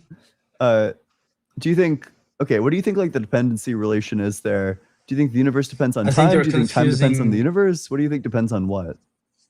By the way, why are you switching up? Because first, when you're talking to Christians, you claim that time is not created. It's always there. It's not That's still what I'm dependent. claiming. No, it's not. Yes, it is. Because now you're suddenly saying it's dependent on the universe. and I'm time asking space. you: are you saying that time is dependent I on the universe, or differentiate- that it's independent on I- the universe? Which one are you Independent. I'm claiming? saying I'm differentiating time and time space. Time and space time? How the fuck are you gonna do that? Sure. Time is Because just a dimension in space time. time is just things moving. Like how do I explain it? You don't technically need motion to have time. Well, wait, No, sure. exactly. That's my point. It's just No, it's that's the just opposite of there. your point. That actually debunks your point.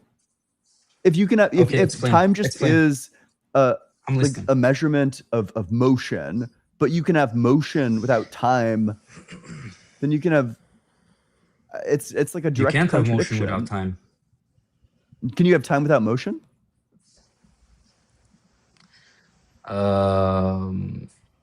I mean, I don't know how to Because I properly can give you define an it. example where it I definitely can't does. properly define it, but go ahead, sure. Like, for example, with radioactive decay, where an atom that is, stationary, it's not moving, will decay after a No, certain wait, amount of Quant's time. not. By motion he means Yeah, change. but that yes. So Well, no, I'm it's saying still like changing from different state atoms, A to even state though they B. aren't changing right before they decay, will still allow different amounts of time to pass until that happens. That's a good example. Yeah, I mean that atom isn't changing, but time still passes for it.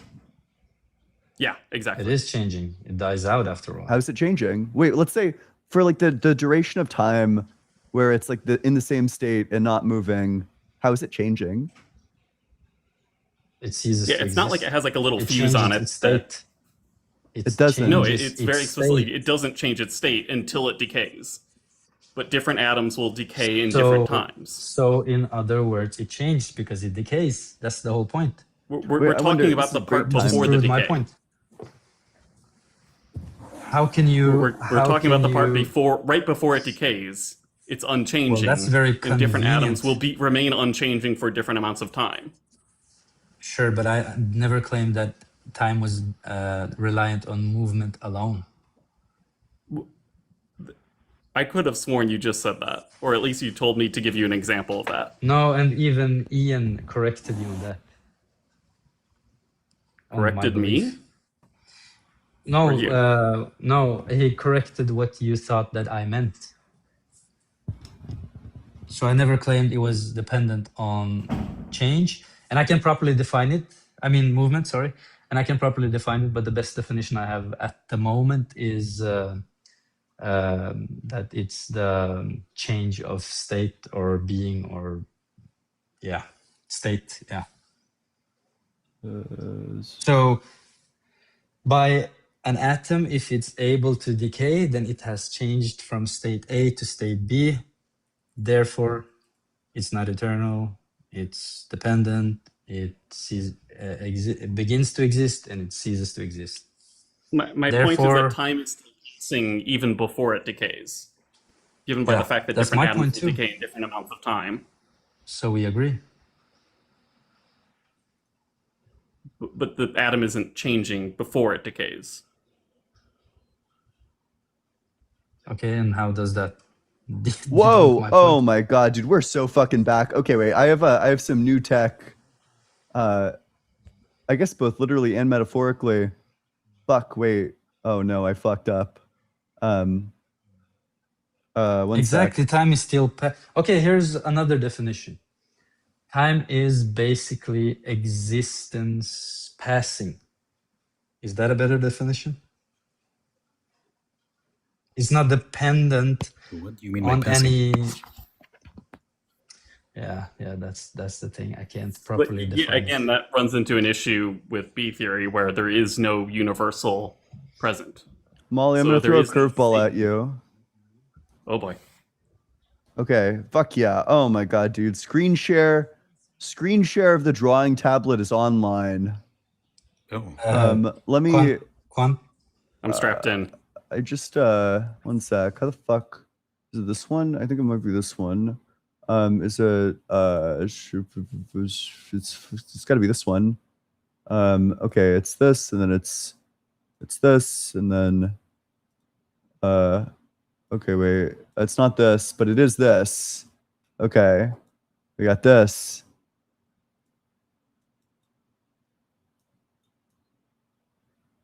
Okay. Wait. Check this out. Okay.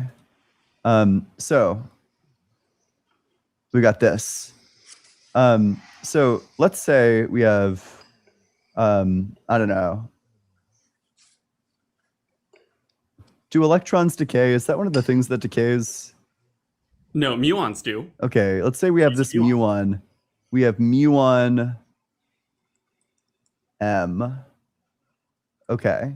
So not decayed. Fuck. Not decayed. And then let's say right here we have decayed.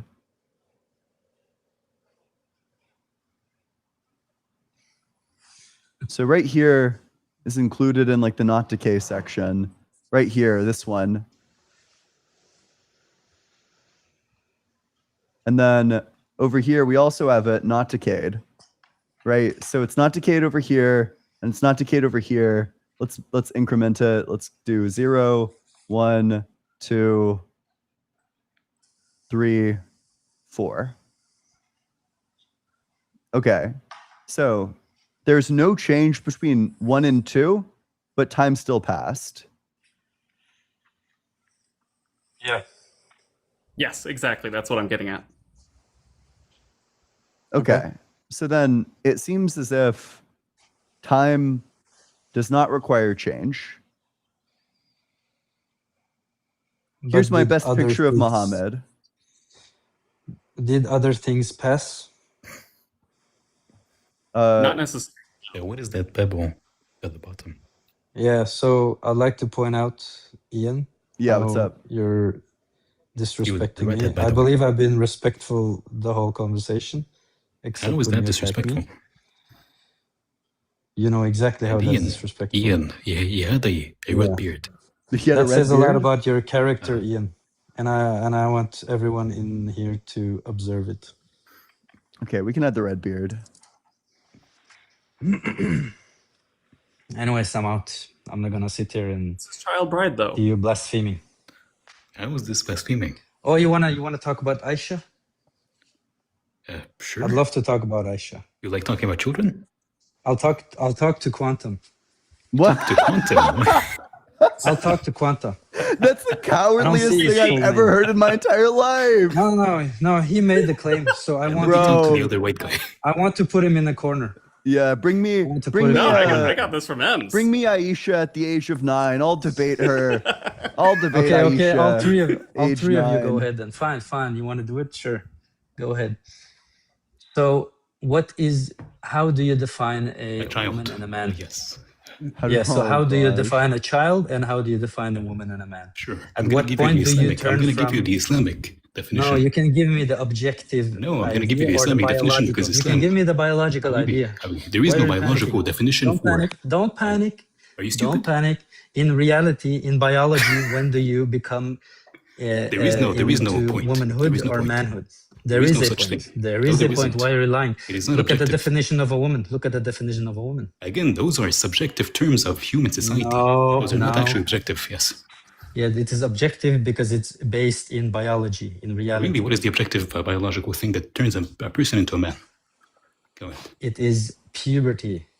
No, that turns you from a child to an adult. Exactly.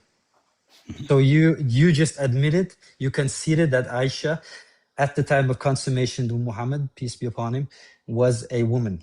Sure, proof that You she reached puberty. you Go ahead. literally just Proof. conceded Yeah, it. sure. You literally just Sure, if she conceded. reached puberty, wait. If she reaches Yeah. puberty, she's an adult. Now You show me where she literally reached puberty. Go conceded ahead. it. You Show me just where she reached conceded puberty. it. Wait, sorry, wait, where did she Ian, reach? I want to She was to like- test you. First of all, insane. No, That's I want to crazy. test your truthfulness. Do you think I want a to see if you're a liar or not, Ian. Did he just concede it? 13-year-old Did he just Do you literally think from his a mouth 13 just say that? No. Did he literally just say No. that What a did I say? girl turns No. to a woman after puberty? He literally Well, just said that. Sure, let's say Yeah. let's say yes. Prove that Aisha reached puberty. Go ahead. Yeah. That's the critique. Every Sahih hadith, every reliable, show me a single one. authentic Show me a single hadith. one. Show me a single one. Go ahead. Sure. Go ahead. Give me one moment. So you concede? So do you yes, show me a single one. I concede? concede. Yes, I'm you stupid now. Show me a conceded. single Yeah, one. Go ahead. yeah, you are stupid. Yes. And everyone here heard that. So yeah. Yes. I'm What very about you, stupid. Ian? Show me. Ian, No, Wait, no, can I Quanta, get? I'm also Focus. interested. Can I see the hadith where she hits puberty? sure. Quanta, explain. It's Do Sahih. you I made agree? it up. Why do you keep roping me into this? Because you Because he wants to brought talk up to the white Aisha. guys who You don't know brought up anything about Aisha. You religion. brought up Aisha. That's You why. brought up Aisha. You brought up the expert. Aisha, No. and I'm challenging you. So So? so You think, do you Habibi, you concede think, what we even, just Habibi, said? even if you think that you would, for example, would you be Hey, okay with fucking a 9-year-old who reached puberty? hey, shut the fuck up, you piece of shit. I slapped the shit out of you right in front of me, okay? Quanta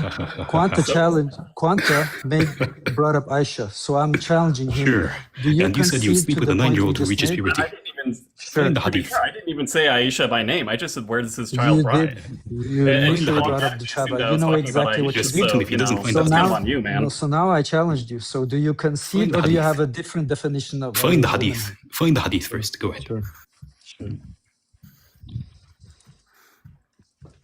And his argument is now that if he finds a child who reaches puberty, he's going to sleep with them. That is his mindset now. No, that's not what I said. So stop twisting my words. No, you would sleep with a child who reaches puberty. I agree. Yes. Listen, dumbass, if God is real, Find does the he hadith. operate Find the in hadith. reality? Find the hadith. Does he Find the hadith. No, operate go find the in hadith. Find the reality? hadith. Or You're not going to does say he anything besides listen finding to hadith. your emotions? Go find the hadith. Go find the hadith. Yes. Like even on this Go find own, the hadith. even on your own like crazy criteria, it sounds like Aisha doesn't fit that.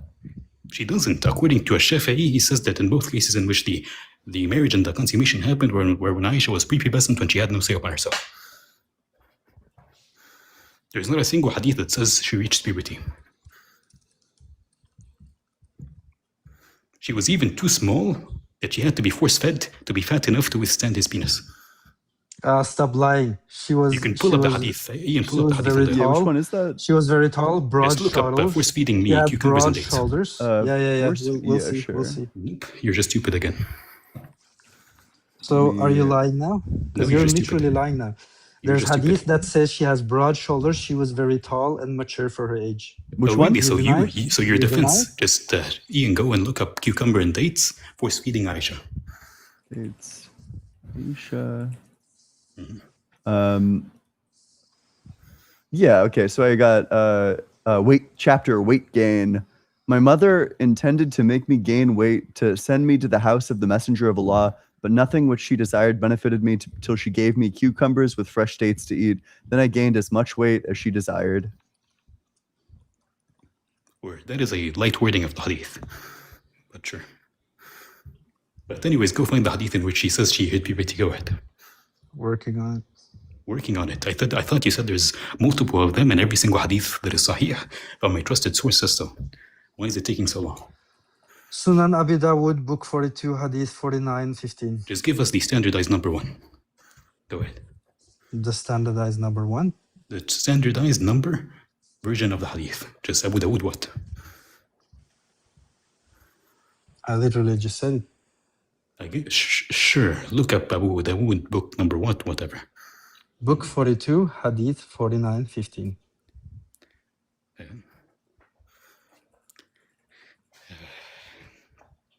Could you read it out loud? Go ahead. Are you asking me? Oh wait, sorry. I'm getting Grok to translate it. Could you just put it on the screen? Okay, yeah, 1 second. I'm getting Grok to translate the Aisha one. Sure. Okay, wait. Let's see how Grok would translate it. Like the weight gain one.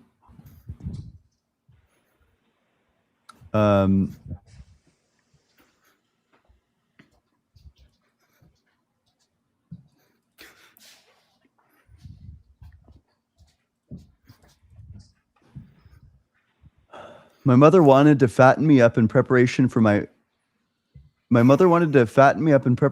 my marriage to the messenger of Allah. Peace and blessings of Allah be upon him. But I would not accept anything from her that she wanted to feed me until she fed me cucumbers with fresh dates. So I gained weight from it in the best way possible.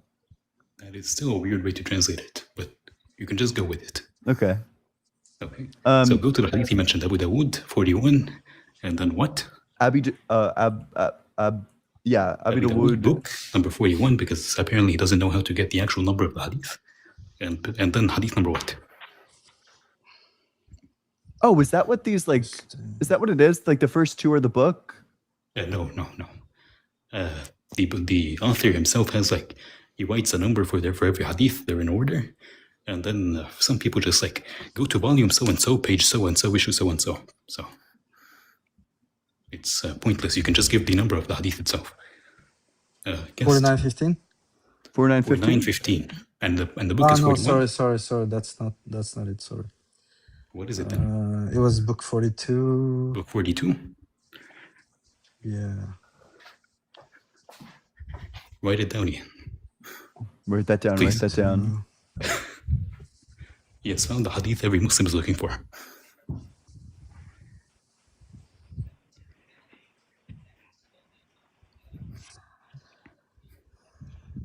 And the number is what? It said 4915, but it's not correct.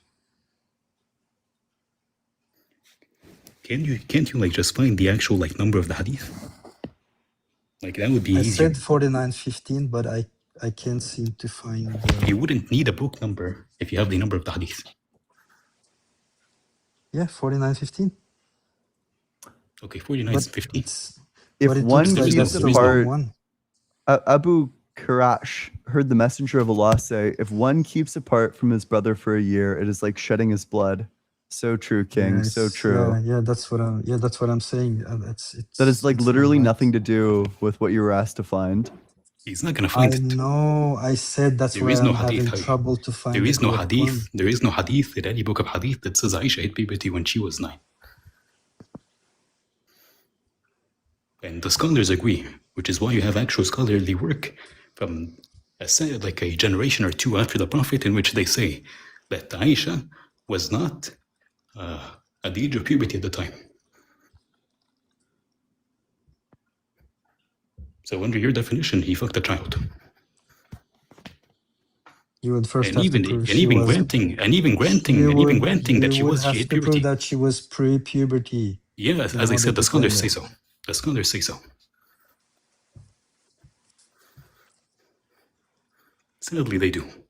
And even granting that she had puberty, which she didn't, but even granting that, you're saying it's okay to fuck a 9-year-old if she starts bleeding, Yeah, you just you which makes you you a pedophile. conceded that. So you I didn't. conceded that already. So you can't go back. It's a That's critique on wild. wait, it's a critique of your standard. It's an internal critique.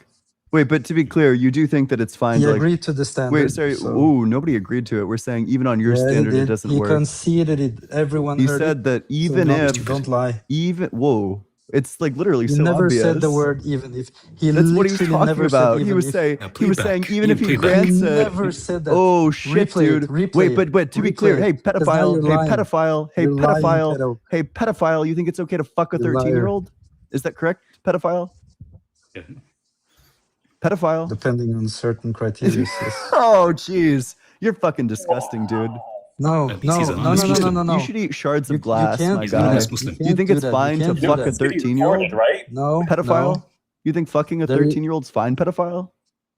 Any intimacy outside of marriage is not. Yeah, permitted. but if you marry the 13-year-old first pedophile, then it's okay, right, pedophile? depending whether or what standard do you have for that? Your standard. What is it rooted on? Is What's that- is that- objective reality? Is that Objective correct? reality. You can just So you it can is just sometimes spew it's out stuff contingently. and then claim Wait, it to pedophile. be I have a reality. question for you, pedophile. So to be clear, there are some Yeah, yeah, situations yeah, where you'd yeah, be okay I've with fucking a endured way too much 13-year-old. disrespect, so I'm out of here. pedophile. Screw you. How's that disrespectful? He's comparing it to the Prophet. That's an honor.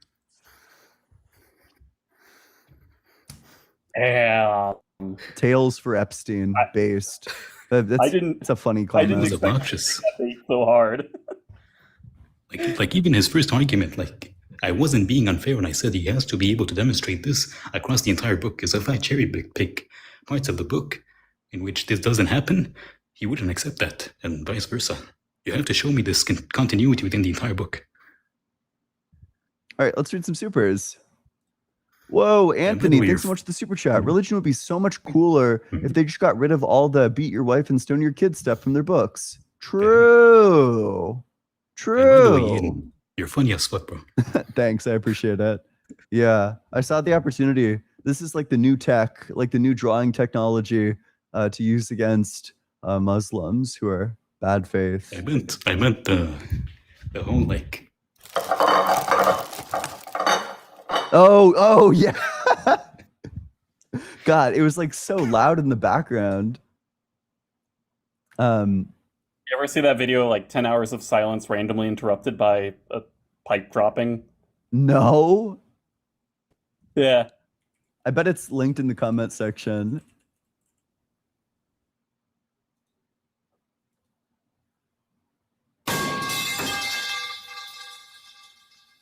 That's the one.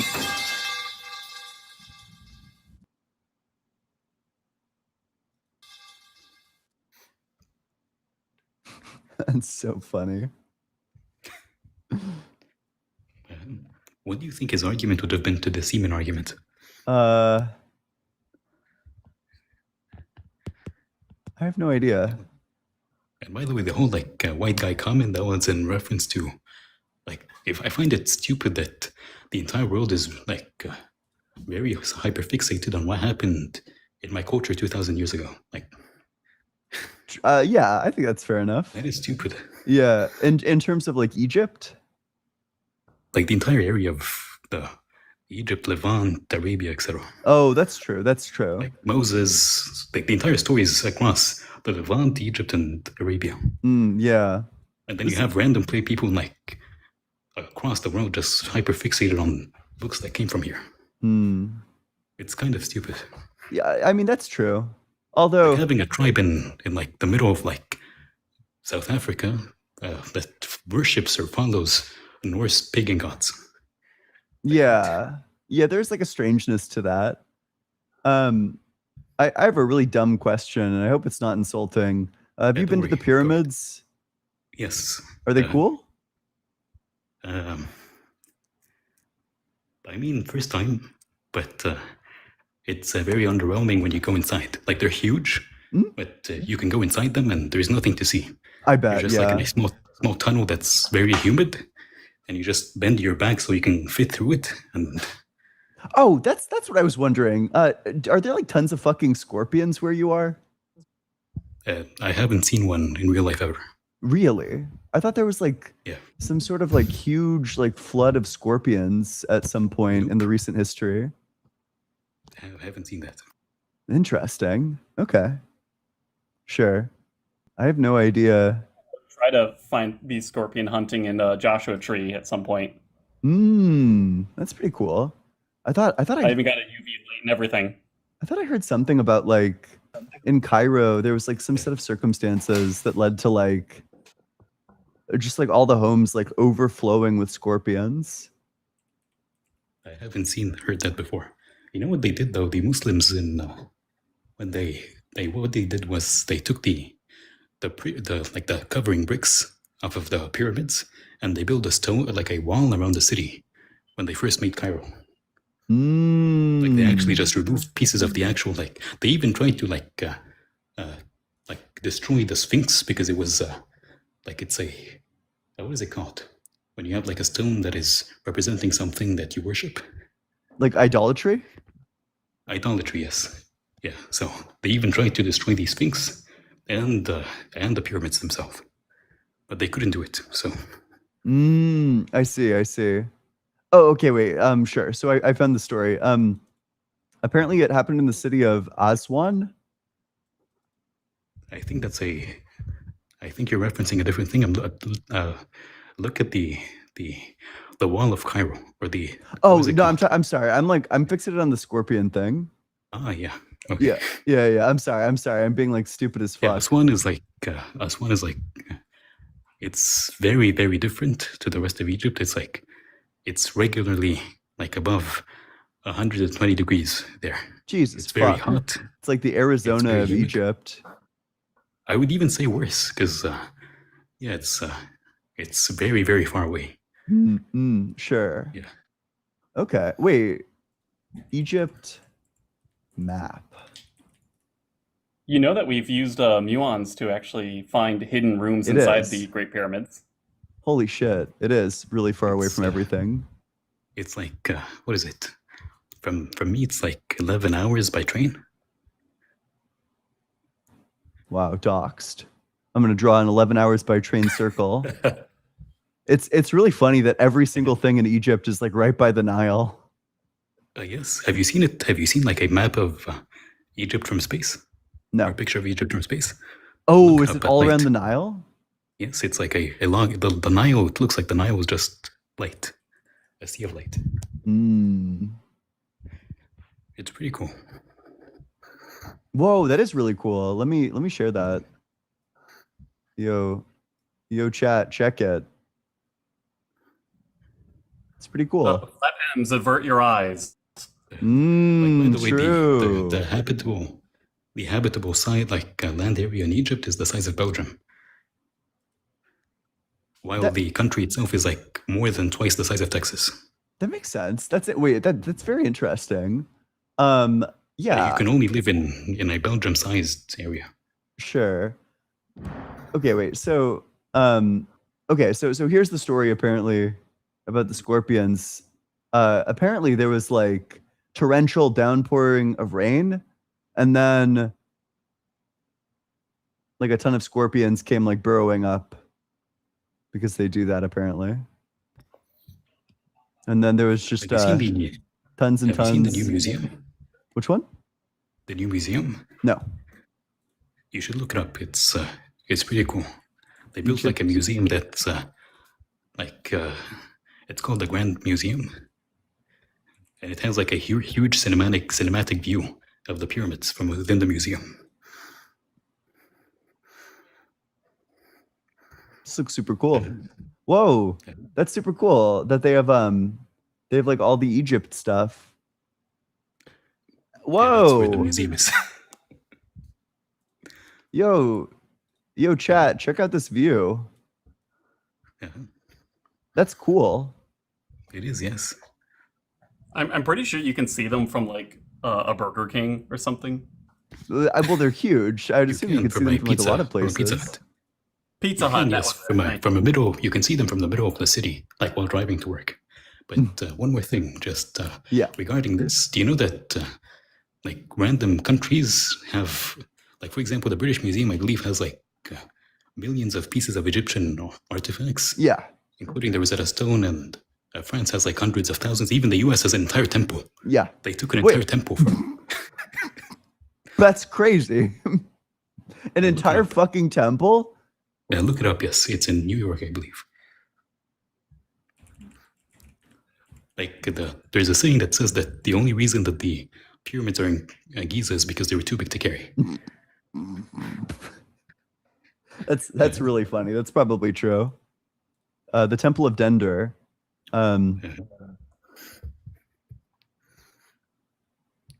South of modern Aswan. They took it in pieces.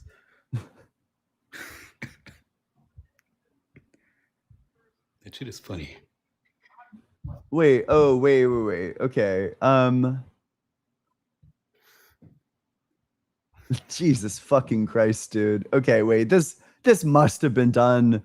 Okay, this would be insane verbiage if this wasn't done with like the consent of I like believe it was gifted by the president to the U.S., which is still theft because it's not his to gift. But yeah, that's crazy. believe it It's crazy to give, and it's like crazy to accept. Like, yeah.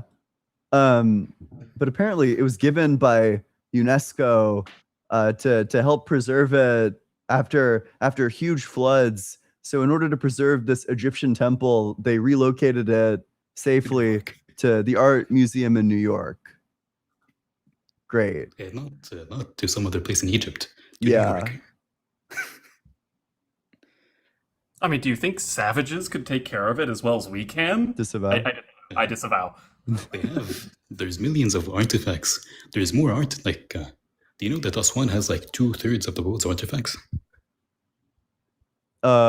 No. That is a fun fact. But like millions of them are in Europe right now. Millions. For is Aswan that's the place that we were just talking about? Yeah. Like you can look up, it has like 2/3, or at least that is what is known, that it has 2/3 of the world's artifacts. Is that where they're originally from, or is that where the temple? Is that where the pyramids are? Hey, that is the Valley of Kings and Queens. Where the pyramids are, or Aswan? The pyramids are in Giza, or there's 170 something pyramids. The 3 big ones are in Giza. Do you ever just be like driving through? Do you ever take like a road trip through Egypt and then you just like casually see pyramids? I don't go that far south. I'm in like where the Greeks used to live. I see. Yeah, I so see. they I didn't do see. shit. You're like Mediterranean. Yeah, one sec. Let's pyramid map. Map of the pyramids. Let's see There's these 170 fucking pyramids. something in Egypt. There's one that is red. There's one that's red? And there's one that's like not centered correctly. Damn, these fuck ups. Features. Like every king just used to like make a pyramid for himself. God, when your fucking slaves can't even get like the afterlife resting place correct. How could they? That's funny. I just want to see like a full map. I just want to see like a map of Egypt with like all the little fucking dots. By the way, you do know that the pyramid had like a gold cap.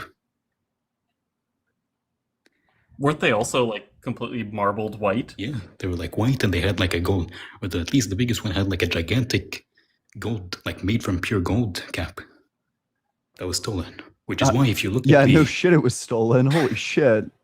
if Bro, you look up a picture of the pyramids, you'll find that one of them has like a missing cap. Like it doesn't have the tip. Oh yeah. Because it was gold and it was stolen. Quite frankly, I would fucking steal it if given the opportunity. That's like a life-changing amount of money. That is generational wealth. Yeah. Like the guy's tomb himself. Who was it? Go ahead. I briefly mentioned this, but we know that there are like hidden rooms in the Great Pyramids, likely just for structural reasons, but we know them because of muons. Oh, so you that's can actually cool. scan, yeah, like a giant X-ray machine. Like you have Tutankhamun's like his tomb, or like his casket. It was made of like 200 kilograms of gold or something. Kilograms? And by the way, 33 grams or 31 grams is like $5,000. Wait, okay, so 200 kilograms. Or recheck the amount, because I might be off by a bit. It's like $9 million, but okay, wait. You saying Tutankhamun? Yes, his casket's gold size, or yeah, or maybe the gold amount in his tomb.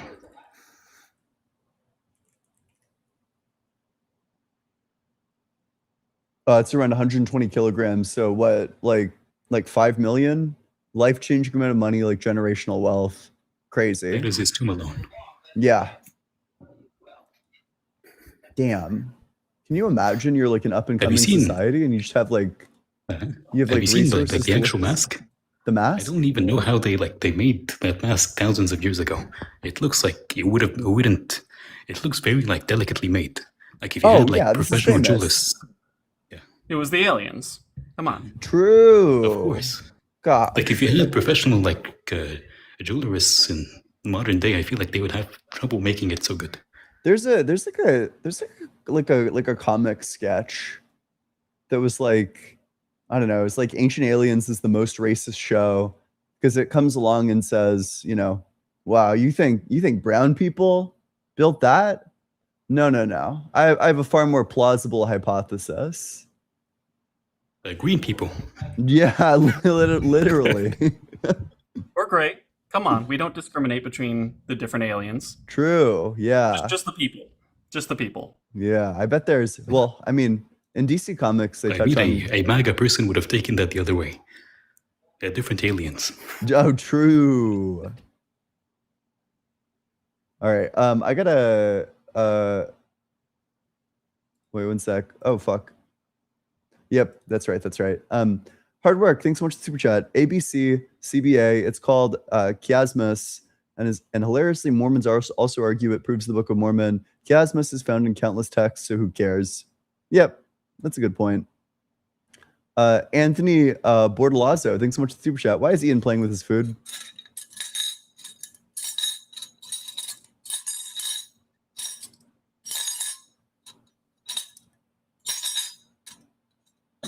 Percussive debating.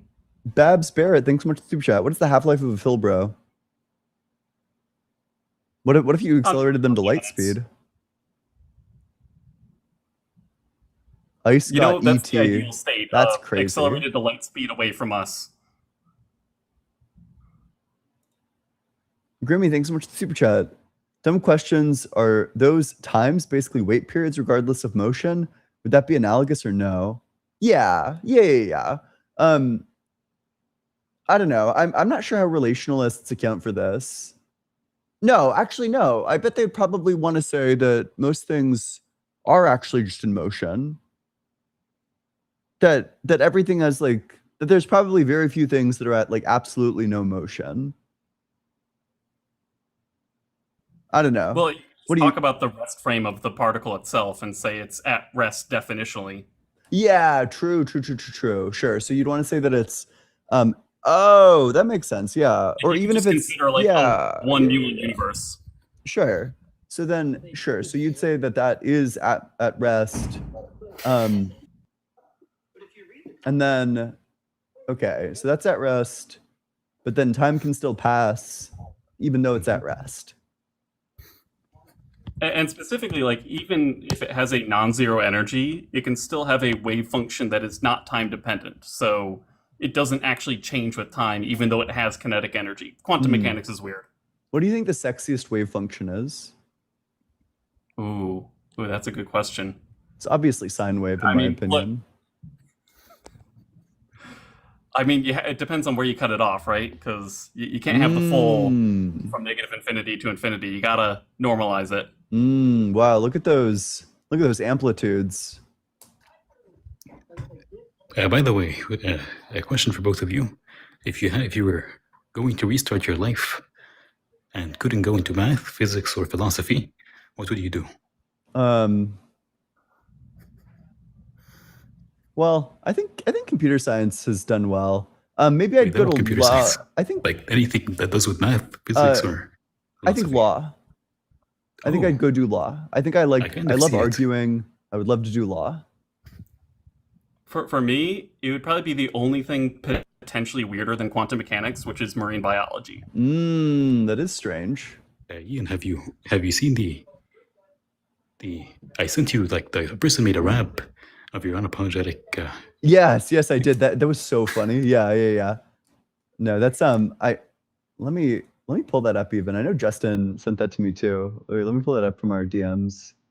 We got The last resort of a failed argument, solipsism. Yeah. Here we go. Yeah, again, anything but the substance, right? This guy's debate strategy. Scramble away. You know, anything but the substance, you know. When somebody brings up the substance, God, fucking dodge, dip, duck, dive, whatever it takes to get the fuck out of there. But unfortunately for you, I'm whipping, I'm dipping, I'm slipping, I'm slopping, I'm bipping, I'm bopping on your bitch ass. You keep on getting down every time. Pipe the fuck up. I'm kneeing you in the fucking nose. Like your nose is literally broken, blood running down your face. The bones in front of you. That's not the only bone in front of you. You're also choking on my rhetorical hog. That's why you've been reduced to silence. Fucking banger. Oh my god. If only my brain ran as fast as yours, bro. No, it's you know, it's all pre-memorized. Not like the Yes. specific sequence, but like Your the brain's individual overclocked. pieces have been pre-memorized and then some of it came up on the fly. Yeah. Like a lot of the fast stuff. Some of the fast stuff was pre-memorized, but yeah. Okay. We got another. I'll be dropping, by the way. Thank you for having me. Yeah, thanks so much for coming on up.